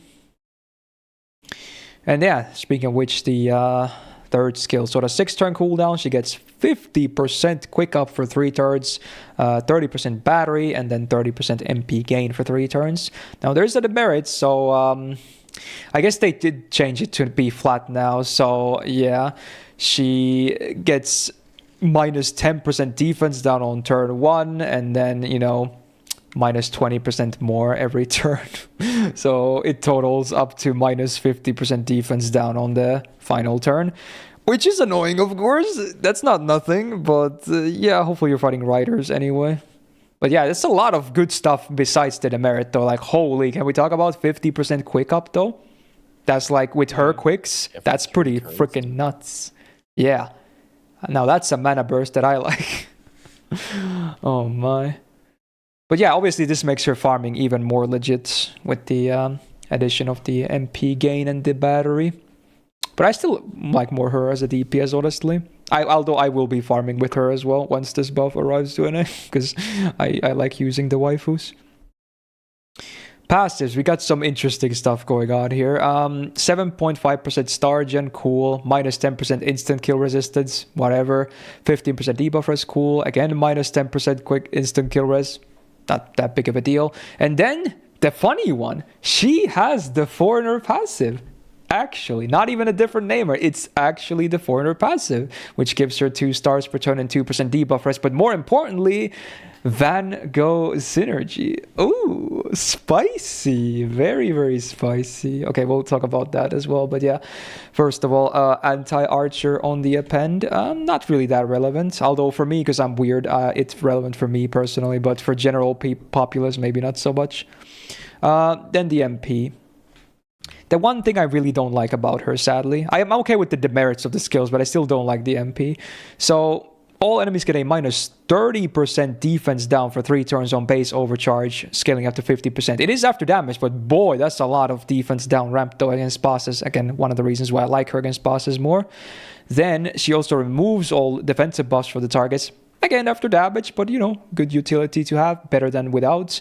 And then the annoying part, 60% chance to stun self for 1 turn. Now, this happens immediately after the damage is done. So if you get stunned, this means that your any potential Brave Chain is just immediately halted. The turn, like the enemy just goes. I really hate this. Now, obviously, there are ways to counteract this. You can get like maybe debuff immune stuff from your supports, or you can run the command code that gives you like the stun immune for 1 time, 2 turns. But they're never going to be like ideal anyway, right? So it is a big problem. It would be, not right to say that it wasn't, because it is. But, yeah. I still think she's a very legit DPS, though. And the fact that she can combo with Van Gogh as well is actually a pretty big deal, because she will generate so many stars as is, so that all that crit damage would be very welcome. In fact, and again, obviously, take this with a grain of salt, because her crit buff is 1 turn anyway. But she actually does have the best crit damage out of all the assassins on this shit as well. But again, take it with a grain of salt, because Van Gogh is possible, and then she has that big steroid anyway. But yeah, she is very legit. I think people tend to focus too much on the MP demerit, and yeah, obviously it exists. It should be acknowledged, but she's legit. She's good. I mean, it is a lot less bad than like Frankenstein or Tamamo Cat's stun. Like lot less bad. Those are like 2 turns anyway. Less. Yeah, so like I think it's you can definitely work around it. The annoying part is, of course, the juicy part is her card gain as well. Like you really want to use her cards. So I did end up only relegating her to looping because of that. I don't like to play around it. Fair. But I mean, I don't know. It's like, but like she has a lot of she has a lot of damage. Cat can have immunity, but at the same time, Cat isn't Okita Alter. Oh, not Okita Alter. Okita J. So like you look at their skill set, it's not close, right? Like it's just, Cat just not very Cat's pretty too. It's kind of weird. Yeah, Cat's more of a heal. But tank. that's for the next list, I guess. Yeah. I think personally, I'm not sure if you guys think Zod take her. She's A minimum. I'm even considering A plus. I go good. Yeah, could be a hot take though. I will say though, I don't know. I've used her with Van Gogh a few times. I don't really feel that big of a difference there. Like maybe it's only NB1 and all, but no, I just don't feel it. I think it's because for Van Gogh in particular, the thing Van Gogh provides, a crit DPS on top of the 100% crit up, of course, is star absorb up and star per turn. She doesn't need any of that. Yeah, it's mostly like the crit damage that would be beneficial. Yeah, so like for Van Gogh specifically, she might have wanted 2 busters instead of triple quick, because for Van Gogh, 2 busters is like a lot better than triple quick. Just specific. Once again, I'm not saying. I think in a vacuum, triple quick is better for her, but for Van Gogh specifically, 2 busters is probably better. That's fair. And like Van Gogh is like very strong when you pair up with like buster units like Koyan Dark, right? For example, like she can't really make stars herself that well, so Van Gogh patches it up. So I think like Okita actually handles the other aspects of critting too well that Van Gogh doesn't actually feel like it helps her as much as some other foreigner DPSs. But I mean it's obviously still great synergy. But I still feel like it's more so the damage. But I don't know. No. I mean, damage because of a card. Because like I mean, she has 3 turn mana burst though, so I guess quick cards damage is not good. I don't know. Like the only reason I can think of is because she has triple quick, but I don't know. I'll go with A. Yeah, I'll go with A for sure. I think A for sure. Like, and it's not leaning on Van Gogh either. Like just herself is good. Yeah, she's got great numbers. I mean, it's like every Okita at least. Some of their kits might be a bit basic, but at least the numbers will always be good. Yeah. All right. There's the waifu. back to another welfare. Next, we got Kichi Hogan, Ushi's mentor. AoE, quick DPS, and a farmer. If anything, she would probably use her to farm over a lot of the other AoE quicks, but depends on your numbers, of course. She's got 9.4k attack, which is, again, pretty good among 4-star assassins on the high end. Double buster, double quick on the deck. Should be pretty good for her, yeah. She's got some crit potential too, of course. First skill 6-turn cooldown. She gets 30% quick for 3 turns and then an evasion for 2 attack 3 turns. Pretty okay. Especially for a welfare. I don't think it's that bad. It's fine. Second skill on a 5-turn cooldown gives 1 ally 20% battery and then 200% absorb for 1 turn. The absorb is like, that's not too much. So it really won't be that useful for a lot of the classes. Only like the high absorb ones, I feel like.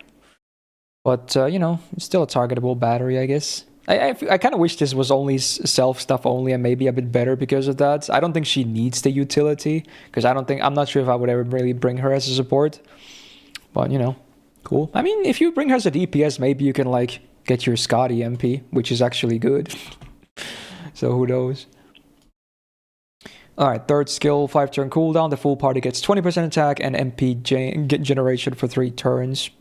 That's a good charisma. Yeah, it's basic, but, you know, it's good. So yeah, it's a very basic kit, but I still don't hate it. Even if it doesn't do the most things ever. 6% star gen on the passive, cool. 25% debuff res. Wow, that's a lot. She literally has the max rank of magic res. And then 9% arts up. Sadly, it won't do too much for her because she only has 1 arts, but at least her one arts card is pretty decent. Anti-archer on the append, not really all that relevant. And the MP, so before damage, 10% quick on overcharge base for 1 turn, scaling up to 30%. No ramp up, but you know, it's not instant kill, yay. She also removes defensive buffs from all enemies after damage, but you know, again, cool utility to have, always welcome. It is a 7-hitter, so again, generates a good chunk of stars and is able to loop as well. Yes, sir. She's, again, for a lot of people, she might be like one of the better options if you want to do quick looping on assassins. I think she's alright. I don't think she's anything like too crazy though. Yeah. Like the looping niche has been taken over because like why would you want the quick loop with the like if you're just looking for like a cheap option, we have the next one coming up, so right, so like I think she's like a standard welfare nowadays, just standard, nothing out of the ordinary. Yeah, like I genuinely I don't know. I think maybe her DPS even because like she has like decent 2x 3-turn evade. She's kind of weird. I don't know. She still serves pretty nicely as a DPS in general for me, but she certainly wasn't like as good as I remember people saying she was like really good when she came out. But I think she's just all right. She's not like nothing. Yeah. She is Summer Reese if she was quick and an assassin. So they Kinda have true. so much overlap. It's hilarious because they both have the 3-turn card with the 2-time evade. They both have the AoE NP that's capable of refund looping with the defensive buff removal. Defensive buff removal after damage. Yep, they. Summer who? Lancer Ares, right? Summer Woo? Oh, Lancer Ares. I'm dumb. Summer you. Right. Okay, never mind. Yeah. Yeah, completely pointless observation for me, but yeah, I don't. Yeah, well, there it is. She's very vanilla. Yeah, I'm thinking like one of the Bs, maybe a flat B. What do you think? Or is that too low? I mean, I think maybe the MP B. upgrade does a lot for Gray. Yeah, I think the MP upgrade does put Gray above her. I think probably B. Yeah, she's better, I think, with that. Let's go with B. I think B is fine. Standard, decent welfare. All right, we basically have 2 more 4-star serms because the next is like just 1 pack. They are separate entities, that's why we have 3 entries, but because this is not a waifu list and this is a gameplay list, we will be basically ranking them the same. Are there so append 3s different? I think that might be I actually don't know. That's a great question. I'm going to check immediately before I say anything else. Yeah. Okay, we got Saber. I'd assume they're all the same. Saber, probably same, yeah. Is it because of never mind Sigurd? then. That's funny. Yeah, they're all Saber. Ooh, Okay. never mind. So they're actually identical. I'm gonna go on Ortlinde though, because I'm an Ortlinde enjoyer. Fight me. Short hair supremacy, bitches. I did pick Ortlin, yeah. Nice. Anyway, yeah, back to back welfares, huh? Second to last of the assassins, and the final new one of the 4 stars of last year's list. We got Summer Valkyrie. For the, just for demonstration, I had to choose one of them, so I picked Ortlinde because I like her the most, but yeah, they're all the same gameplay-wise though, as far as I know. So we got AoE arts, basically farmers. I don't think as DPS they're anything like crazy, but certainly can farm. That's a fact. They got 9.7k attack, which probably is the highest among all 4-star assassins. Very good. They have 2 arts and 2 quick on their normal deck, which totally fine. They're all about the MP anyway, let's be real. First skill, 5-turn cooldown, they get 20% quick at arts for 3 turns and then 100% crit damage for 3 attacks, 3 turns. I quite like this. I think it's a lot of crit damage. Sure, it's only for 3 crits, but I much prefer this rather than, like, let's say 50% attack for 3 attacks, 3 turns. That would be so much worse, because at least this only, takes the stack when you crit. So it's a lot, like extra attack doesn't eat it, MP doesn't eat it. Like crit is definitely the best type of buff. Like at least they kept the card types just 3 turns. That's cool. I think this is a good skill because of that. Yeah. Now, second skill, 6-turn cooldown. Full party gets 20% attack for 3 turns, evasion for 1 attack, 3 turns, and then Valkyrie allies get 20% MP gain for 3 turns. And wow, lo and behold, they're Valkyrie allies themselves. Shocking, I know, right? And in case you're wondering, only the 2 Brynhilds and the 2 Valks are considered Valkyries. So there's not much to go. If you're thinking of using them as supports, not a whole lot of options there for this skill at least. So there you go, helps with them loop as well. That's the main application, really. Third skill, 6-turn cooldown. 1 ally gets 20% battery, a 3k heal, and then a 20 star bomb. Better than a lot of the Santa skills we've seen, but still nothing like too crazy, I would say. Just a passable welfare skill in this day and age. The kit's fine. It makes sense, especially for farming. It's good. 8% Stargent on passive, cool. Divinity Aid, no thanks.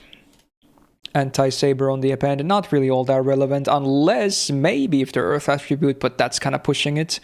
You would have to find a very specific node. But yeah, the MP, speaking of which, normal effect, 40% base chance to insta-kill demonic enemies, no scaling.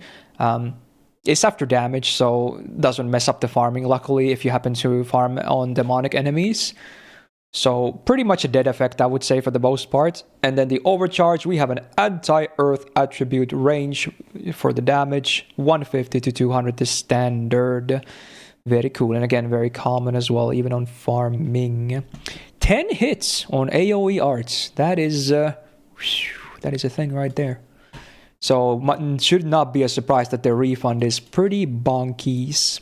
Like, it's even better than Summon Eater Chris, who was gimped because of the insta-kill before damage anyway, and they're even better, and not having that says a lot.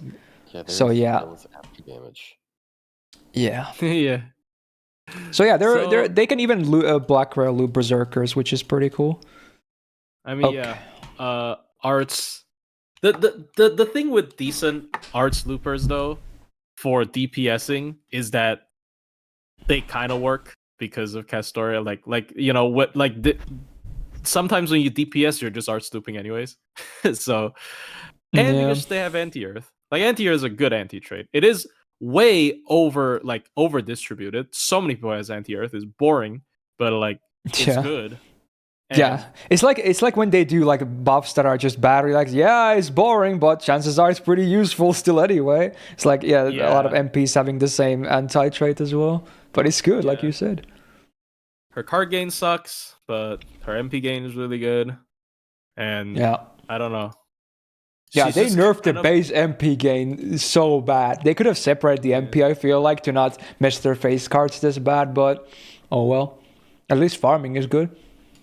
Yeah, they're just great. Oh yeah, they are Sky as well. So yeah, that's great. Oh yeah, that's true. Because yeah, you know, the attributes still have like base like 10% neutral or minus or plus, you know, on them, and so they benefit from anti-Earth anyway. Yeah, it is actually as big as the 0.9 assassin like thing we complain about all the time is 10%, right? So it is actually kind of significant when you think about it. So yeah, I think they're really good for welfares. Like, yeah, they're kind of boring, but yeah, just good AO yards DPS. I'd probably put them in A+ at least. Would we even consider EX? Put them in A+. Nah, yeah. I mean, wouldn't. if we can rank them just based off of farming, yeah, they are really solid for farming. I would not really use them outside of farming because the cards suck. Yeah. For like DPSing really bad. Outside of Castoria, maybe not that great, but like within the Castoria thing, I mean, they're just fine. Like the damage is fine. Yeah. Yeah. It's kind of awkward that we have 3 entries because now it looks like A+ is suddenly like super overpopulated, but it really isn't. But yeah, I mean, not much we can do about it because I'm not going to start ranking them differently because they're the same gameplay wise. There you go. Summer Valks. Amazing. And with that, we're actually now at the last row and also on our last 4-star servant. And the first of the new servants, there's only 2 of them added between last year's list and this one. And we have a 1 4-star and 1 5-star. But of course, now we're going to cover the 4-star, which is, or who is, Locusta. Very interesting assassin. She, what I would describe her as, she is Hassan of Serenity done correctly. So she's single target arts DPS focused on poisons, and you might be saying like, oh, poisons again, oh, I'm out. But yeah, just hold. I promise you it will be worth. Now, if anything, the major downside of her is the attack, which could be higher. 8.8k is certainly not a high amount, but if that's the biggest issue, then we're probably going to be fine. Now, she actually, unlike like Semiramis, has a full arch deck as an assassin as well, which I'm okay with. Way easier to spam that MP, I guess. Pretty cool. And then the skills. We got a lot to talk about here. So the 6-turn cooldown, the first skill. All enemies are poisoned for 5 turns for 1k damage per turn. She gets 30% arts up for 3 turns and 20% MP gain for 3 turns. It's just, this is a perfect skill for her. It literally makes it easier to spam her MP and the poison. Well, you'll see. But yeah, this is like spot on to make her just DPS and even sustain sometimes a little bit better. Oh, my phone is a little bit... Oh, I need to take my evening meds soon. We'll probably do like a bathroom break after the 4-star, so I'll do it then. Okay. Anyway, second skill, 6-turn cooldown. She gets a guts... Oh, what did you say? Can we take a nap break too? Yeah, if you want to. But that'd be too long, bro. No, dude. We're like immediately starting with shooting, and I can't let her go unrepresented here. Anyway. Yeah. Anyway, she gets a 1-time 3-turn guts on a 6-turn cooldown. She gets 500 damage cut for 3 turns, and then she gets this cool little thing that is called a poison recovery for 5 turns. So what this means is that it literally any poison damage that she takes is not damage. In fact, it becomes healing. So negative becomes positive, and it's not just like any poison damage is like plus 500 healing or no. Like, let's say she gets hit with a 5k poison, which is a lot. She would heal for 5k in that case. Very cool. So it's a conversion thingy. And again, it has almost 100% uptime on base cooldown, which is also very interesting. Interesting, because I recently did a video with her. This is still boostable by heal boost. Oh, I did not know that. Yeah, which is... I guess it is. It says to HP recover, so it makes sense for it to work like that. Wow. Yeah, so like if you get poisoned a bunch and you use like the heal boost command code. Wow. Yep. That's cool, heal. Actually. Yeah. Yep. All right, third skill, more synergy. 6-turn cooldown. The full party gets 20% battery. Nice. Then she gets this on-attack debuff for 3 attacks, 3 turns, which poisons the enemy for 3 turns for 500 damage when normal attacking. So anything besides the MP, including the extra attack, will inflict this. Although if you're going to extra attack, you're going to, exhaust it before that anyway, I guess. And then she gets a 1k poison on herself for 5 turns as a demerit. But again, this shares the cooldown with the second skill. So instead of taking 1000 damage every turn for 5 turns, hey, if you, granted you use both of these, she now heals for 1k every turn for 5 turns. And that's just from that skill. Obviously, poisons can still happen otherwise too. Very, very nice. Does Poison Amp work on her to make the heal better? I assume it does. If she gets Poison Amped and the poison does more damage, I assume it works in the conversion too, right? I haven't tested that, actually. I would not see a reason why it wouldn't work like that. I think it would. Is there an advancement quest with it? I feel like I've done that before, but I have no idea, but yeah. Would be cool to know, actually. You can do a Mythbusters.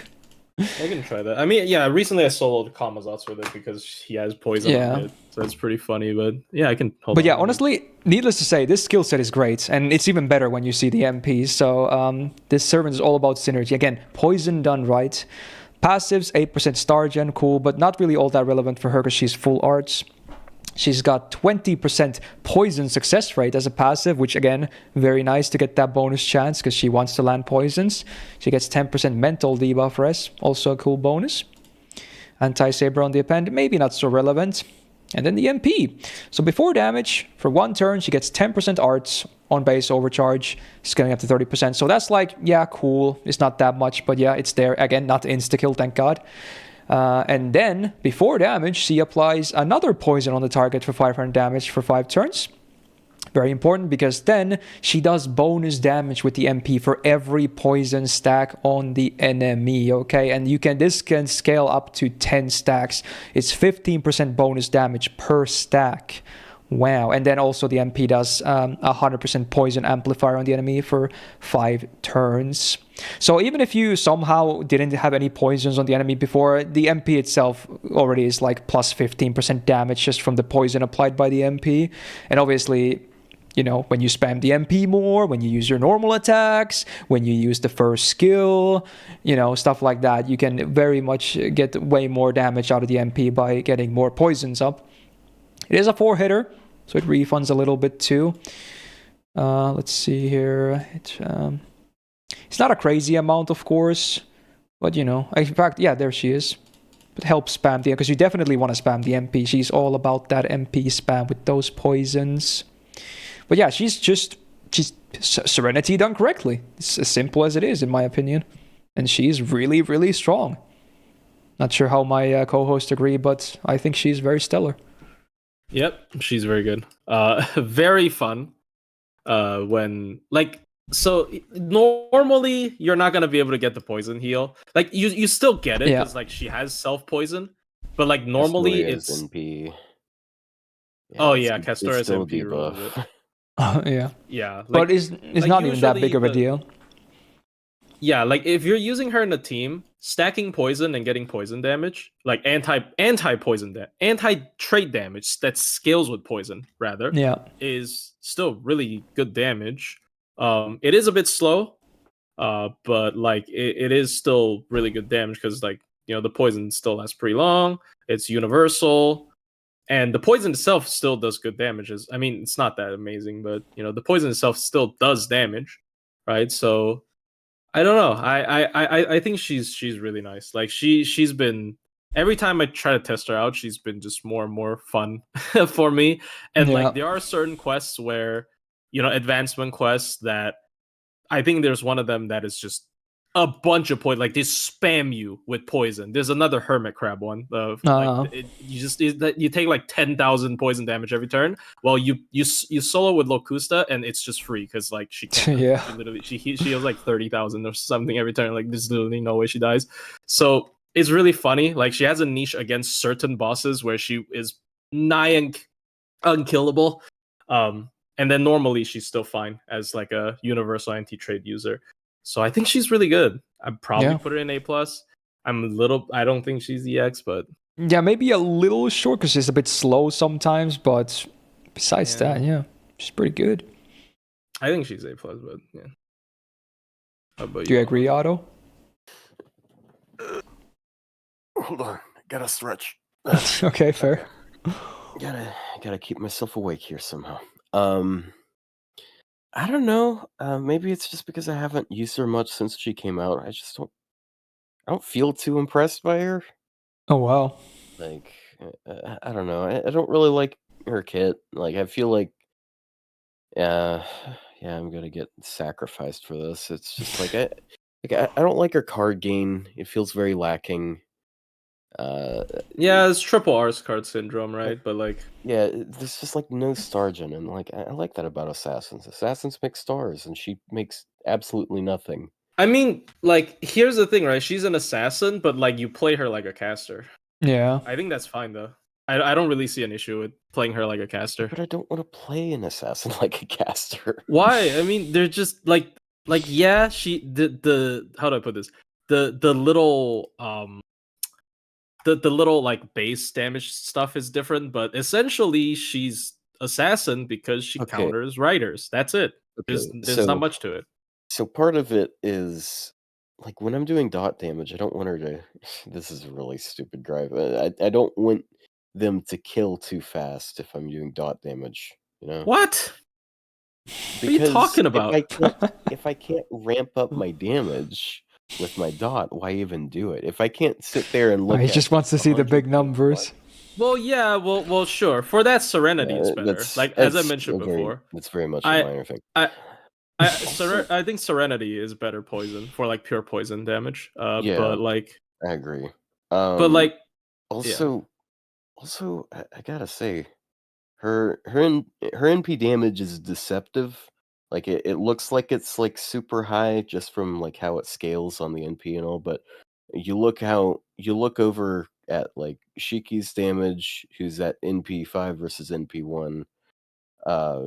You look at like even Serenity's damage doesn't look all too bad in comparison. Well, yeah, because Lakusa depends on how many stacks. Yeah, just at base without a bunch of support added in. Lakusa hits softer than Serenity if there's like no poison, and then like if you do have poison, if you have 4 stacks of poison, she's winning by like 5k neutral. But to be honest, 4 stacks is pretty easy on her. Like on rotation to your prior, it's 4 minimum, if not higher. Still, like, do I have to ramp up for that? I don't know. I'm making a bunch of nonsense cases. Okay. I mean, okay. Here's the thing, right? Because you're suddenly looking at 4-star unupgraded MP damage at MP1. They're literally all shit. Like if you look at any of the 4-star, I actually don't know though. Yeah, because how many 4-star? But here's the question: how many 4-star single target assassins are actually MP unupgraded? I'm not sure actually. Because like most of them have MP upgrade, right? Let me see. I think you might be right. Rescue, we got Yunshin, they're all upgraded. Literally all of them. Yeah, I think you. Yeah. Oh, that might be a point. That might be a point of that can dock points from her. I mean, to be fair though, she is out damaging Chiome. I mean, even if she doesn't, it's just because the kit works so well, I feel like it's still good. Yeah. Like imagine if she ever gets an MP upgrade, she'll be broken. Yeah, I mean, I will say like the poison heal is very situational. Like, of course, it's just a cool thing mostly. I really dislike that it can be removed. Why can it be removed? Why doesn't that get counted as a buff? I mean, I mean, I don't think it's nearly as bad as like Nocnaria's skill seal. Like, I think that was a way worse design than this. But like, it does get annoying because, like, for example, for like my solos, I want to remove other debuffs. But like sometimes this gets in the way, right? Like the poison gets in the way. But like that's a very minor nitpick, I have to say. I think A+ is fair. Yeah, I just think she's such a like maybe I don't know. I want to push like interesting gameplay. I just think she's. I mean, I kind of think she's interesting, even though it's kind of easy to work with. I think she's interesting. Yeah, like I think she's very good, and like the poison is like 15%, 150 like how do I put this per stack? It's higher, like it's not 10. Like I was expecting like 10. Yeah, it's 15 per stack. 15 is like actually. So by the way, for those that don't know the math, it's 150% more damage if you have max stacks. If it's max stack, which is basically overcharge, like anti-trade, based at that point. It's higher than overcharge 5 because overcharge 5 is 200%. So if it's No, I mean base overcharge, which is 150. It's the same. No. I don't think so, right? Because like this is 100 plus 150. So like, isn't it 100 the base damage though? I thought it's 15 per poison. Like one poison doesn't suddenly add 115% damage. The 100 is the base, right? And 15 is per poison. At max. It's 250 at max, so it's higher than. Wait, is it actually that high? It is. Oh my god! Yo, that's okay, that's crazy. Yo, that's crazy.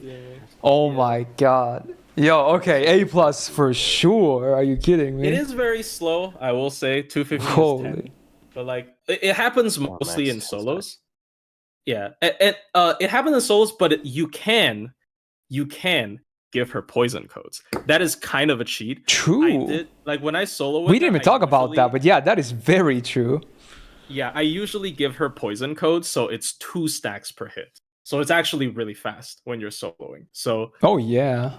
So dude, I'm gonna consider EX later, but I'm gonna leave her an A plus for now if anything. Yeah. I don't feel EX. Okay. Yeah, I don't think EX. Okay, fair. If anything, maybe Wu Zetian, but we can talk about it later. Yeah.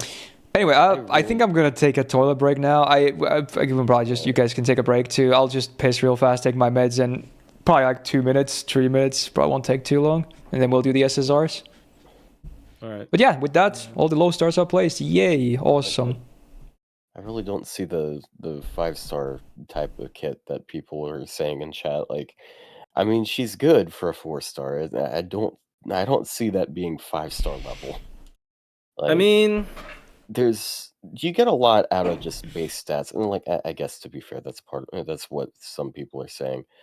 But like you're gonna be seeing like more than 20% battery type shit. Like you got fucking Tez over there with 50% self, 30% AoE. Maybe I'm fixating too much on that. Why are you comparing her to Tez? Tez is. I don't think she's EX, by the way, but like Tez is like over EX. Yeah, that is true. I don't know. I'm like, just you can't compare looking at. Tez, I'm just looking at modern 5-star assassins. I mean, like, you obviously she's not as strong. Like also, by the way, single target 5-star assassins are all cracked. I think every single 5-star single target assassin are great. Yeah. The fact that people can feel like Jack the Ripper is like mid is a testament to how good they are. Yeah, I think every single target 5-star assassin is good. Even Jack, dude, people think Jack is mid, but like Jack is still like her card gain, anti-trait, like yes, her MP upgrade is gimped. I'm not sure if it is anti-trait. I think it's it's PMod. It's PMod. It's not anti. Sorry, it is PMod. It's not SCU. It's still anti-trait. It's just not. Yeah, it's PMod. So like there are certain situations, like for example, if you bring like a lotto event damage CE, her anti-female skills worse than Carmilla, which is funny because Carmilla is multiplicative.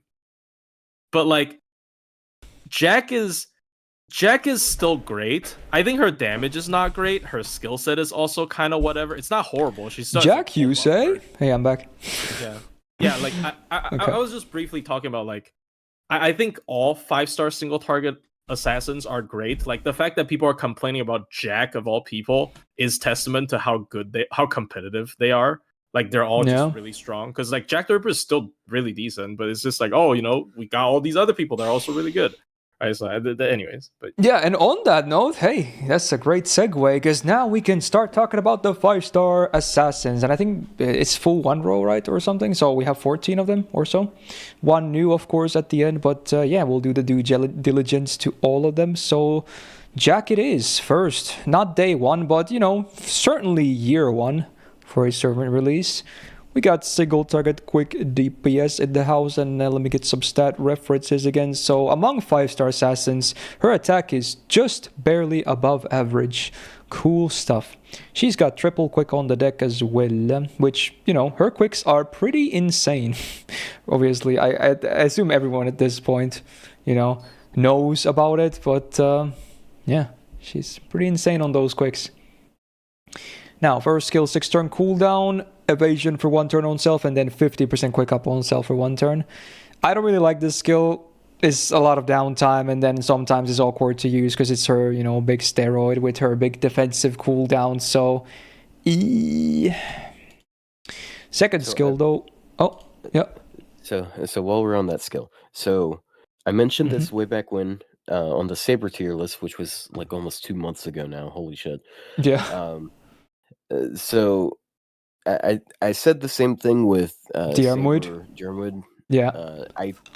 I think people overestimate how awkward it is because usually when you use that skill, you're using it to break a bar, and when you break a bar, the enemy oftentimes NPs, which means you need the evade, so it ends up working fine. Yeah, fair. That's a good example. Card game is just fucking ridiculous, bro. Yeah. Okay. Yeah. You know what? Anyways, that's fine. Alright, second skill, 5-turn cooldown, full buff strip on one enemy, and then minus 30% crit chance down on them for 3 turns. It works. It's not, amazing, but, buff removal on command with, the good 30% number, which means on base no one will be critting. Yeah, buff removal on command is still good, even like to this, especially for like a DPS where, I need to get through this. Whoops, now I've gotten through this. Yeah, right? Exactly. It's just a button to, clear the way. Third skill, I just hate. So on a 4-turn cooldown, heal one ally for 2.5k. Like the SSR DPS. What the flip, dude? It's a lore skill, but it's so freaking bad. It's so bad compared to like Kirei's first skill. Dude, I actually really you know what's messed up? Sanson has a better skill. Oh, bruh. It's 1 turn higher cooldown, but it heals more and comes with a cleanse, so yeah. I mean, he is a doctor. She is a Jack is clearly not, yeah. They're both good at cutting people apart. Let's True. No, Sanson is not. He sucks. Neither of them are in doctor ways, so. Okay. But yeah, I have very mixed feelings about the skill. It's just, I think, a bit too little. But again, it's kind of hard to buff her anyway because her numbers are so good on gains, so Anyway, speaking of gains, surgery with a knife. How else would she? Yeah, but yeah, 10.5% star gen on the passive really emphasizes her star gain or generation even more. Anti-archer, I feel like even against females, I probably wouldn't bother about this too much. I'm gonna sneeze.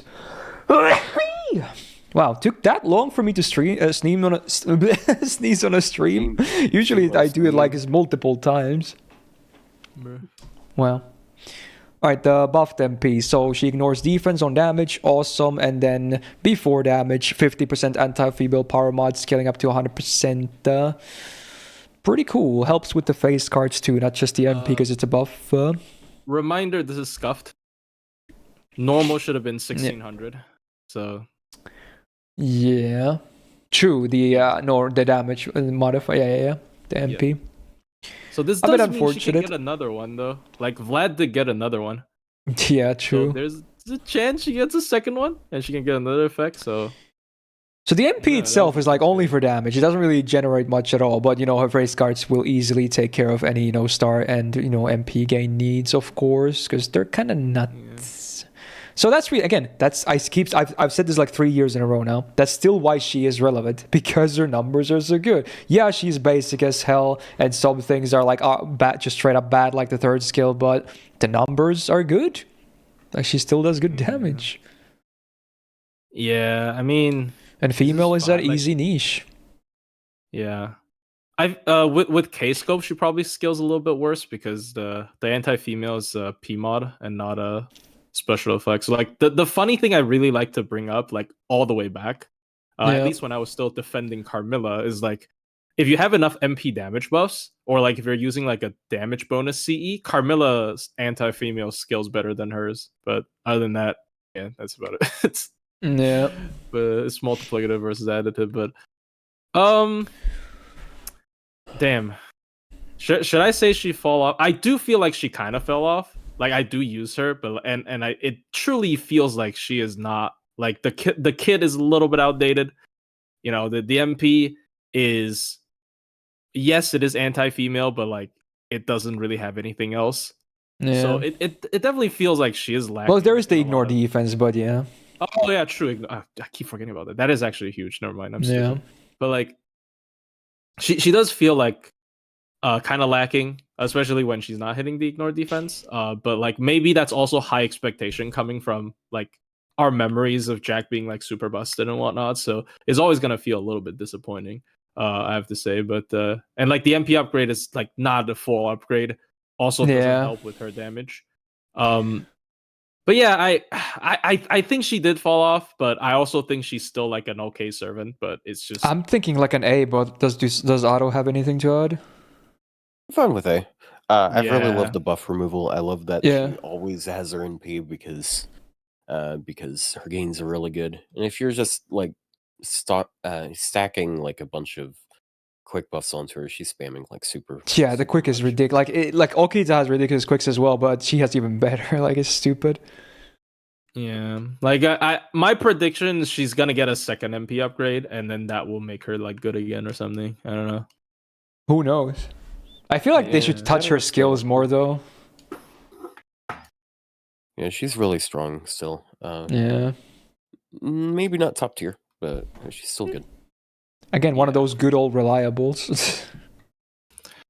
I mean, yeah, I'd definitely bring other ST assassins over though, a lot of them. Even the next one, which is... This is an interesting one, speaking of the next one. Yeah, I feel like she gets a lot of hate. I don't know why, because she also has really nice numbers. And while her, kit is not crazy impressive either, I still think she is not bad at all.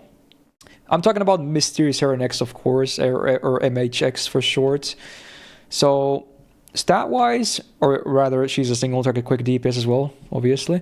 Stat-wise, we had 11.7k attack, which is above average among 5-star assassins. She's got double quick, double arts, which is interesting. Her quicks are still obviously very good, but there's not 3 of them like Jack, I suppose. Now, skill-wise, what are we working with here? On a 7-turn cooldown, the first skill gives all enemies minus 20% defense down for 3 turns. And then she gets this delayed buff for 1 turn. And after 1 turn, it's an 80% chance to stun all enemies for 1 turn. Individual calcs, of course. Kind of awkward. I'm not sure if this is worth 7 turns of cooldown, because it's not even a 100% based chance to stun, but it's interesting. It should have been 100. I think it actually on a 7-turn cooldown for sure. Yeah, it's actually kind of fine. Depends on the boss fight and stuff. I do kind of like the second skill though, because on a 5-turn cooldown she gets invul for 1 turn. So hey, pretty decent uptime for a 1-turn invul, and then a 20 star bomb. Cool. It's basic, but it kind of works. Third skill is, I feel like this is where the problem becomes for a lot of people. They really think like she's this weird thing that's only good for this one thing, and I disagree. But yeah, what do we got here? On a 6-turn cooldown, she gets 100% star gen against Saber enemies for 3 turns, 50% power mod against Sabers for 3 turns, and then she gets 20% attack for 3 turns against anyone. So people are like, she's so bad if she's not fighting Sabers, and against Sabers I might as well bring archers. And yeah, honestly, I kind of think that against Sabers I don't really see it either. But I'm seeing her as an assassin. I think she's totally fine as an assassin against riders and whatnot. People just see this and they're like, oh, this is weird. This sucks. She's not good. Yeah. That's kind of sad. Sabers, they're like, damn, just bring the altar. Like, honestly. Yeah. Anyway, passives. Good stuff here. 10% star gen, love it. And then, hey, 12% quick up. Great. Love it. She does have the anti-saber, of course, on the trait as well, which, yeah, I guess you could use her, but I would still rather bring archers instead anyway. Right, the buffed MP. It's a boring buff though, sadly, because they only buff the damage. I mean, she doesn't have the scuff mod as Jack does, I guess, so there's that. But besides that, the only thing there is the overcharge, which is the standard 150 to 200 range for damage against Artoria faces. Because, she has to be but it's funny though, because nowadays there are a lot of them, actually, as you can see. Yeah. There's only gonna be more and more. This will only get better. Yeah, true. Invest now. Invest stocks into MHX. Yeah, this will only get better. Yeah, it's a 12-hit MP as well, so it refunds better than Jack, and also generates more stars as well, I suppose. Always, I'm not saying she's like anything like super amazing, but I think she's, people thrash her a bit too much. I think at least As an she's on par with assassin. Jack. Like as an Yeah. assassin for sure. Like I personally really appreciate the non-scuffed MP upgrade. Like Mhm. that. Like I really appreciate that because like it is kind of a big difference, especially when you start adding those buffs on top of it. You know, like you're starting to use like comps with a lot of damage boosting. You use like triple Scotty with like Black Grill. That the difference starts to like you can feel it. Like that is also I feel like why people think Jack is mid. Like they try to put her in like a they try to put her in like a hyper offense team, and suddenly it just doesn't feel that good anymore. You know, so. Like Yeah. for in team play, I think like hyper offense teams, I think MHX definitely plays better than Jack. So I don't know. would probably see them in both in A, but do you have something to add on MHX Auto? Yeah. I like the low cooldown on the Envolm. Yeah. I gotta say, yeah, as a saber killer, she is actually surprisingly good because she does outdamage a lot of Yeah, the append Archers. helps. But I mean, she's an assassin. Here. But nowadays we also have Summer Musashi. Yeah. I mean, people really overhate this kind of stuff. It's like Britomart. Like people really hate how Britomart, Yeah. you know, is like another assassin. Right? It's like But, it's the wrong class, bro. Well, yeah, they clearly cannot just make an assassin that has anti-right. Well, they can. It's kind of stupid, but like it would be kind of stupid, you know. It's just Yeah. okay. But There you go. I think she's very solid. Yeah, I'll just put her next to Jack, I think. Yeah. Depends on the situation where one could be like a little bit better than the other, but I feel like most of the time they're kind of interchangeable in the same role. Yeah, like it also depends on how you like to play, I guess. True. Yeah. I personally do prefer her, but I do think they're in the same tier. Yeah. Because now we're going to talk about someone that I think Otto has something to say about after I cover her kit and whatnot. I need to stop playing Pizza Tower and be ready to talk. Oh yeah, you prepare your notes. I'm doing something to keep myself awake here. All right, so yeah, without further ado, we're going to talk about Shuten Doji next. Taking a break from the single target quick. We got 2 in a row. Now we got AoE Arts. Now, she's definitely a DPS because, you know, yeah, there's going to be some people saying, oh, she could totally farm. No, memes are memes, okay? But yeah, as a DPS, she's got some interesting stuff going on anyway. So first of all, 11.9k attack. Was that like the highest among assassins or something? Or at least one of the highest attacks, I believe. I think so, yeah. She has really high attack. So that's pretty cool, at least, yeah. I think she still has the highest assassin attack stat. I noticed that the running theme is all variants of Shuten Doji have the highest attack stat. Yeah, Ibuki as well, yeah, true. Like single target casters, highest saber, highest berserker, highest assassin. Damn, privileges. Anyway, yeah, so yeah, that's great, obviously. She's got double arts, double quick on her deck, which I guess is fine. She's not really all about crits anyway, so yeah, might as well. I do like the MP, so hey, why not? Although her gains are sadly pretty trash, I have to say. They're one of her weakest parts. The cards are just not that great for gains. First skill, 7 turn cooldown, 60% chance to charm all enemies for 1 turn. I do love that it's all enemies. That's great. So there's no like niches. It's still 60% though, so you know, mixed value. But hey, 20% defense down on enemies for 3 turns. You know, 100% base. That at least lands. It's okay. Obviously, if you get triple charm, it's pretty good even for 7 turn. But chances are you won't, unless you're doing some, you know, phantom stuffs or whatever. Anyway, second skill, 5 turn cooldown, full party gets 20% attack for 3 turns, and she gets 30% MP damage for 3 turns. You know, works to boost that MP damage quite a bit. Third skill has been buffed, so on a 7 turn cooldown, she gets a guts for 1 time, 5 turns, so the uptime got improved, the revives with 4k HP, and then she gets 30% battery. Definitely doesn't make her a looper, so you know, just calm your titties. But you know, I do like that she has a battery though, because her MP is actually quite nice, and her face cards, like I said, maybe not the best for the MP gain. So this helps. Cool. Passives, she has 6% Starjet, cool. Divinity C, nah. So passives are like whatever, honestly. Anti-Berserker on the append is pretty nice, obviously. And then the buffed MP.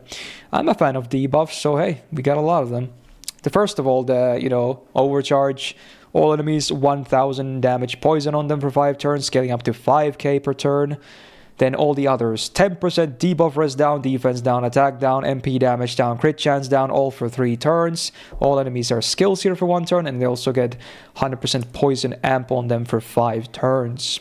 Meaning that if you have an MP on base overcharge, it would be 2k per tick of poison for 5 turns, all the way up to 10k per tick if you max overcharge 1 MP. Incredible. She has NP damage debuffs that last more than 1 turn. True. Yeah, it's kind of rare though. It's not a lot, obviously, but it is nice. It combos quite okay with the attack sometimes. But obviously, if you're gonna try to mitigate MPs, you will need more than this. But it's nice. And I like the order of operations that is the debuff rest down first, so it's easier to land the other stuff. Helps with the charm as well if you do that after the MP, but chances are you want to do it before because of the AoE drop defense. Yeah, so she is a servant that is carried by her numbers because she can't refund. Like, her refund is basically non-existent. It's some of the lowest arts refund in the game, if not the lowest. Slower than Phantom on the MP as well. Yeah, I mean he has the same hit counts, but his base gain is better. But like, where do I start? So I like her as not just a solo DPS, but more so like a multi-core DPS. Not only multi-core, but like also like she's the main servant doing damage, but she's also buffing someone else. Because most of her damage buffs apply to the whole team. You got the 20% AoE for the team on attack, and then you got 20% defense down AoE, and then you've got the debuffs from the NP. So she's very team oriented, I would say. And then she isn't too hard to keep alive because she's got her guts. She's got all those debuffs that prevent them from critting, and like, even though they're skill sealed, that means they're going to attack more, but still. I think she's a pretty solid servant. I feel like she's in ways similar to a Skandar, where you don't have the looping capacity thing, but she doesn't have as much damage as him, but she still has really high AoE damage, and she's got the battery instead of more damage, and she's also able to NP more than a couple times, so. It can be a bit hard sometimes though, but yeah. Yeah, it's so one of the servants I just love using her with. I love using her with Casgil because he can help guarantee her charm. Like, 30% more debuff success, and then also you're getting like not stars per turn. May as well be stars per turn. She's got good hit counts, regardless of whether or not her game is that impressive. Well, minus the MP, but yeah. Well, yeah. And I guess the Buster, but yeah. But yeah, even today, even when it comes to like farming stuff, I know people give her a lot of shit because can't loop with Black Grail, so not good. But in multi-core, like, she's buffing the team. She's got 30% battery, and there's a pretty good amount of arts multi-core servants out there that can help buff her. We're gonna see another crazy one later, actually. Oh yeah. Yeah, and he actually synergizes with her, fun fact, because Guts she has her own guts. Oh and yeah, she that's buffs kind of them. huge. So Funny, yeah. funny that. Yeah, so he doesn't kill her, unlike what some people will tell you. They're like very different, but anyway. I would personally I see her like between B plus and A or something like that. Yeah, I'm down for A. Like, the higher the better, honestly. I mean, what do you think, Plush? I don't use her enough to say. So, I mean... Well, I am giving you authorization to say right now. Really? Yeah. You're gonna regret it, because I'm going for B+. I regret everything. Okay. Fluffy, Alright. you have been evicted Well, from the podcast. there it is. You had one goal here that's all you had to do. Alright, there you go. Fuck, bro. B+, we'll go with it. Again, who knows, shuffle, but yeah, there you go. I like shooting too, to be honest. You knew you were gonna regret that. Alright, more AoE assassins, but this time red, because we got Cleopatra. Another servant that I think is fairly underrated. Again, I'm not saying necessarily top tier or anything, but, you know, I usually don't see that much talk about her, sadly. Now, attack-wise, flat 11k is a bit under average among 5-star assassins. It is what it is. She has double buster, double quick, which honestly is an interesting deck. I think it's fine though, because her actual MP gain is so decent in all the grand scheme of things that it's not even say so decent. It's really good. Yeah, like even with a deck like this, you can actually spam the MP quite easily. So that's, yeah, sure, why not? First skill, the return of Imperial Privilege. So the 5-turn cooldown, 60% chance to get 40% attack and defense for 3 turns on self and a 3k heal. Again, you know what I think, just to recap, you know, if you land everything, amazing skill. If you land 1, hey, it's pretty decent. If you land nothing, you will hate life and want to uninstall. So there's Imperial Privilege in a nutshell. Second skill, this is good. 6-turn cooldown. She gets 40% MP gain for 3 turns, and then 10% battery every turn for 3 turns. The battery per turn is like the small part, if anything. And then she also gets 1k healing per turn for 3 turns. That MP, when this is active, you will feel it. You definitely feel it. Oh boy, the gains feel good. Good skill. Third skill, 6-turn cooldown. She gets the invul for 1 turn, cleanses own debuffs, and then gets a 20-star bomb. So it's basically MHX's skill, but they added a debuff cleanse and +1 cooldown. Otherwise, it's exactly the same. Sometimes better, sometimes worse, depending on if you need the cleanse or not, of course. But you know, she's got that defense at least. Now, obviously, there can be a potential lack of steroids because, you know, the attack is the only one that there is for damage, and it can whiff. So yes, that is probably the glaring issue right here on the skills. But let's see what the MP looks like. 8% star gen on the passive. Cool bonus. Divinity TD. Nah. Anti-saber. No thank you. Buffed MP as well. Most of these assassins have buffed MPs on the 5 stars as well, at least AoE. So before damage, she gets 30% buster after 1 turn, scaling up to 70% on the overcharge.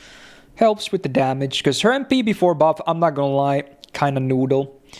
And then now post buff as well, she does a buff block on all enemies for 1 time 3 turns, always welcome. And then she does 1k damage to self, which can actually kill her. I guess hers was one of those too. Not that big of a deal though, because she also heals herself for 1k per turn from the second skill, so very negligible, I would say. 5 hits, so maybe a few stars as well from the MP. Now, is her damage like crazy high? Not necessarily, but is she like a fairly solid, self-reliant DPS? I think so. I think she's totally fine and good. What do you guys feel about Cleopatra?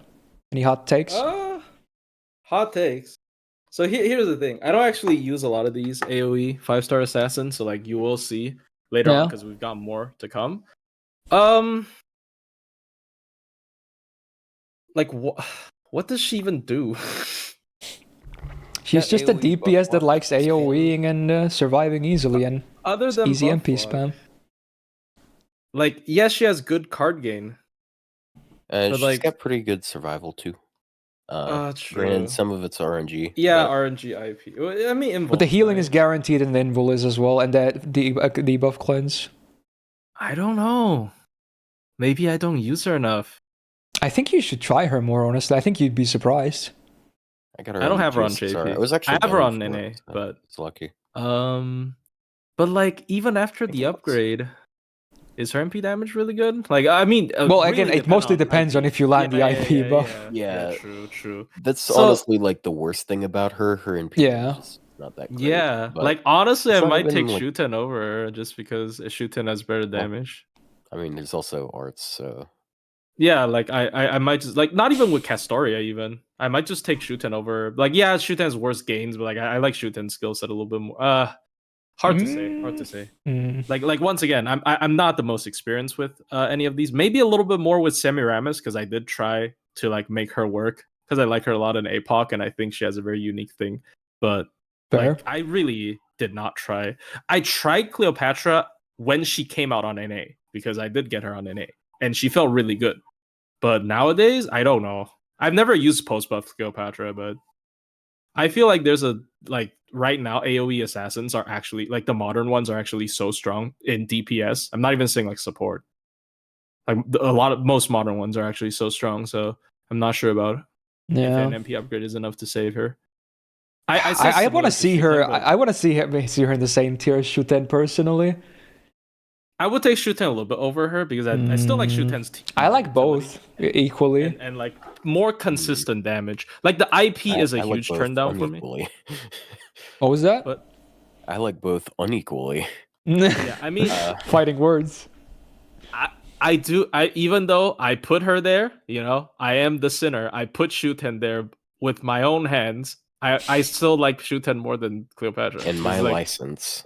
Because like look, consistent damage. All right, fine. I'll do B then. Okay, I'm not too mad with a B either. But, I'm a little mad, but not like too mad. like, once again, so my opinion is worth less here because I don't use her that much. So, well, like, I can kind of see why you would maybe pick Shuten a little bit more than her. So yeah, fair enough. All right, we'll go with B for now. Ooh, the next one.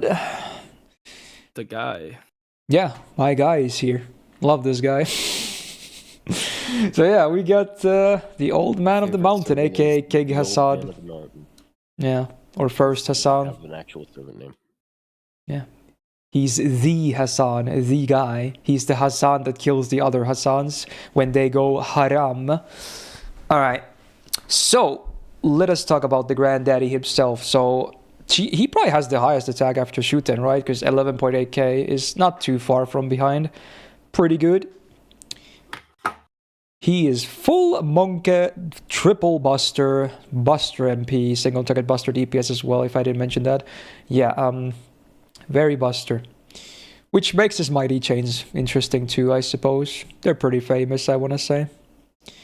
Now, skills. There's a lot to talk about here, because skills, at least compared to the MP, shine way more. So on a 7-turn cooldown, he gets a Guts for 1 time 5 turns, with 5k on the revive, which actually is significant for him. This is one of the rare cases where you can actually recover from a Guts proc, where it's just like, hey, here's an extra turn or two. He can maybe even stabilize fully. I'm not even joking. Now, then he gets this Abyss buff for 5 turns, which means that if he has any Guts active, he gets 30% Buster up. And just so it happens, this skill just gives the Guts. So there you go. Free 30% Buster for 5 turns. Now, then he also gets this on Guts activate buff for 1 time 5 turns. So when a Guts is activated on him, he removes the Abyss thingy from earlier. He gets a 20% battery and then 50% Buster for 1 turn. So it basically ups the Buster. I mean, you do lose the potential 5 turns of it, but, you know, you get more of it for that 1 turn. And, you know, if cards line up well or gauge, you might even be able to MP with that active. Hey, cool. It's a great skill. Obviously the cooldown is high, but you know, the main effects are both 5 turn anyway, so the uptime is still not bad by any means. Good. Second skill. The Vlad version, or his version, I guess both. I think Vlad came out first, funny enough, but yeah, this is the good version of this skill. Like Martha has the bad version. So on a 5-turn cooldown, 100% debuff rest for self for 3 turns, 2.5k heal, 40% defense for 1 turn, and then 20% attack for 3 turns. I mean, that's just great. It's just great stuff. Again, helps with stabilizing after Guts too. Yeah, like, basically. I feel like in most cases, basically debuff immune, which is really good. Yeah, pretty much. It's a great skill. Especially if you use it post Guts. You get that big defense and the heal to stabilize more as well. And then the third skill got fixed, luckily, because it used to be a bad mana burst. So now on a 6-turn cooldown, all enemies get minus 200% instant kill resistance for 3 turns. That's the meme part, but hey, Then 50% Buster up for himself for 3 turns and a 30% battery. Wow, so they just made it 3 turns. Cool. Now we're talking, because it used to be pretty bad on a 6-turn cooldown. Damn, son. So yeah, clearly the skills at least are great stuffs, man. Like, it's so much Buster. And he loves it. He's all about the red, you know? Awesome. So skills, amazing. Maybe not the MP though, but we'll get to that in a second. Passives, lot to like here as well. 17.5% debuff res. Maybe not even needed in some cases, because he has a lot of it on skill too. But you know, when it's down, cool. 10% star gen. Maybe not the most useful for him, because he has 3 one-hitter busters. That won't generate too much, but there it is. At least might. Isn't it quick insane though? It's quick. Yeah, true. His one quick is insane though, yeah. He's got a 5% quick card, yeah. Yeah, so there you go. 8% crit damage, you know, it's mostly a cool bonus. Again, he's not super crit oriented, but yeah, always nice to have that. And then his special passive, which is insta-kill immunity, 100% charm resistance. Basically not immune, but, you know, it is basically immune at the same time, but not straight up immune. But, you know, good luck trying to charm him anyway. Then he gets the meme where every normal attack has a 5% chance to activate a 100% insta-kill chance on the enemy. But yeah, against bosses, it's never gonna work. Even his MP doesn't work, so this is never gonna work either. It's mostly a meme for fodder. But the other stuff is nice. Anti-saber on the append, not really all that great. And then the worst part about him, the MP. Like, it's the coolest MP ever. I still stand by that. It's like my favorite MP lore-wise, aesthetically. Even then, it looks amazing to this day. But it's a one-hitter buster. It only does damage. And then the overcharge is 100% chance to instant kill on base, scaling up to 200. That's it. That's it. Like, effects-wise is E tier. Let's be real. As much as I love my guy, this is a terrible MP, gameplay-wise. But luckily, at least it does decent damage, because he has so much, you know, attack and buster up on his own kit alone. So because in solos he loops his MP so free. Yeah. So he wants to use it all the time, but like sometimes at lower MP levels, I'm not even sure if I want to do MPBB or MPQA. Like there are some cases where I just want to MPBB because it might as well do damage, you know, because the MP doesn't really get me a lot extra. So here's my first I don't know if it's my first, but here's the first hot take. I'm getting chastised by the entire community today. I know what you're gonna go for. Oh, I knew it. I knew you were gonna say that. I mean, yeah. I mean, it's kind of predictable though. Like I know I say that, but I don't think he's EX. I think he's close.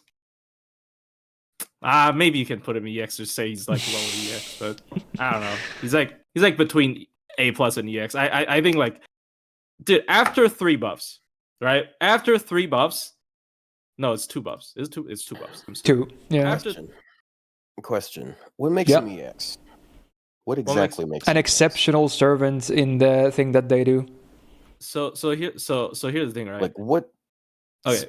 What specific things? Okay, so solo obviously really strong. Solo really strong, good survival, and has burst damage with triple buster deck. And for hyper offense with double Koi and Light, triple buster does help as well. His MP is unupgraded, so and the MP itself is kind of lame. So that's why I don't want to put him in EX. Because but like in hyper offense, like he used to just be solo, but like in hyper offense nowadays, because of his 2 skill upgrades, I think with Koi and Light, like he really wants to recast his skill. I know his skill 3 is a longer cooldown, but like he really wants to recast his skills. I don't know. That is also why I think he's like not EX. I think he's like A+, but he's like really good A+. Like he can actually function well in the team now, basically, is what I'm trying to say. On top of the solo, because we already knew like he's decent at solo. But yeah. I don't know. I'm just not really sold on him being EX. Wow. Like the double. He has a lot of good things that can set up good damage. Like he has a buster deck. I love that. His skills are pretty good. but I'm not really seeing anything like super impressive here. It's just like damage numbers, you know? And like I understand, like his you hyper can be offense, which carried is by weird. damage numbers, but again, like his NP is pretty not great. Like the funny part is, I think the part where he didn't improve and other people sort of creeped over him is his solo. I don't think he necessarily has problem in hyper offense. I think like in solos there are servants that are just like creeping over his playstyle. And like yes, the guts is big and the heal is bigger than ever now with the heal boost command code. But still it's kind of just not enough. Like I really don't think it's enough. There are at least 2 assassins on this list that are better at soloing than him, so True. One of them is expected. The other is perhaps unexpected by some people, but the other one is cringe, bro. Yeah, I don't think the other. I think I know who you're talking about. I'm not sure I agree too much on the other one, but yeah, fair enough. I mean, she can solo casters. Yeah, but there's no point though. So there's no that. point in soloing. Period. Is there? I mean, like most of the time there isn't really. Yeah. So like, I mean, I guess if you're a good solo servant, it means you can be a good last man standing. But that's like it depends on how you build your team. Yeah, if it's the last man standing, I might pick her. I don't know. Like okay. Anyways, I mean, I think there's a couple reasons that doesn't make him EX. Like first, the MP, bad effect, unupgraded, and second of all, solo servants have become quite wild nowadays. So, yeah, that is my reasoning. Okay, so I think as much as I want to play some of the EX, I'm gonna make an S tier. I'm not A plus is too low for me. I'm sorry, really? It's too low for me. It's too low. Wait, who's an A plus then? These guys. I can't do A plus. 5 stars in A plus. We haven't even seen other people in an A plus. How do you know that's too low? I can't do it, dude. I can't, because to me he's like top tier. But the only reason I don't want him in EX maybe anymore is because the MP isn't upgraded. But I'll do it as I can. All right, fine. I have to. I think he is A plus though. Like I'm very firm on A plus now that I think about it. I can't do it. I can't. Bruh. Call it bias if you want, but I can't do it. I can't. Yeah, I am super firm on A plus. Okay, we'll leave it for now. Okay. Yeah. This is like a teacher. This is like a teacher making up a completely different grade. Like you get a 97. I don't want to say wait, that's an actual grade, isn't it? What do you mean? That's this. I want to say it's a perfect grade, so I'm gonna make it S. It's not A plus. A plus is a 96. Come on, dude. I mean, sure. It's right below. I mean, when you think about it, I mean, these are letters, right? We're doing these alphabetically. Like, I think we can see numbers behind them. So let's say EX is 100, right? And then A plus is like whatever 90. This would be 95. I think. Does that help? Does that help? No, I think he's 90. No, I'm placing the logic of the tiers, not his placement specifically. Like, does that make it visualize better? I mean, EX is 100 and EX plus is. They also did extra credit and they. Dude, I need my copium. Shut up. The teacher. I mean, it's fine. I mean, since dude, it's copium. So all right, fine. Okay, okay. I'll do it. It's fine. No, it's fine. I mean, it's fine. It's fine. Like, fuck it, dude. I'll do A. I'll do A plus. Okay, whatever. Oof. Okay, moving on. Damn. Okay. Shit. Okay. I was expecting to get flamed by the chat, but I apologize. Dude, honestly, you know what? When we did that discussion pre-stream, when I talked about all the stuff, you said I left out one thing in my notes, which I was gonna leave for this, but I might as well talk about it now, because even before we get there, you said during that thing that you were gonna have a hard time convincing chat to place Kama and EX, maybe even about King Hassan, and I audibly laughed listening to that. You think you have a hard time? It's the opposite. Everyone everyone wants to see Kama and EX because she's the hottest wife when because you have the gameplay arguments and whatnot. You think King Hassan has a chance against that ass? No. When you said that, I laughed. Like you were actually thinking that's gonna happen. No, it's the opposite. I mean, King Hassan is the beloved. No, he's beloved. Kama, bro. Okay, I need to calm down. Okay, we're gonna talk about Osaka Behime next. Hello. All right. Okay, so there she is. She's an interesting support, and I guess is she one of the solos you were talking about? I guess, right? She's the fun one. Yeah, but yeah. Okay. She has more impressive solos underneath her belt for sure. I think it's kind of a meme, but I don't know. Maybe you can sell me out on it. I mean, like here's the thing, right? We just have to look at results. She has soloed more modern stuff than King Hansan for sure. I mean, right, fair enough. But like you can call it a meme because it is like there are stuff that she can handle. I mean, her solo is very straightforward. It's just defense up, but like so you know, buff removal, ignore defense, stuff like that. But yeah, I digress. Doesn't buff removal kill King Hassan as well though? No, I'm not saying you guys are okay. Here's another rant. You guys are just focusing the solo. I love him in teams as well, so I'm just saying it's not all solo for King Hassan. Okay, If we're gonna talk about King Hassan, that's one of the things people love bringing up about him. Oh, okay. You don't have to. I mean, I'm a huge simp, and I never talk about his solo because I like him more in teams. All sorts of people in chat do. I'm not gonna put Osaka Hime in EX. All right, don't worry about it. Okay, you better not. I'm gonna fly there and slam that ass. Okay. Whoa, all right. Okay, that got weird. I'm some sort. Okay. Anyway, she's got her attack is obviously not super high, but you know she's mostly a support anyway. Outside of those funny solos, so the stats are fine. She's got double arts, double quick, which you know for supporting purposes works fine. No worries. She's got a buffed version of Morph, which is unique. Hey, so on a 5-turn cooldown, she gets 30% defense after 1 turn, 30% defense for 3 turns, 40% debuff for res for 3 turns, and the party gets 50% crit damage for 3 turns. Hey, it's good. It's a good skill. Wow, who would have guessed? Protects her and buffs the team. Wow. Look at that.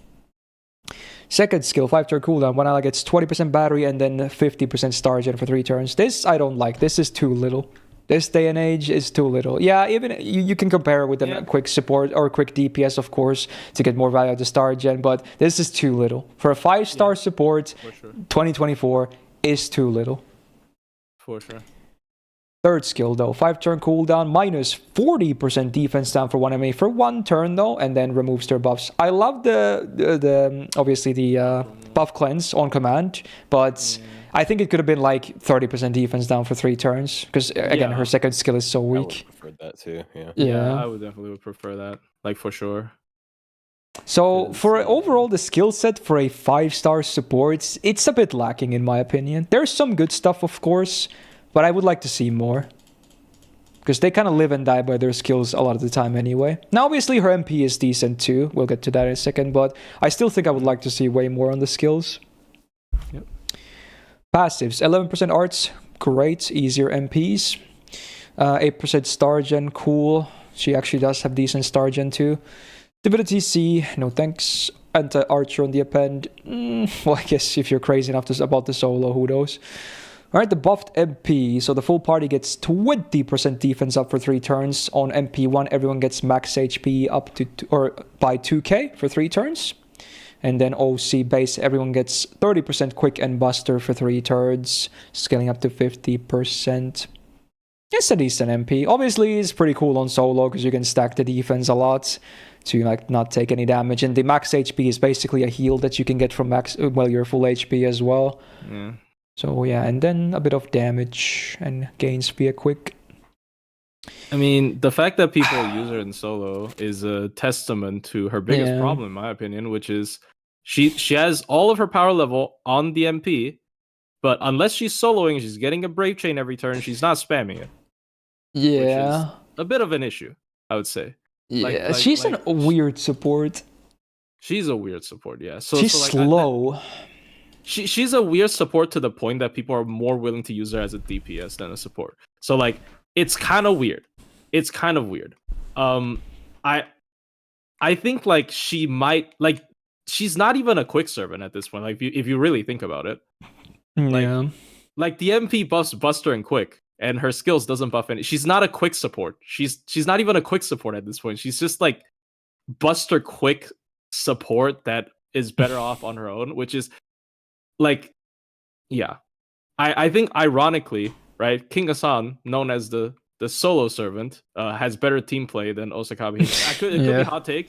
Like I think he has better team play. I mean, obviously they're different roles, but like I think he has better team play than Osakabe Hime, who supports, like, who people really call a support servant. So like I think she's awkward to use in a team. I've tried to use her in a team. I've always rather solo with her, which is weird. But yeah. But I don't think she's horrible, obviously. I think you probably just have better options for team supports. Yeah, I don't think she's like bulky. I think she's very bulky. I don't think she's like she doesn't have the instantaneous impact as a support with her skills, because her skills, other than skill 1, are relatively low impact, and her MP is not spammable enough for that. So like, yeah, I don't think she's a competent support, unfortunately. I don't know if Otto agrees with the take, but she just struggles to get her NP. If she got her NP more easily, dude, imagine if she got the cast skill buff, the battery thingy. Oh, 50 self, team wide 20. Yeah. Okay, that would help. Buff the second skill, do that. Holy. Yeah, honestly, yeah, battery fixes her. Like, yeah, it's a boring solution, but it really would help. Yep, especially with someone who banks everything on her MP. Like, she's once again a character that banks everything on the MP. So, help her get the MP. As of now, I'm not putting her on A+, bro. All right, A+, that's so high. I was not even near that. I was thinking B tier. Yeah. I think she can hover between B+ and A. Oh, interesting. Like at least in my opinion, like maybe B+. Like if you really just care about team play, because I really don't like her team play at all. Probably B+. What do you think, Otto, for the tier? I mean, even Shuten's in B+. What I'm talking about. I like that she's one of the very few supports out there that does buff removal reliably. But that's basically it, and I don't really like how she applies it.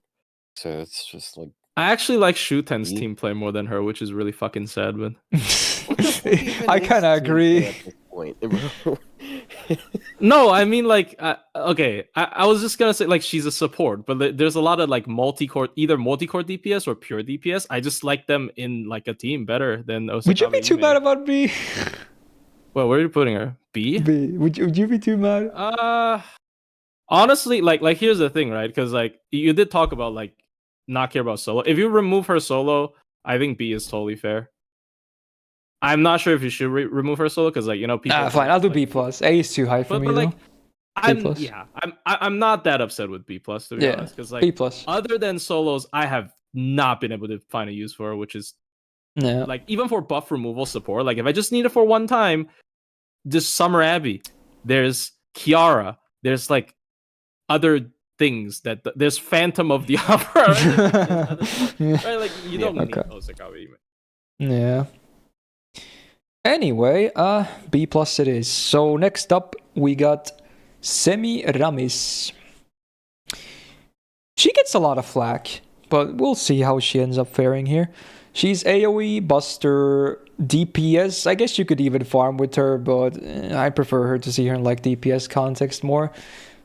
She's got the full caster deck as well. Also attack 11.3k, which is around average, right? Yeah, just a little bit under it among 5-star assassins. But yeah, there's going to be a lot of opinions about the caster deck. And sadly, her gains are still not that high. But I guess the skills help a little bit, though, now that I think about it. But yeah, on base, they're like, whatever. Alright, first skill. So on a 5-turn cooldown, she gets 30% battery, and all enemies get a minus 50% debuff rest for 1 turn. Helps her with her other skills too, I guess. And if you happen to combo with her like an AoE, you know, CC, even better. Second skill, her unique one. Well, I guess all of her skills are unique now that I think about it. But yeah, 5-turn cooldown, she gets 40% MP gain for 3 turns, and then she gets attack or ignores attack and defense disadvantage against caster.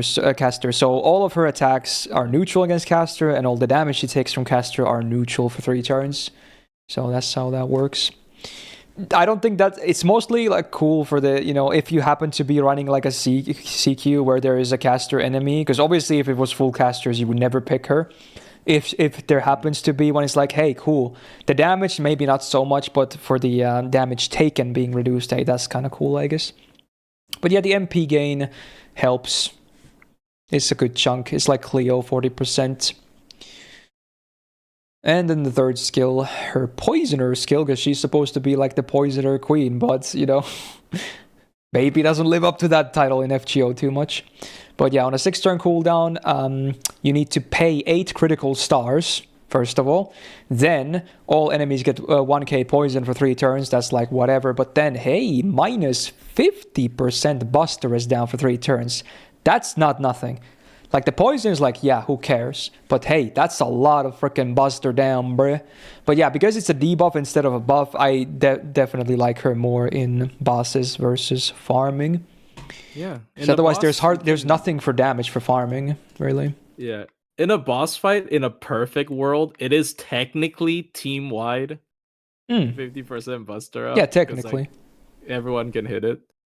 Yeah. Yeah, but deck doesn't support it, though, which is... Bro. Yeah, it is unfortunate. It only affects one card.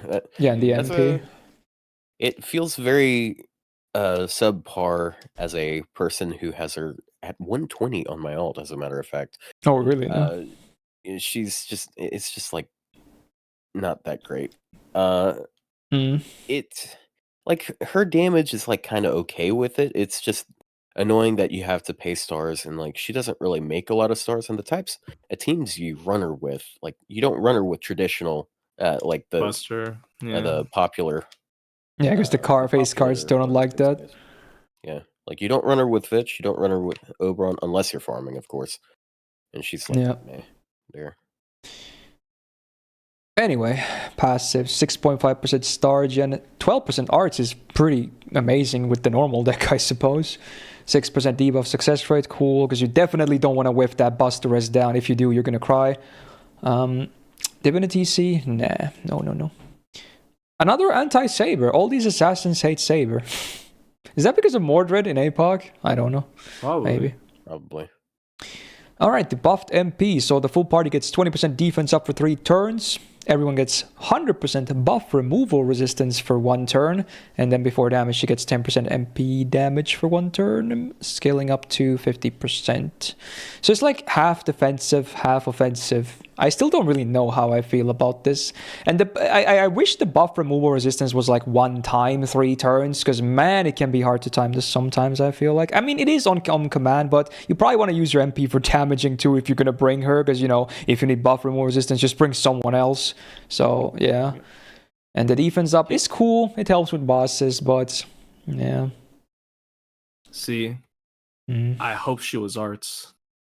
Because that would mean Castoria the one thing preventing Castoria from absolutely spiraling out of control. That would be crazy. She will make Castoria teams absolutely unstoppable. Nothing stops it.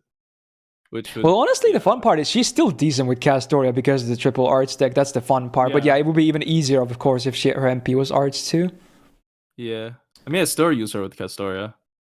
Yeah, of course. Yeah. Her looping numbers aren't pretty, of course.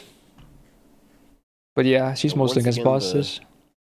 Once again, the problem with Castoria, I kind of mentioned it earlier. If you're running a Castoria team, no stars. Yeah. So your damage not only goes down because you don't have a dedicated like Buster support, you're also going further down because you don't have stars to pay for the Buster. Yeah, so that kind of sucks. She will spam her NP though. She does have good gain, and then like the extra 50% NP gain does add up. Yeah, it's more of a utility tool, so she might as well be arts. It's really sad, but there you go. Yeah. I don't know how I feel about her as Buster. Like, I've tried her in CQs. I did actually appreciate the true neutral against casters, like both offensively and defensively, in like gauntlets, but other than that, I don't know. He's kind of... Yeah. Honestly, I have a bad time ranking her myself because I really don't use her much at all. I I personally think she's in that camp of AoE, like like Shuten, Cleopatra, and Semiramis. Like people think I want to Semiramis put is her worse. next to Cleo, if anything. Yeah, I like her better than Cleopatra, but personally, because I think her utility is a little bit more unique than Cleopatra. But honestly, Cleopatra is a more competent Buster servant. Without a lack of a better way to put it, she's a more competent Buster servant. And not Semiramis. She's like an art servant trying to beat Buster, and it's just bruh. Yeah. What do you think, Otto? Ranking? I mean, I'm gonna go with like B. Like I feel like she's you agree? too far away from Cleopatra. Like I like that she can spam the defense buffs. That does make her pretty good for teams. Like it's pretty easy to mitigate a lot of damage that way, and then you get the utility of the buff removal resist. So it's bro, our index finger is gone. Now it's just a pinky that's raised up. Yeah, I guess buff removal resist, like although really unique, it just doesn't really happen that much because like they know. Yeah, and if you need that, just bring someone else. Yeah, like unless you need a spammable one, like the only thing she has is like it's technically a spammable one. You don't have to wait for a skill cooldown, but that's about it. So yeah, you might actually be better off with like Castoria, Tamamo, and Murasaki if you reduce cooldown enough. Yeah, maybe that might even be a better comp. Yeah, that's what I was thinking. Like if you're looking unless you're against riders, then maybe not. But yeah, otherwise, if you're looking for a comp that can like go up against buff removal with Castoria, yeah, Murasaki's going to be better for. Yeah, at least refunds and shit. Yep. Anyway, B for Semiramis. Let's talk about Li Xuan next. My other guy. Also love this guy. I'm probably gonna grill him on an A as well at some point. Maybe in 120. I love this man. So total bias, of course. So single target arts DPS, hard hitting MP, hard hitting crits. But much like his Lancer counterparts and some other servants too, downtime is the thing. But uptime, we get some good highs. So 11.4k attack. Not bad on a 5-star assassin. Pretty decent. Just hovering above the average. He's got double Buster, double Arts deck, which I think is perfect for him. MP is still easy to spam, but helps with the crit potential too, of course. Love the deck. First skill, 5-turn cooldown, Invul Pierce for 1 turn, and then 100% crit damage for 1 turn. So again, you want burst? We got burst. But yeah, downtime, of course, is real. Second skill, 6-turn cooldown, 1 turn evasion for self, 500% absorb for 1 turn, and then 15 stars. Great combo with the first skill, because you get that absorb, you get the stars, and then you get the crit damage, and then Invul Pierce. So, boom, crits won't be stopped. But again, downtime is real. Now, the third skill at least has a bit better, thing on the downtime. So on a 6-turn cooldown, he gets 30% attack for 1 turn, then he gets 20% attack for 3 turns, and then debuff immune for 1 turn. So at least get to keep a little bit more attack on the couple turns following it. But yeah, obviously, if you use all of his skills and do like a fat crit chain, that's a lot of freaking crit damage. It's a lot of damage, of course. But yeah, obviously the kit is not that complex skill-wise. There could be more stuff, but damage is basically why you would pick him anyway. Now, passives, 8% arts and star gen. Both work fine, no worries. Anti-Lancer on the append, nah. You know what? You know why this is? This is literally because he wants to fight his young version. Yeah, this is because of Lancer Leah. It's funny. Anyway, buffed MP helps a lot. So before damage, we get the good portion of the MP, which is on base OC minus 20% defense down for 3 turns. Scaling up to 40, so again, before damage, very cool. And then a base 150% chance to insta-kill the enemy. It is after damage, though, for what it's worth. Not that it really matters, because it's a one-hit MP anyway, so it doesn't refund much to begin with. But it hits really hard, for those that don't know. Much like Lancer, he hits really hard with his MP. Like, actually. Definitely hard hits, yeah. Like, he's one of the highest in this list too. I assume he would be pretty high on other lists too. because MP of all upgrade this. helps them. Yeah, a it lot. helps a lot. Yeah. I personally want to put him in A+ for sure. Oh, and it's not even really? like I'm happy to hear that, honestly.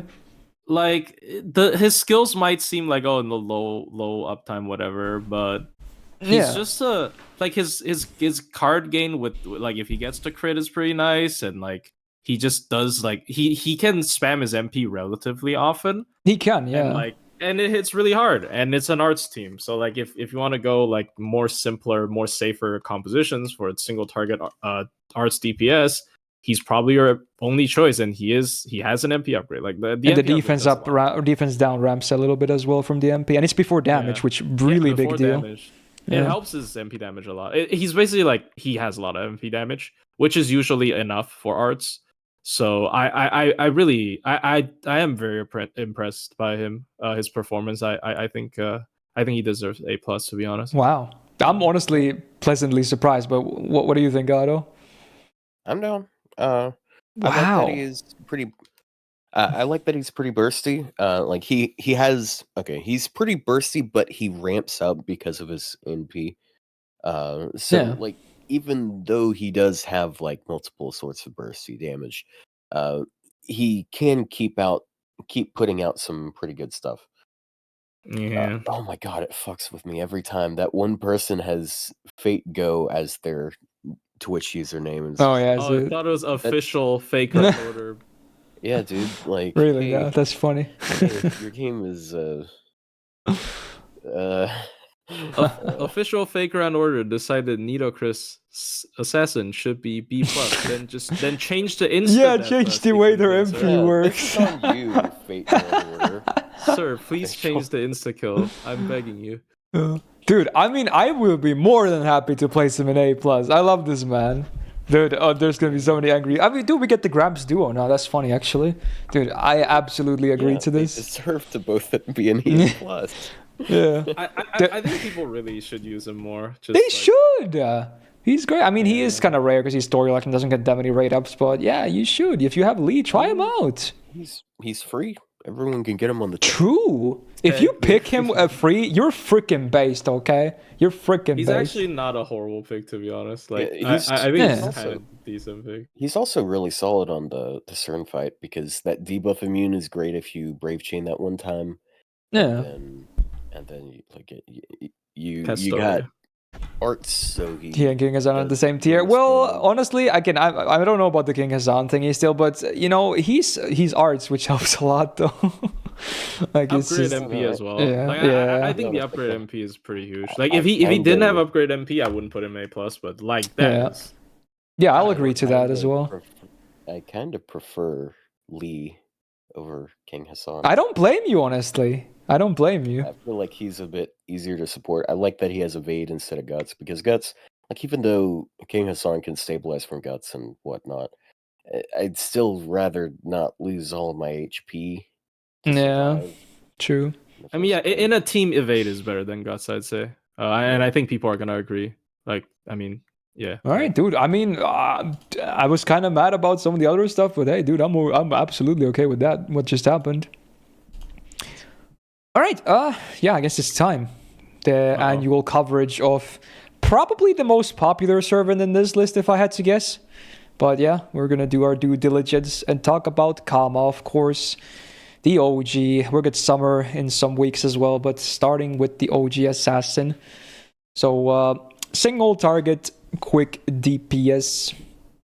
Interesting case. I guess even I'm sure Plushie and Otto will make a case for the solo as well, and I'll let them do that, of course. But yeah, let's cover the kit first. So 11.5k on that attack. Again, above average among the 5-star assassins. She's got double buster, double quick, which I quite like because, you know, makes her team crit potential better. That's cool. And her MP gain is still good enough anyway. So no worry. No, like it's not like it's hampering that potential. First skill on a 5-turn cooldown is a targeted skill that reduces one ally's max HP by 1000. This has no duration, but you can remove it, I believe. But yeah, if you don't, it's just there, being annoying. And then what do they get? They get Overcharge for 1 step, 1 time, 3 turns, and then also a 4k heal for herself only, right? This is not the targeted part. Okay. Yeah, so it's just the overcharged and the demerited targets. I mean, overcharge is not bad for herself either, and chances are you're going to be using it on her depending on your comp, So, yeah. Cool. It's not bad. Second skill and 6-turn cooldown, she gets guts for 1 time. Again, this is one of those rare permanent gutses, and this is the best version of any permanent guts, this skill right here. It's a 2k revive, and then she gets 30% attack for 3 turns. So with this, you can easily get 2 gutses out of this before she dies, like for sure, because you're probably gonna always pop it turn 1, let's be real. So easy peasy, good. Yeah, like sometimes you have the combo of the offense and the defense making things a little bit awkward, but in this case, certainly not. Easy turn 1. Third skill, 6-turn cooldown, she gets a 50% battery, and then comes the fun part where she, gets attack and defense advantage against alter ego. So, and this is like literally the best case scenario. Think of like assassin against rider. So she does 2x damage and takes 0.5. So there you go. Cool. She gets 20% crit damage for 3 turns, and then all enemies get a minus 40% charm rest down for 1 turn, which will be relevant for the MP, of course.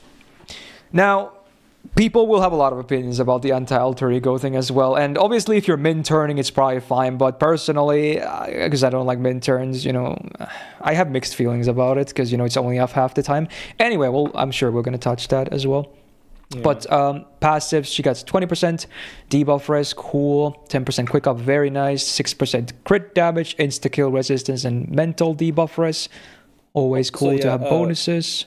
Sorry to just barge in. Kama's actually horrible for min-turning because she charms.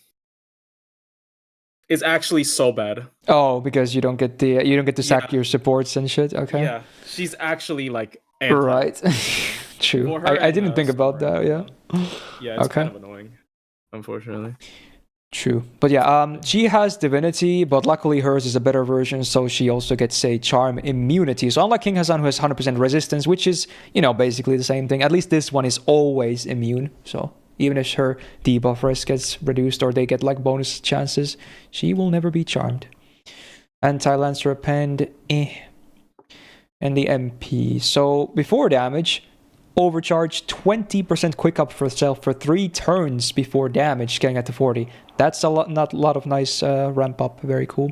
And then 80% chance to charm the enemy for 1 turn on base. And then obviously with the third skill active, it's a 120% base chance, which, pretty easy to land. And otherwise, if that's not active, you're going to have to rely on that 80%, which, who knows how reliable that is. But hey, 10 hitter as well means that she gets some refund and some stars besides the damage. So obviously, I'll be the first to admit, you guys probably have way more experience with Kama than I do. I've never really been the biggest fan, but I still obviously do recognize that she is very solid. So first of all, addressing the anti-alter ego thing. Sure. So she's definitely like she benefits from the fact that right now there really isn't a great foreigner DPS for single target. Like, yeah, we have Faker, but like Kama does a lot more damage. Oh, you mean Pretender? Oh, Pretender. Yeah. Pretender, right.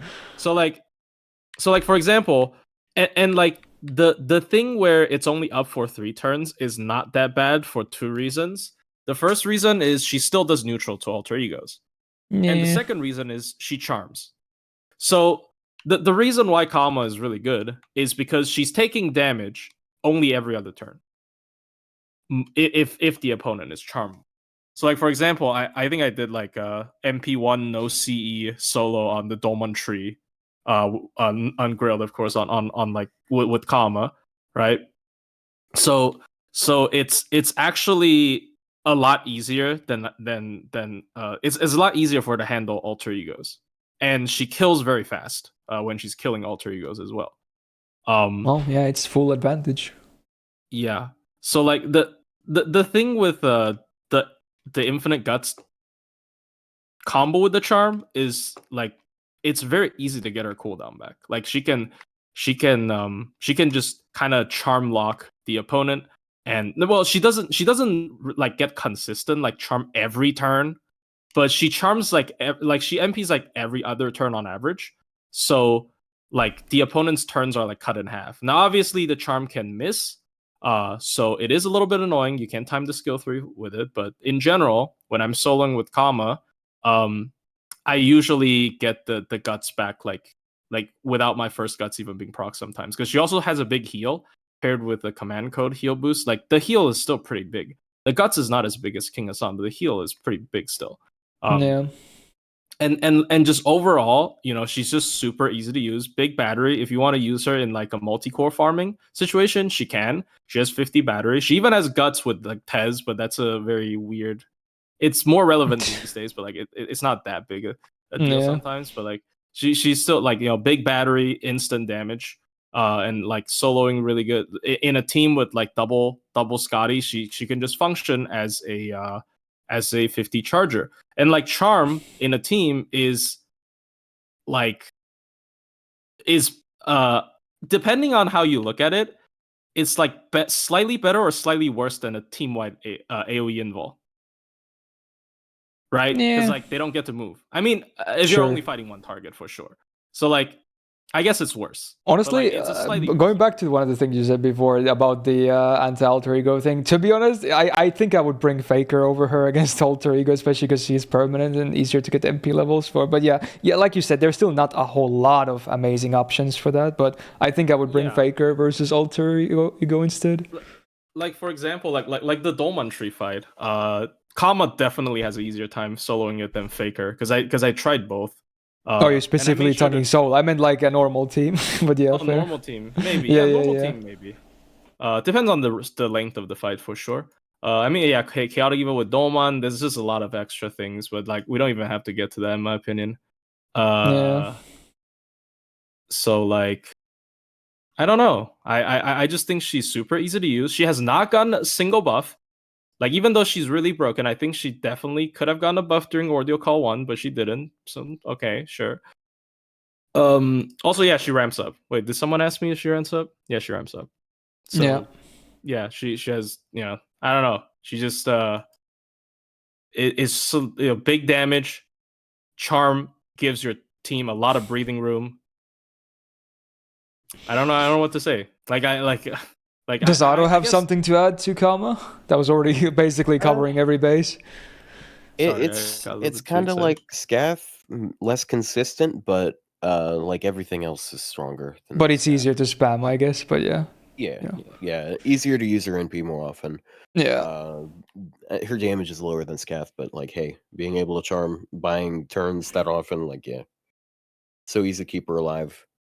It's good. It's good. I mean, I'll probably agree to the EX before you even suggest. I'll probably still do it. Yeah. Targetable OC. I mean, depends on who you're using her with. Like, there are certain cases where you use it on other people, but yeah, usually put it with a with her.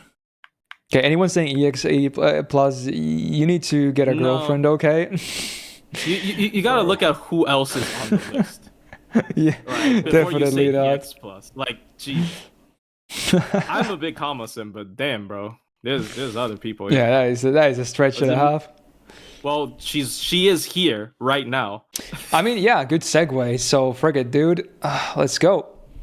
Let's talk about Koyan of Light, the first of the Koyans into this year's tier lists. So, yeah, we got the Assassin, AoE Buster, DPS at a farmer, but most importantly, a Premier Buster support of many variants. Like, you can use it in a lot of different ways. Words. So, attack, we'll still cover her, you know, everything regardless. So, 11.6k, above average for 5-star assassins, very cool. She's got double Buster, double art. So, honestly, even her own crit potential is actually pretty decent. Funnily enough, she doesn't just support cards in the game. I like to talk about that, but yeah, I mean, sure, it's worth mentioning. Yeah, it's very good. Right, then the skills, the infamous part, the reason everyone rolls her. Like, you see all the numbers, like the attack, the deck, the MP, no one cares. Like, 99% of the people will roll her for these 3 things. So, first of all, on an 8-turn cooldown, one ally gets -2 turns of cooldowns. And every member of the party gets -1k health or damaged. And then the targeted guy also gets 50% battery. So, yeah, it's her bread and butter, right? It makes buster looping possible because, you do 2 of these and cooldowns are like, hey, we're back. And you're happy and you press buttons more and you farm more. So yeah, that's the bread and butter, the first skill. Second skill, a bit more lines. So on a 6-turn cooldown, again, targeted. All of her skills are targeted. Spoiler. So for the first effect, Sandstorm is back. One ally gets 50% anti-human trait damage for 3 turns. Again, if you somehow didn't watch the Sandstorm review, and I don't blame you because no one cares about Sandstorm, that's a meaningless thing. Human is not a thing. I can even flash it again. Like, look, this is your enemies. This, like, no one cares about these. Like, this is such a insignificant thing of a buff. It's not humanoid, nor is it man attribute. It's human trait, so that's like whatever. No one cares. Sometimes very rarely relevant, but yeah, even then, But then all the good stuff, 50% man attribute damage. There it is. That one is a useful one. Then the target gets an on attack buff for 3 turns. So when normal attacking with buster cards, they get 10% MP gauge. Very important that it says normal attack, because then that would make a lot more buster looping way more crazier. Because obviously this means the MP does not give you the refund. Basically anyone could. Yeah, anyone ever. Could. Well, with a buster MP, but yeah. 20% refund. Yeah. But yeah, also a 20 star bomb, very cool, which combos very well with the third skill. So on a 6-turn cooldown, the target gets 50% buster up for 3 turns, 50% buster crit damage for 3 turns, and 5k buster absorb for 3 turns. So red cards do be hitting hard when they are critting, especially if you hit some of that anti-trait. And that's not even factoring in the DPS's own potential. I mean, obviously you could use her as a DPS too, which is totally fine, by the way. She's very capable. But yeah, I mean, needless to say, it's a good skill set. And honestly, if you use them on herself, she even gets the second and the third skill back pretty fast, which is the fun part. The first skill still has a long cooldown, even if used on herself, though. Mm. Now, passives, yeah, of course, gotta make it balanced. 8% quick up is actually not bad. Her quicks are decent. 12% crit damage, very nice. 6% crit damage, insta-kill res, and mental debuff res, same as Kama. Very cool. Bonus. 10% art sub, why not? Make it even better on that one arts card. 10% Stargen, because, she needs to have something resembling an assassin. And then, hey, 20% MP damage just on a passive. Like, bruh. Yeah, that's balanced. That is absolutely stupid. Oh yeah, she doesn't. You're right. Yeah, she has a worse one. She's like she doesn't have guns. That's why she's not America. Yeah, yep, she don't got guns.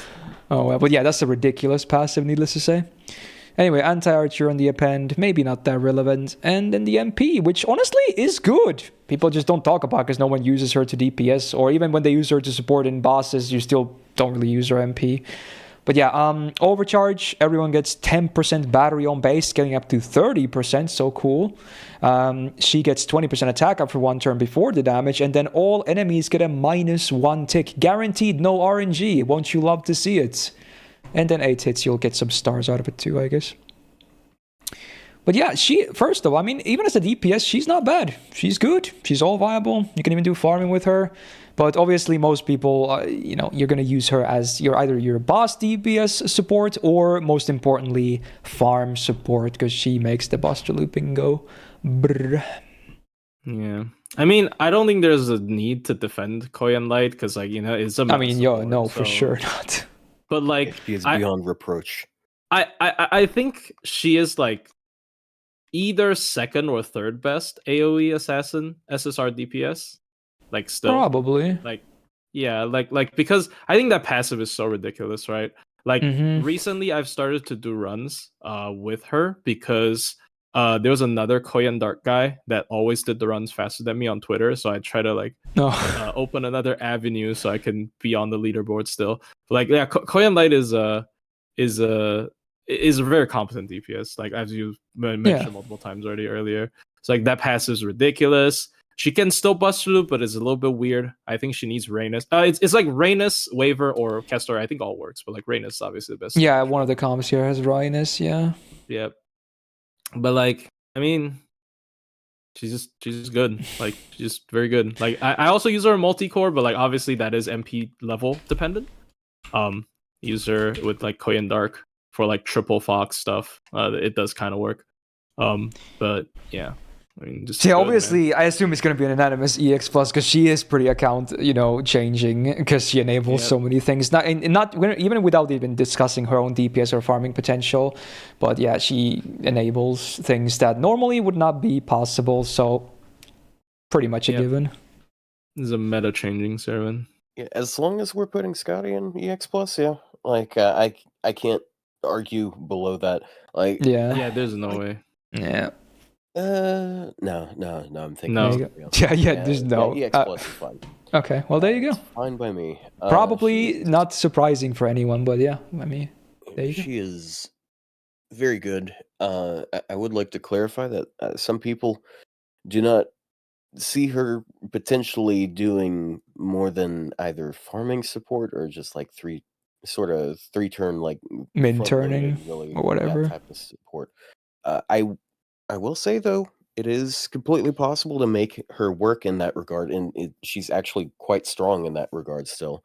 Yeah. It's just you can have her sit out on the field for a while, and if you have her like oftentimes what I'll use Atlas on her, and I'll let her double cast her first skill within a fight, and by double cast I mean just using it twice. Yeah. Which is great because that means if my DPS has decently low cooldowns, that means they're going to basically have their skills up almost 3 cycles. 3 or 4 back to back to back. Yeah. That's pretty so cool. You don't have to. Yeah, one Vitch isn't as like because like a lot of the big supports they only go crazy once you get 2 of them. That's how it was with Scotty. It's not how it is with Castoria. She's bullshit, but with Vitch, she's still good as just one support because she is a really good buster crit. Yeah, support. I agree. She's just a lot of. She's more fun when it's just one, True. Yeah, because like 2 is just very. Everything goes too quickly. It's balls deep. Yeah, we all know how it goes with 2 of them. Yeah. But anyway, after a fairly unanimous Koyan light placement, we have a few more servants left, so let's talk about Huyan Jo next. Probably not even close to pronouncing her name correct, but yeah, assassin of Suikoden, I believe. So, yeah, we got AoE, quick, DPS farmer. Her attack is a bit low on the lower side for 5 stars, but it's not horrible or anything like that. I like the deck of double buster, double quick on her for sure, because she has crit potential too. Yay.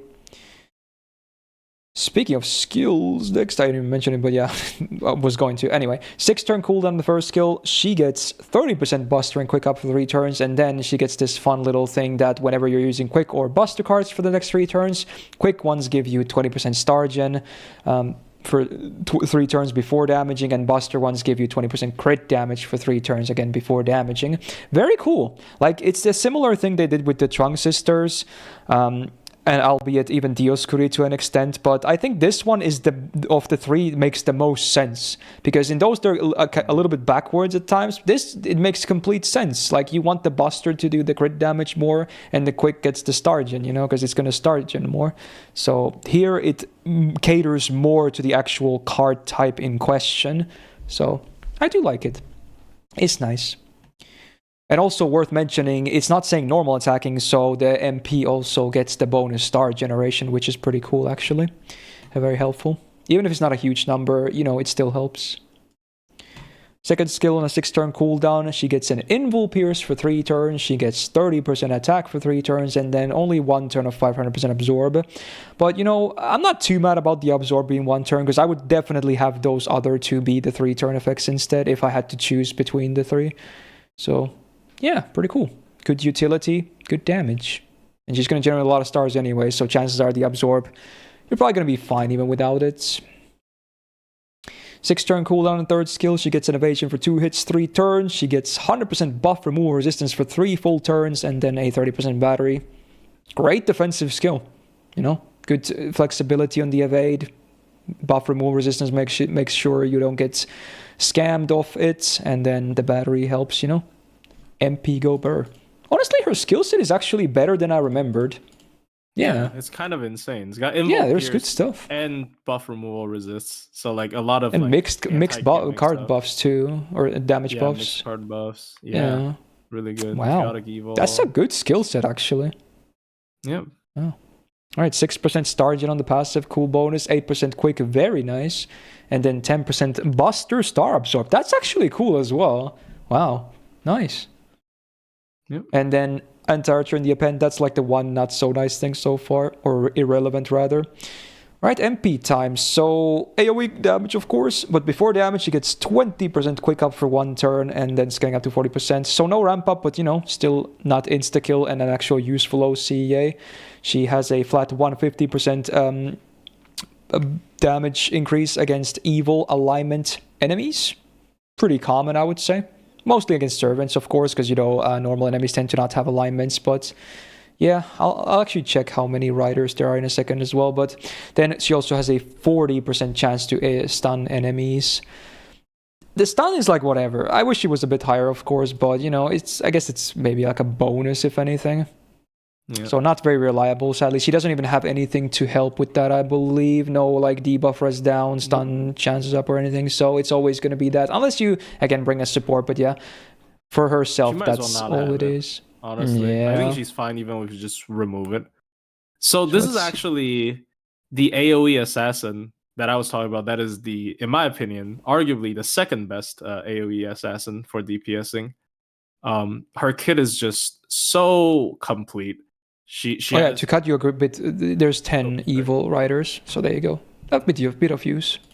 Yeah, I mean, like, if you use her against like a gauntlet quest, like against multiple classes, like it will still help, right? So like, with evil coverage. So like, she basically has like she has you know, invul pierce, hard defense with the evade, buff removal resist, chaotic evil trait, anti-evil, which is a common anti-trait. And just, you know, even crit ramp up some and whatnot. There are also nice bonuses. So like strong crit DPS for quick.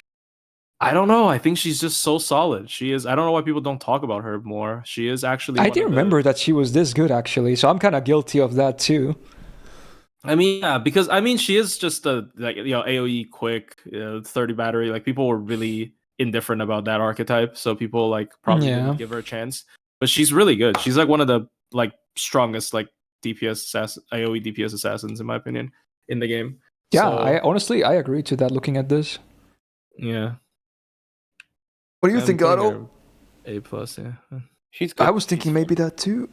She does the fun quick things with it. Like, she spams her NP and makes a bunch of stars, and she crits with them. And then she's got a bunch of just normal things that like make a lot of sense there. Like, she can ramp up her crit damage with her buster cards. She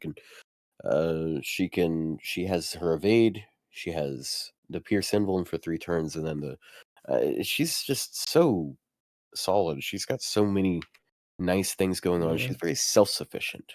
It's nice. Yeah. Debatable EX. Wait, who's in EX? I forgot. Is it only Karma? Just Karma right now. Oh, I mean, we need more. Wow. Okay. I might push it because like we're running out of SSRs. I might push it now. This is selling it. This is. I will admit this is like trying to sell her, but I think there is definitely an argument to put her EX. Like, is it okay? Tell you what. I'll put her in A+ for now, and we'll do the rest of the 2 servers, and then we'll talk about it during the shuffle, okay? We'll start with A+, then we'll talk about it, okay? Sounds good. But yeah, speaking of which, to be continued, we're going to talk about the second to last servant and also the last servant from last year, but we have one more after this who is new. But yeah, I feel like this will be the more exciting part, spoilers, of the 2 remaining servants. But yeah, we're going to talk about Mr. Tezcat, aka Woo! He's the man himself. He's He's good. So he's AoE arts, DPS, farmer, multi-core, weird guy, yeah. Like, the only bad thing about him is the attack, which is 10.9k. And in fact, the one bad thing about him that he's an assassin. If he was like some other class, like a berserker, he would be just ridiculous. But yeah, we'll see what he's made up of among the assassins as well. So the attack, again, could be higher, but that's about it. Now, double buster, double arch is totally fine for his playstyle. Again, even the deck doesn't want to be assassin, so yeah. Right, first skill on a 5-turn cooldown, the full party gets 20% attack, and then all allies with a guts get another 20% attack for 3 turns, which, you know, he himself also has a guts, so hey, easy 40%. And, you know, again, sometimes bonus when you're multi-coring as well. Now, on a 7-turn cooldown, the second skill gives him a 50% battery. Other allies get 30%. Then the full party gets invul for 2 attacks, 3 turns. And then the party gets an invul block for 1 time, 3 turns. So for a while, you can really benefit from invul. But again, order of operations, you do get this invul first. So chances are you're going to be fine for the next 3 turns a little bit anyway. And of course, you know, it doesn't factor in special invul. So you're still fine with Castoria. You cleanse it anyways with Castoria. Yeah. Oh yeah, true. That too, yeah, true.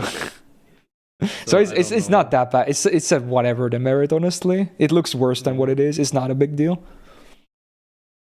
And then the third skill, so the 6-turn cooldown, he gets the guts for 1 time, 3 turns with a 3k revive, 30% arts for 3 turns, 50% anti-divine damage for 3 turns, 50% super large damage for 3 turns, and then the fun thing, he nullifies sunlight for 3 turns. That's mostly a lore thing. It's not really relevant for gameplay too much, but yeah, no sunny boys will be happy with him, I guess. But yeah, a lot of the super large thing is... Oh, yeah. Can't use him with Ozzy for multi-core, though. I mean, true. That is kind of sad. Oh no, you're gonna miss out on the crit. Yeah, whatever. But the super large thing is like whatever. It's kind of a rare thing, even on bosses. Definitely not. I mean, sometimes in farming as well, but it's like whatever. The divine thing is good though, and the arts up, and obviously the guts giving him that extra 20% attack from the first kill, very relevant.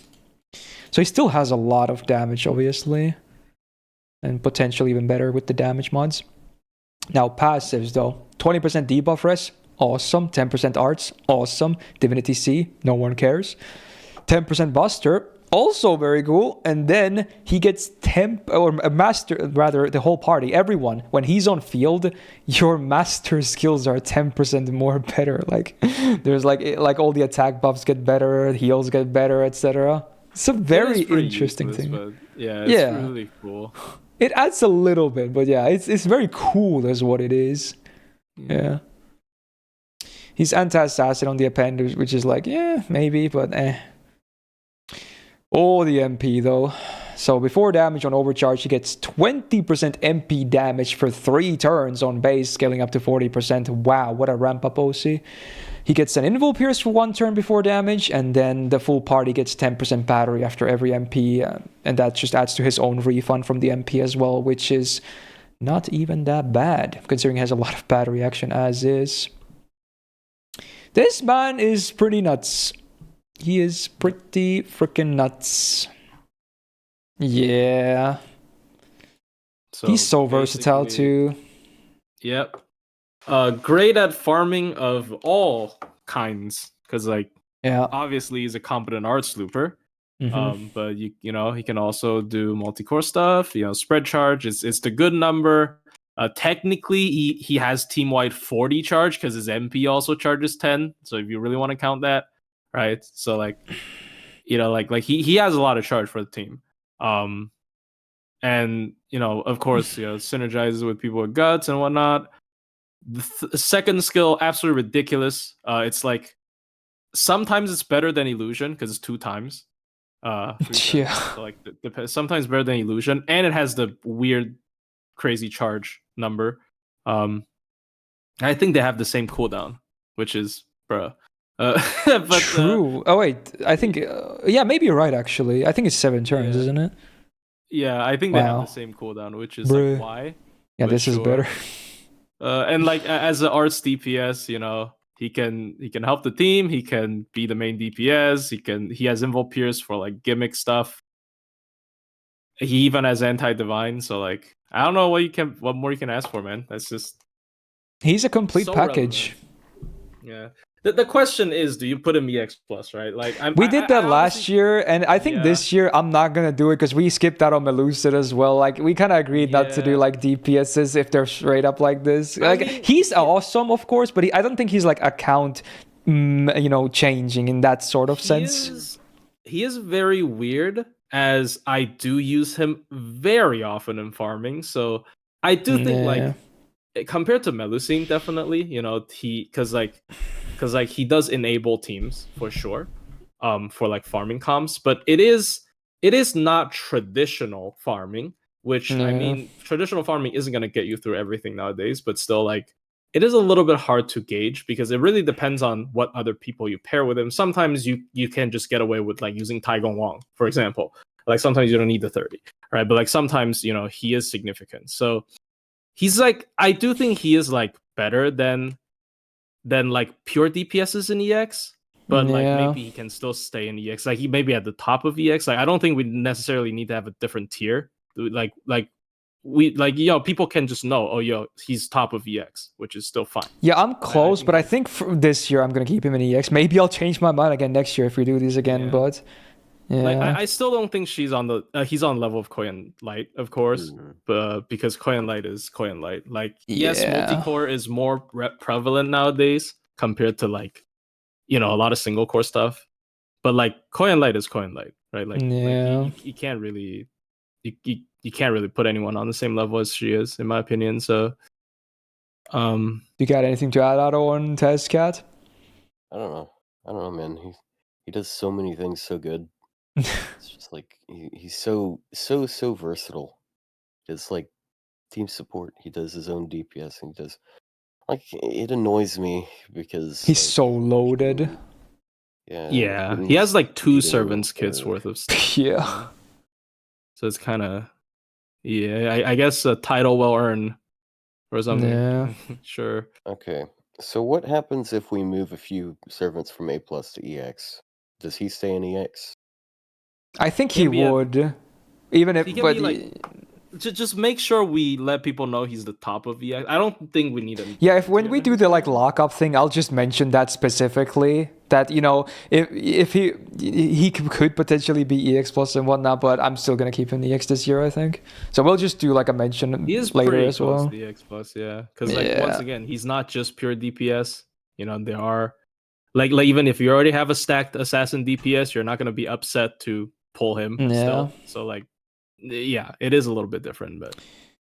Well, anyway, before we do any of the shuffling, let's cover the last servant of the list, and also one of the only of the 2 new servants added between last year's list and this year. The other was Locusta earlier. Now we got 5-star Kashin Koji. She's also permanent, by the way, for those that don't know, which is interesting. They finally added another permanent assassin last year, because there really still isn't that many of them. But yeah, there you go. We got Spider Mommy. She's interesting. Still not going to cure my arachnophobia, though, but nice try, game. Now, she's AoE quick DPS farmer, but I like her way more against bosses for sure. Now, 11.6k attack is good, above average among 5-star assassins. She's got double arch, double quick on the deck, which I guess is fine. Her MP is pretty good anyway, so yeah, sure. Her quicks are pretty good as well. Solid. Yeah. Her quick cards and her arts cards are pretty good. However, nice code. Yeah, they're good. Yeah. All right. First skill. Speaking of illusion, actually, this is funny. So on a 7-turn cooldown, the party gets invul for 1 attack, 3 turns. She gets 30% battery and then a 20 star bomb. So we get another illusion-like skill. Interesting. A bit more toned down, I feel like, but kind of works. Can absorb 1 AoE MP for your party on command. Granted, the order allows it if there's multiple enemies. So hey, cool. It's not a bad skill even if the cooldown is high. Second skill on it. Right after Tez. Yeah, true. It is funny. Yeah, kind of. It's a bit brutal, but we're doing these in order of release, so yeah. Yeah. Alright, 6-turn cooldown, she gets 30% quick for 3 turns, 20% attack for 3 turns, and then when attacking with quick cards for the next 3 turns, she gets 10% more gauge. Hey, cool, making the quick cards even better. And also, this is normal attacking, so the MP does not give you this 10% as well, sadly, but it's fine. Her cards are good anyway. Third skill, she's got Mystic Eyes, so on a 7-turn cooldown, 100% chance to bound an enemy for 1 turn. So again, it's basically the same as stun in 99% of the cases, but sometimes there's like stun resistance or something weird, so just think of it as a stun. It's that simple. Then she gets 500% absorb for 1 turn and 100% crit dash for 1 turn. I really wish the other 2 weren't on the stun, because man, that's a lot of downtime for those crits. Like, it's even way more than Lee has, for instance. Yep. Damn, that's a shame. I mean, the stun is great, not just for the stun, but for the MP as well, of course. But man, that is kind of a travesty for the crit damage. Alright, passive's 10% star gen, cool. 6% debuff success rate and quick performance. This is very cool, actually. Very helpful for her in more ways than one. Then she gets 10% quick crit damage and debuff res. Good passives, actually. Very nice. Good stuff. Anti-alter ego, yeah, no thanks. She's not Kama, sadly. The MP, so the boring part. 40% chance to instant kill all enemies after damage. No one cares. Moving on. Then, before damage, she has a 60% chance on base overcharge to stun them, aka bound them for 1 turn, scaling up to 100%. And then, she does bonus damage against bound enemies. Now, it has to be bound specifically, I'm pretty sure, so a stun doesn't work here. So, it's the base 150 to 200 range as well. But yeah, I mean, it's a lot. Now, with the passive, it goes from base 60 to 66%. So it's a bit easier, I guess. And obviously this already is 100% here. But this is single target. Remember, her MP is AoE. So if you're fighting multiple targets, the skill third skill only does it for 1 enemy. But now I specifically had this tab ready as well, because there's this cool C, I think, that actually benefits her heavily, which is Love's Curse. So if you have this on MLB, you get 15% debuff success rate and still a good amount of overcharge, which she benefits from as well. So with this, we get 15% first of all. So it goes to 75, or actually no, it goes to 95%, and then you add the passive, it's 101%. Wow, I solved it. This is because they have magic resistance. Yeah, that would be so sad, dude. But yeah, this, I mean, obviously I'm not going to put any emphasis on this like displacement because this CE exists. I just wanted to mention it because I think this CE in particular is very awesome on her. It's a permanent one too, so you will maybe hopefully eventually MLB it. And even on base it's not that bad. But anyway, Kashin Koji is interesting. I think it's sometimes a bit too unreliable to get damage out of her, and obviously her big crit steroid is on a high cooldown as well. So I have mixed opinions about her. What do you guys think? I really like crapping on her because whenever someone asks me who was the worst SSR release last year, I usually tell them I wouldn't Kashin blame Koji. you. Yeah. But like I know she's like all in with the stun because like they couldn't make it too good, right? Because like if her stun was like very consistent, then she would just be infinitely stunning everyone and doing extra damage, and she just like now you actually have arachnophobia, right? Like she just destroy everything. But that's why it's only 60%. But there's too many things tied to that bound. The fact that the MP damage a special mod is also tied to the bound is a little bit annoying. They should just make it any immobilize effect. That would make it so much more viable with supports and shit. Maybe. Yeah. I mean, yeah, she can also work with like Phantom, as we talked about earlier. Yeah. Right. So I don't think she is as bad as I put her to be, because like. Well, honestly, in your defense, you said she's probably the worst SSR last year, and that's probably okay, but that last year was pretty freaking packed. So even it's basically like you would order them in order. Like even if she's at the bottom, doesn't mean she's trash. She just happened to be weaker than the other mostly busted SSRs from last year. So yeah. It's not that bad as it sounds. Yeah. So like I don't know. I think she is still like okay. She's just okay. Like, Do you think B I plus? didn't. She's probably a little bit better than modern stuff. Yeah, I like how easy she spams. Because she's got good card gain. Does She's Cuckoo passive work when she's in the backline? No. What? No, you want people to have free 20/30 without using a slot? what? No. What kind of question? Wait, who? What? Why is that being asked? No. Who knows? Please, no. Stop. Interesting. Uh, Anyway, what were you saying Ash- about Cacinato? That sounds like an actual name, Cautionado. There you go. I like that she can spam and she can possibly get a decent amount of stuns as a result. It kind of sucks that her bonus damage is tied to that. So you want to stun not only to be safe but also to be doing more damage. But Yeah. it's good. So she yeah, I don't like the third skill cooldown, but that's not saying anything new. But I think the reason why it's that long a cooldown is just because she spams really easy, and they don't want her to be too overkill. Yeah. Yeah.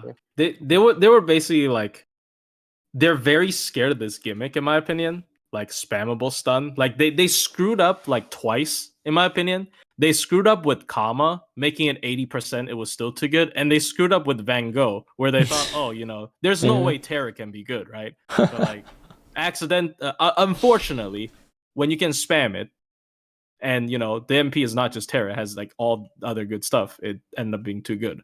So Yeah. I think they were just like, man, Kashin Koji, we gotta like be Yeah. careful with it. And they were a little bit too careful with it.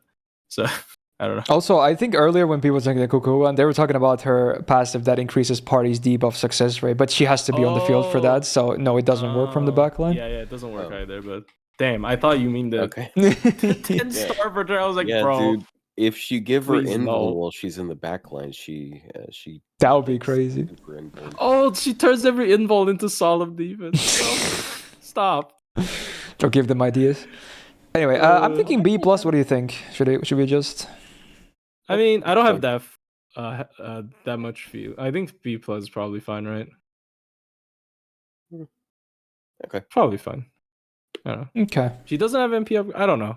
I prefer either B to B plus, so I'm not like particularly familiar with her.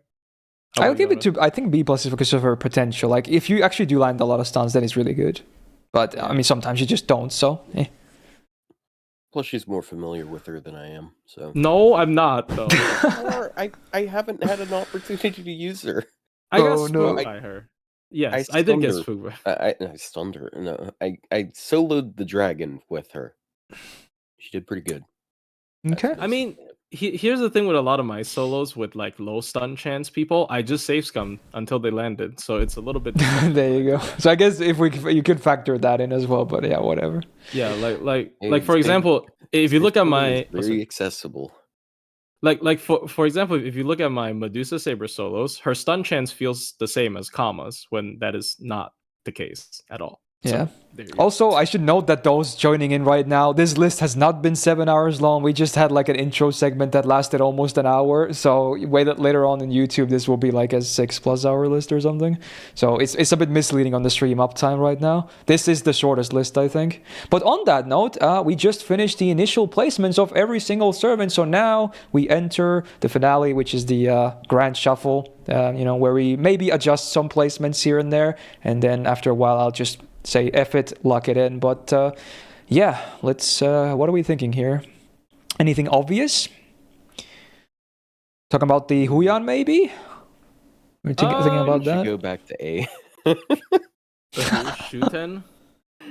All right. Yeah, I'm still not too happy about that. I've revoked his license, so like it averages back to A. I mean, I don't know. I don't know enough about Shooten, to be honest. I'm okay with either. Huyan though, do I push Huyan to EX? I think that is the big question, because like, who can I push to EX here? Okay. Okay, you know what? Wu Zetian. I mean, there could be the S tier as well, actually. There could be the in-between. Do you think it's crazy for me to push Wuzetian to EX? I don't think it's crazy, but it's a hard sell. It's not crazy, though. Because, like, she is both a really good DPS and a support, and there's no 4-star rep in EX, which is fine, by the way. Like, it is fine. Yeah. Yeah, there are just some classes that don't have that insane 4-star quality. But I think Wuzetian stealing Huyan's... I mean, they're both Chinese female assassins. There you go. But, like, I mean... Huyan's a really good DPS, though. She's really, really good. Like...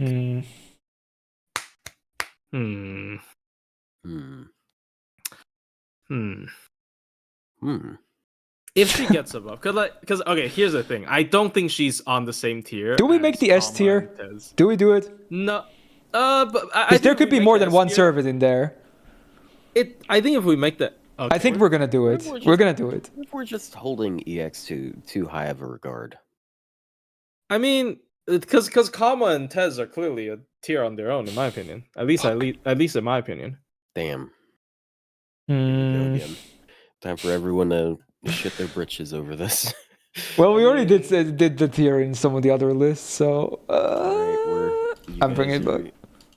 You guys are getting a special grade for scoring a 99 instead of 100. Yeah, you will. So Huyan in S, right? Yeah.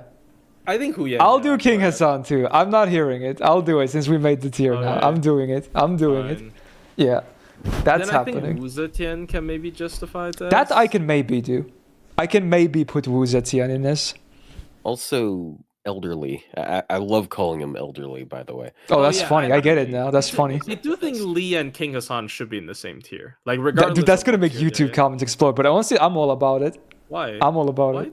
Because they're like the sermon that no one uses. You know, they're gonna be mad about it. SSRs with MP upgrade is really huge. Dude, I'll do it. I'm not afraid. I'll freaking do it. I think Lee and King Hassan honestly should be on the same tier. Like, you can argue which one is better than the other, but I think they are in the same tier for sure. Sure. I mean, Lee has the way better MP as well, and is way more spammable. So they kind of like excel in different things. I mean, I think if you're making S, then Wuzetian should be in there. That's sure. You know what? I will put Wuzetian in S. I'm all about it, dude. I think she's legit. Not to like try and get an owner on anyone or whatever. What does Gramps excel at? He's just solid all around. Like he's just good. I'm rather like what doesn't he excel at? Like yeah, sure, his MP could use more effects, but he has so many buffs that at least still does decent damage anyway. Like you're still gonna be always able to do decent, solid, consistent damage with him. If someone can just make it off of just doing decent damage all around, like there's a lot of servants that should move up. I mean, he does have triple buster. Dude, he has so many things in his kit though that are nice. I mean, you talk about win conditions, right? I mean, it's not, let's say, like invul peer stuff and whatnot, but yeah. He has guts. He's packed. Well, I guess he has the debuff resist. It's just like he doesn't. Yeah, he's impossible to kill. He does solid, consistent damage. He has good uptime on like basically everything. Even his shitty MP does good damage, even if it doesn't have crazy effects. It still does good damage. I guess to be fair, I have made that argument in the past. Yeah, 80% buster. 80% for 3 turns. That's insanity. And he has 4 of them. 4 buster cards. Okay. I wasn't trying to make a case for him like moving down or anything. Okay. Yeah, fair. I just hear people hype him up really hard, and I don't really hear. Have you used him a lot? Much. I have used him a pretty good amount. Oh. I haven't gotten around to using him with Vitch, but I know that he's solid. It's just all right. I do think like his performance being better with Vitch is a plus because like yeah. Ironically, I do think like his team play is actually what is putting him pretty ahead because like he has really good card damage. Like his MP probably does decent damage, but like it's not really because the MP itself. It's because his buster ups. So like, he has really good that's what I'm saying. Like even his biggest downside is not the worst thing ever because the rest of the kit makes up for it. I would still like to see more effects on the MP if anything because it has like nothing. I do think he has gotten so many buffs already. Like, I mean, you never know. They clearly like him, and I'm all about it, so I wouldn't mind.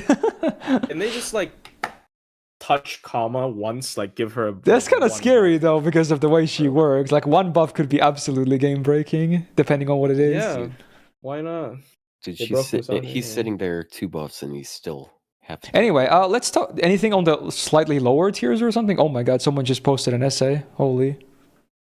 100 face should be lowered to A. 100 face would be, 100 face. Should we lower her to A? I don't mind that. Look, I don't know enough about 100 face, so I'm sitting this one out. I mean, Shiki is obviously a big thing. She's in evocation shop. I ain't catching. I ain't catching this. I don't really see a reason to move her down. Like I get that people get annoyed by RNG on the second skill, and that can affect the damage a little bit. But if we're getting, I kind of do like Shiki way above her though, so I think I would like to maybe see her a bit higher, even if it's not because the free the evocation. Is there MP upgraded 100 face? It is, right? Oh yeah, it should be. It is. Oh, of course it is. And it ramps up. So even if you miss the 30% arts, you're still going to be ramping up your damage, and you're going to be looping really easy. Like the thing with Shiki is just like her kit is really bruh. Like her kit is honestly pretty whatever. But it still works. I don't know. I don't know. This is why someone just said Ami Kevron should be EX because he can one shot every assassin. That's such a random comment. I love it though. Wait, big brain idea. Oh my I don't think he can one shot every assassin though. Yeah, I don't think so. Which makes it even funnier. I don't know, have you seen him not one shot every assassin? Yeah, true. That's gotta amount to something, right? And look at the damage for it. Damage difference, 100 personas. It should be quite a big difference, right? If we don't count for too much ramp up. Okay, yeah, it is like. Yeah, it's a big one, isn't it? It is like because her MP is buffed as a 4-star. It's crazy. And there's she also ramps up with the defense down. Now that I think about it. But Shiki? Yeah. So if we count the arts res down, then we should count that too. I think I would actually do it. That put 100 personas in A. I'd say it's still a lot easier to loop with 100. It is easier to spam her, yes, but I think overall, I would just take Shiki over 100 personas every time. Why can't I find these servants? All right, here's the thing, right? I'll propose a trade. Okay, people. Okay. I don't actually know. I just try to spice it up. Okay. What if we trade Matahari? You want Matahari in A+ instead? I mean, I can maybe do. Honestly, I'd be happier with them swapped, maybe. Yeah, what if we trade Matahari for 100? Because Matahari is a support that will always be useful. Sure, you know what? Sure, I'll do it. I don't care. I'll do it, dude. I'll do it. I don't know how crazy it is though. I don't think it's that crazy. Matahari. Damn. I'll do it. I mean, we did consider that too, right? So yeah, fine. Just do it at the same time. Trade. I take the trade offer. Damn. All right. I have a feeling there's going to be spicy comments regarding this list because people will just look at the last thing and they're like, Matahari A+ when they only do Arjuna altar looping. It's like, whoa, this list is invalidated. Yeah. Is Yume Ren actually on the same tier as Scaff Assassin? Wait, who is? Yume Ren. Oh, good shot. Yeah. Oh, yeah. Is she? Do you think she's better? Or is she worse? I would think say she's better, right? Better. She has a more complete kit. Even if she's not a free MP5, she makes more sense. I have free MP5 I don't know. Honestly, I can't really defend Skog that much. I really like the buff. I don't like her too much still. Scotty. Yume Ren... Scotty too? Yume Ren... I do think Yume Ren is not nearly as bad. Okay, I'll put Good Shot into B, sure. Okay. But sure, I'm okay with that. You just made someone in my server there's a lot of people that that's why I said that, to be fair. All right, fair. I mean, it's not a bad argument. Okay, anything else? Even the lower ones? Anything?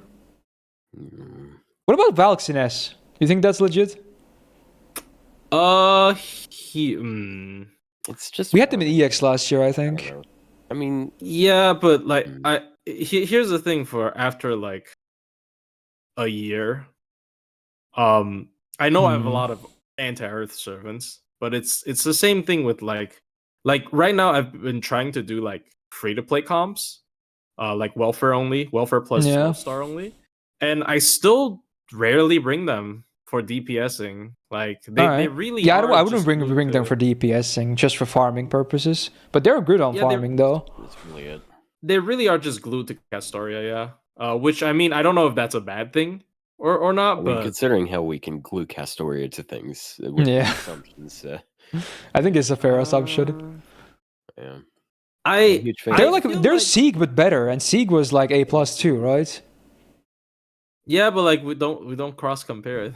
Yeah, but I'm saying like in there, like if we consider Sieg to be A+ tier, what he does, and they're like A+ what they do, and I do think they're a bit better than Sieg. Yeah, they have anti-Earth. Like they're Sieg with a whole ass anti-trade on top of it. So yeah, way better kit. I guess I think we could do S honestly. Yeah, I guess for a lot of people they would be a lot more useful because like the thing with anti-Earth AoEs is like yes they're plentiful, but you know it's not realistic to expect. Honestly, I'll put them in S tier. It's gonna bloat a little bit because there's 3 of them, but yeah, I think of it as 1. The problem with the problem with Valks is that like this is legitimately a theory I had when they came out because like I was like why isn't more people using them? Honestly, I'll do a thing here. I'm just gonna pull 2 of them off the list. Can I even do that anymore? I'm not even sure if I can pull them off. Oh shit, I can't pull them. Oh damn, dude. No, I got scammed. I can't pull them down. Fuck. Okay, so it looks worse when there's more of them, but it is what it is. So no. Like, my theory is so many people rolled for Summer Ibuki that even at MP1, Summer Ibuki might just outperform them. Like maybe not against writers, but like against every other situation. Like because like it is realistic to an extent to use anti-Earth on neutral. But like even at MP1, Summer Ibuki probably outclasses them, and they're in the same event. They're both AoE I can fix this. Loopers. So like delete one of the tiers. Oh, I fixed it. Big brain. Oh, so like, do you need to like delete S? No, I just deleted 1 row, and now we can move them down again. I think. Yo, Gigabrain. I see. Yo, look, I only had to delete Charlotte for a second. There you go. Damn. Yo, now it looks cleaner, and I choose Orlin because bias. Yeah. So like yeah, like well, once again, like I think the theory as to why not that many people use her is because a lot of them rolled for Summer Ibuki. Because like Summer Ibuki at MP1 probably still beats them on anti-Earth. So like there's not that much incentive. So many people roll for Summer Ibuki. I'm not sure at MP1, but MP2 probably. Maybe not for damage, potentially, but like Summer Ibuki is more flexible with team build as well. So like, and of course, Summer Ibuki. But their refund is insane too. So and they easily leave Zergs. But yeah, I get what you're saying because of the battery and whatnot. Yeah. Yeah, I mean Summer Ibuki loops Zergs easily as well. So like, it really depends on like. Yeah. Like it's there's too many anti-Earths. Although they have better damage against Zergs because of the 2.0 versus 1.5. Oh, probably. Yeah. So like, here's the real issue with like anti-Earth. There's too many of them. Like they should just stop making. Like why are there so many anti-Earths? True. Like I don't understand. Like it like so many overlap as well. Koyan, Cuckoo, AoE Buster, Foreigner. I think I might keep him in S anyway, honestly. Because they're just really good at farming. Like exceptional as a free servant. My argument is not trying to bring them down. My argument is like why doesn't people like she's despite being super good as a free looper, I don't actually see a lot of people talking about them. Which is true. Kind of surprising. They were mostly talked about after the launch, but they're still legit. they're just not talked about much. So I really think maybe it is because of Ibuki. I mean, I could be completely wrong, but no, I don't know. Okay. All right. Anything else? Okay, so wait, Rat's sheet is without even his Berserker is without 1.5, right? auto? Oh yeah. Everything there is neutral. Okay, so Berserker Ibuki at MP1 25045, Assassin Valk at MP5 is 24212. So like it obviously it depends on your team comp. It can be different. I mean, you're but... never gonna have Ibuki at neutral, so she would stay at like 37. But yeah, like they would beat MP1 Ibuki against Riders by a bit, but They would beat her against Berserks too, right? Oh yeah, it's the same logic. Yeah, same logic. Yep. Like I think they just got like overshadowed. I mean, honestly, if you can beat the best Arch Looper in anything, even if she's not high number, I think that amounts to that's a testament to them, if anything. Yeah. Like Ibuki is the ceiling. So if they can even match up to her in any capacity, yeah, obviously MP1, but yeah, still. Rider by a massive margin, yeah. Because if you multiply, like the more buffs you put into it, the bigger the difference. Yeah, so I honestly I think S is good. S is good. They're good. Anyway, okay. Anything else though, before we lock it in?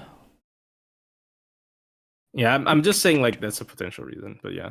Yeah, that's fair. It's good to elaborate. A couple of people are wanting Ushia, but I'm not really sold on it. Well, Ushia Kamaru? She's already high there as is. I don't think she needs. I mean, the anti-lawful with the MP upgrade is cool, but I feel like she's kind of lacking in many other things. She's on the same tier as Gray. So Locusta, I don't think Locusta is S. I think Locusta is very good, but Locusta. I think I'm gonna keep her an A+. Like Locusta performance is gonna seem better because most people bring her against Poison. Like, because obviously that's the coolest part of arguably the coolest part about her kit. So when you bring her against Poison, she's like better than SSRs. I feel like people don't mostly bring her against Poison, but that is her best case scenario, though, like you said, yeah. I just like most content, because like I don't really feel like a lot of people use her, which is weird, because honestly, I've seen people use her, but maybe not so much for content creators. I do see people using her, though. I agree with that chat member. We should put shooting back up there. That's not a paid chat member at all. I mean, sure. I don't know who this is. They're not. Oh my god. Like, I mean, I don't understand Shuten that much. Like, I do think the MP upgrade. Then you accept that I know more, and my opinion matters more than yours about her. Let's go to A. Sure, I mean, I'm fine with that. Damn. Like, here's the MP upgrade. TY buff, 30 battery. Sure. Okay, you know what? I can decide. Chat, what do you think? Shuten A or B+? Be honest. I'm actually asking chat. I can't believe it. Shuten A or B+? Alright, I've seen more people say A. Yeah, okay, let's see. Wow, that's a lot. Okay, that's overwhelmingly A. Shout out to the C+. We'll go with that. Anyway, yeah, sure. I'll bump her into A. Fuck it, dude. I don't care. I was kind of on the fence about it, but sure, I'll do A. Yeah, sure. You downgraded it to a C. Higher than Ushi. Yeah, I'm okay with that. Okay. We should maybe consider Cleo and Semiramis then, though, because they're now a full tier below. Yeah. I don't think they're a full tier below. Are both B+? I mean, sure. Here's the thing with Caution. That's an easy fix. Caution doesn't have upgraded MP, so there you go. Get fucked. Boom, there you go. Easy fix. See, you should have gotten an MP upgrade, within 6 months. Tough luck, bro. Did you just do the low tier god reference? You should put Phantom at C now. Is that why you wrote it like that? That's fucking hilarious, dude. Honestly, like after we've sat through watching not one, not two, but 3 5-star AoE assassins that have RNG stun mechanics on their NP. You know what? Fine. I'll put Phantom in C. I can't believe I actually put Phantom in. I'll do it. I did it, dude. I did it. Okay. I succeeded. I mean, utility piece. I certainly use him more than sure. Which is Sedge, but okay. I think I might lock it with this. Honestly, I think we addressed the big things we were considering anyway. Yeah, I think most of them are just good where we after the initial discussion. Is this the highest Phantom has ever been on your tier? I think it is. I think definitely, yeah. You messed with me, and this is the result. So proud of him, man. That's what happened. Making it out of the gutter. When he casts debuff, debuff resist down on you. There you go. There you go. There's the full thing visible. Obviously, I removed the 2 valves so the S tier doesn't look too bloated, but you know, you can just, they're interchangeable. They're all the same. So there you flip and go, dude. There's the Assassin tier list, locking it in. Oh, yeah. Dude, there's going to be I feel like a lot of these will be very hot takes in the comments section, but you know what? So be it. I'm okay. I feel good about this. I still feel good. So that's all that matters at the end of the day. Oh, wow. I think this may be the shortest list. We'll see. I forgot how long the other ones were, but who knows? It's about 6.5 hours long. That's yeah, give or take. So who knows? I forgot the duration, but yeah. Last one was 8 hours. Yeah, definitely in comparison to that.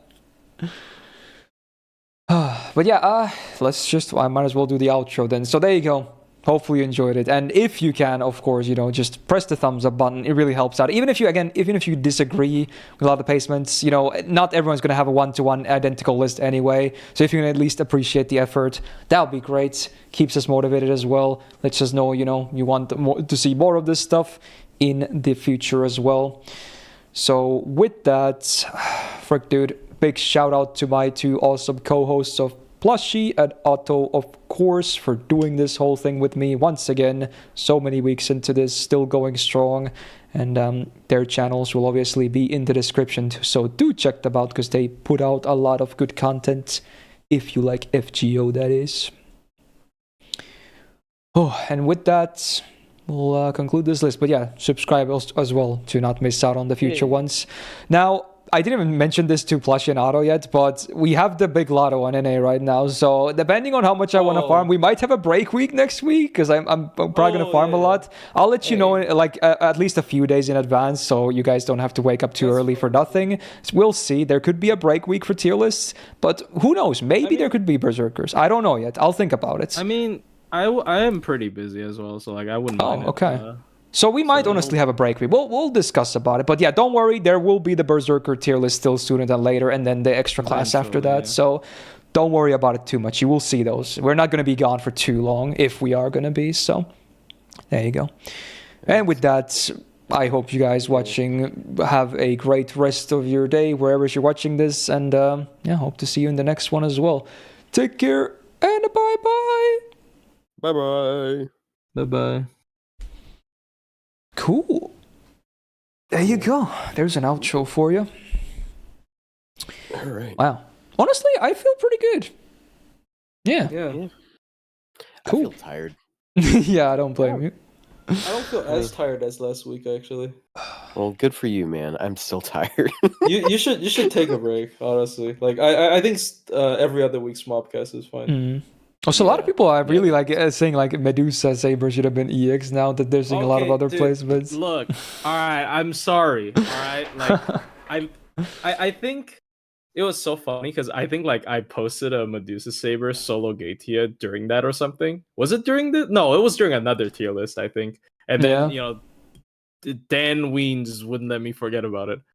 All right, so I do think maybe I'm a little bit. We'll see. But yeah, that's yeah. Who knows? We could maybe do a retcon later one, like a quick little one if we want to. But yeah, who knows?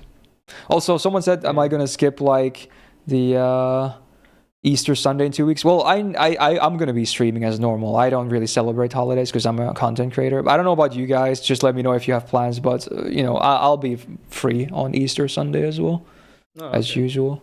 So again, yes, just to let me know. Yeah. When's Easter? He said Easter Sunday in like 2 weeks. So again, it could, yeah, if you guys have plans, then you know, I guess we could take another break. But yeah, we'll see. All right. Well, I'm tired. Yeah, but yeah, with that, I'm not gonna keep you guys here for any longer. You know, I want to get some dinner as well sooner than later. But yeah, hey, again, thank you so much for doing this with me. And who knows, maybe I'll even upload the intro segment at some point because it's kind of like fun discussion and all that. Maybe not, I don't know yet. But the tier list will definitely be up tomorrow as usual. Oh yeah. It'll be what it'll be. Yeah. No. Have a good one.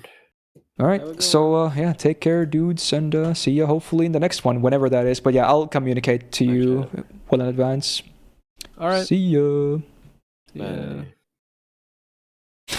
Those were two very tired guys. You could hear it at the end. I don't blame them, though. I always feel bad because they have to wake up early for this anyway. You can tell they're tired. But yeah, with that, I'm gonna read through the subs first of all here, because we did get some subs during the stream and I had the alert box muted. Right, so before we go here, we got Mason with brand new Prime sub, awesome. Blue with 38 months, Kizu with 17, Arch with 18 months, Chuck with 32, Megu with 37, Vish with 24, and just 3 minutes ago, Howling with 40 months. Hey dudes, thank you so much for the big resubs and the new subs. Very, very nice of you guys. Always appreciate it, of course. So yeah, with that, I will be concluding the stream. If you missed anything or just want to recap with timestamps and everything, don't worry. The list will be up on YouTube in probably like 12 hours from now. I'll just have it like render and upload overnight and then just do all the timestamps, etc. when I wake up. So no worries, it'll be up soon on the main channel. But yeah, next week, heavy on that farm. So I haven't really farmed too much in lottery. And also we got Ordeal Call 2 release on Wednesday. So expect a lot of FGO, even if there might not be a tier list. We'll see. A lot of FGO regardless anyway. So hopefully we can farm some stuff together and maybe even enjoy the hype of OC2 launch. Would be cool, of course.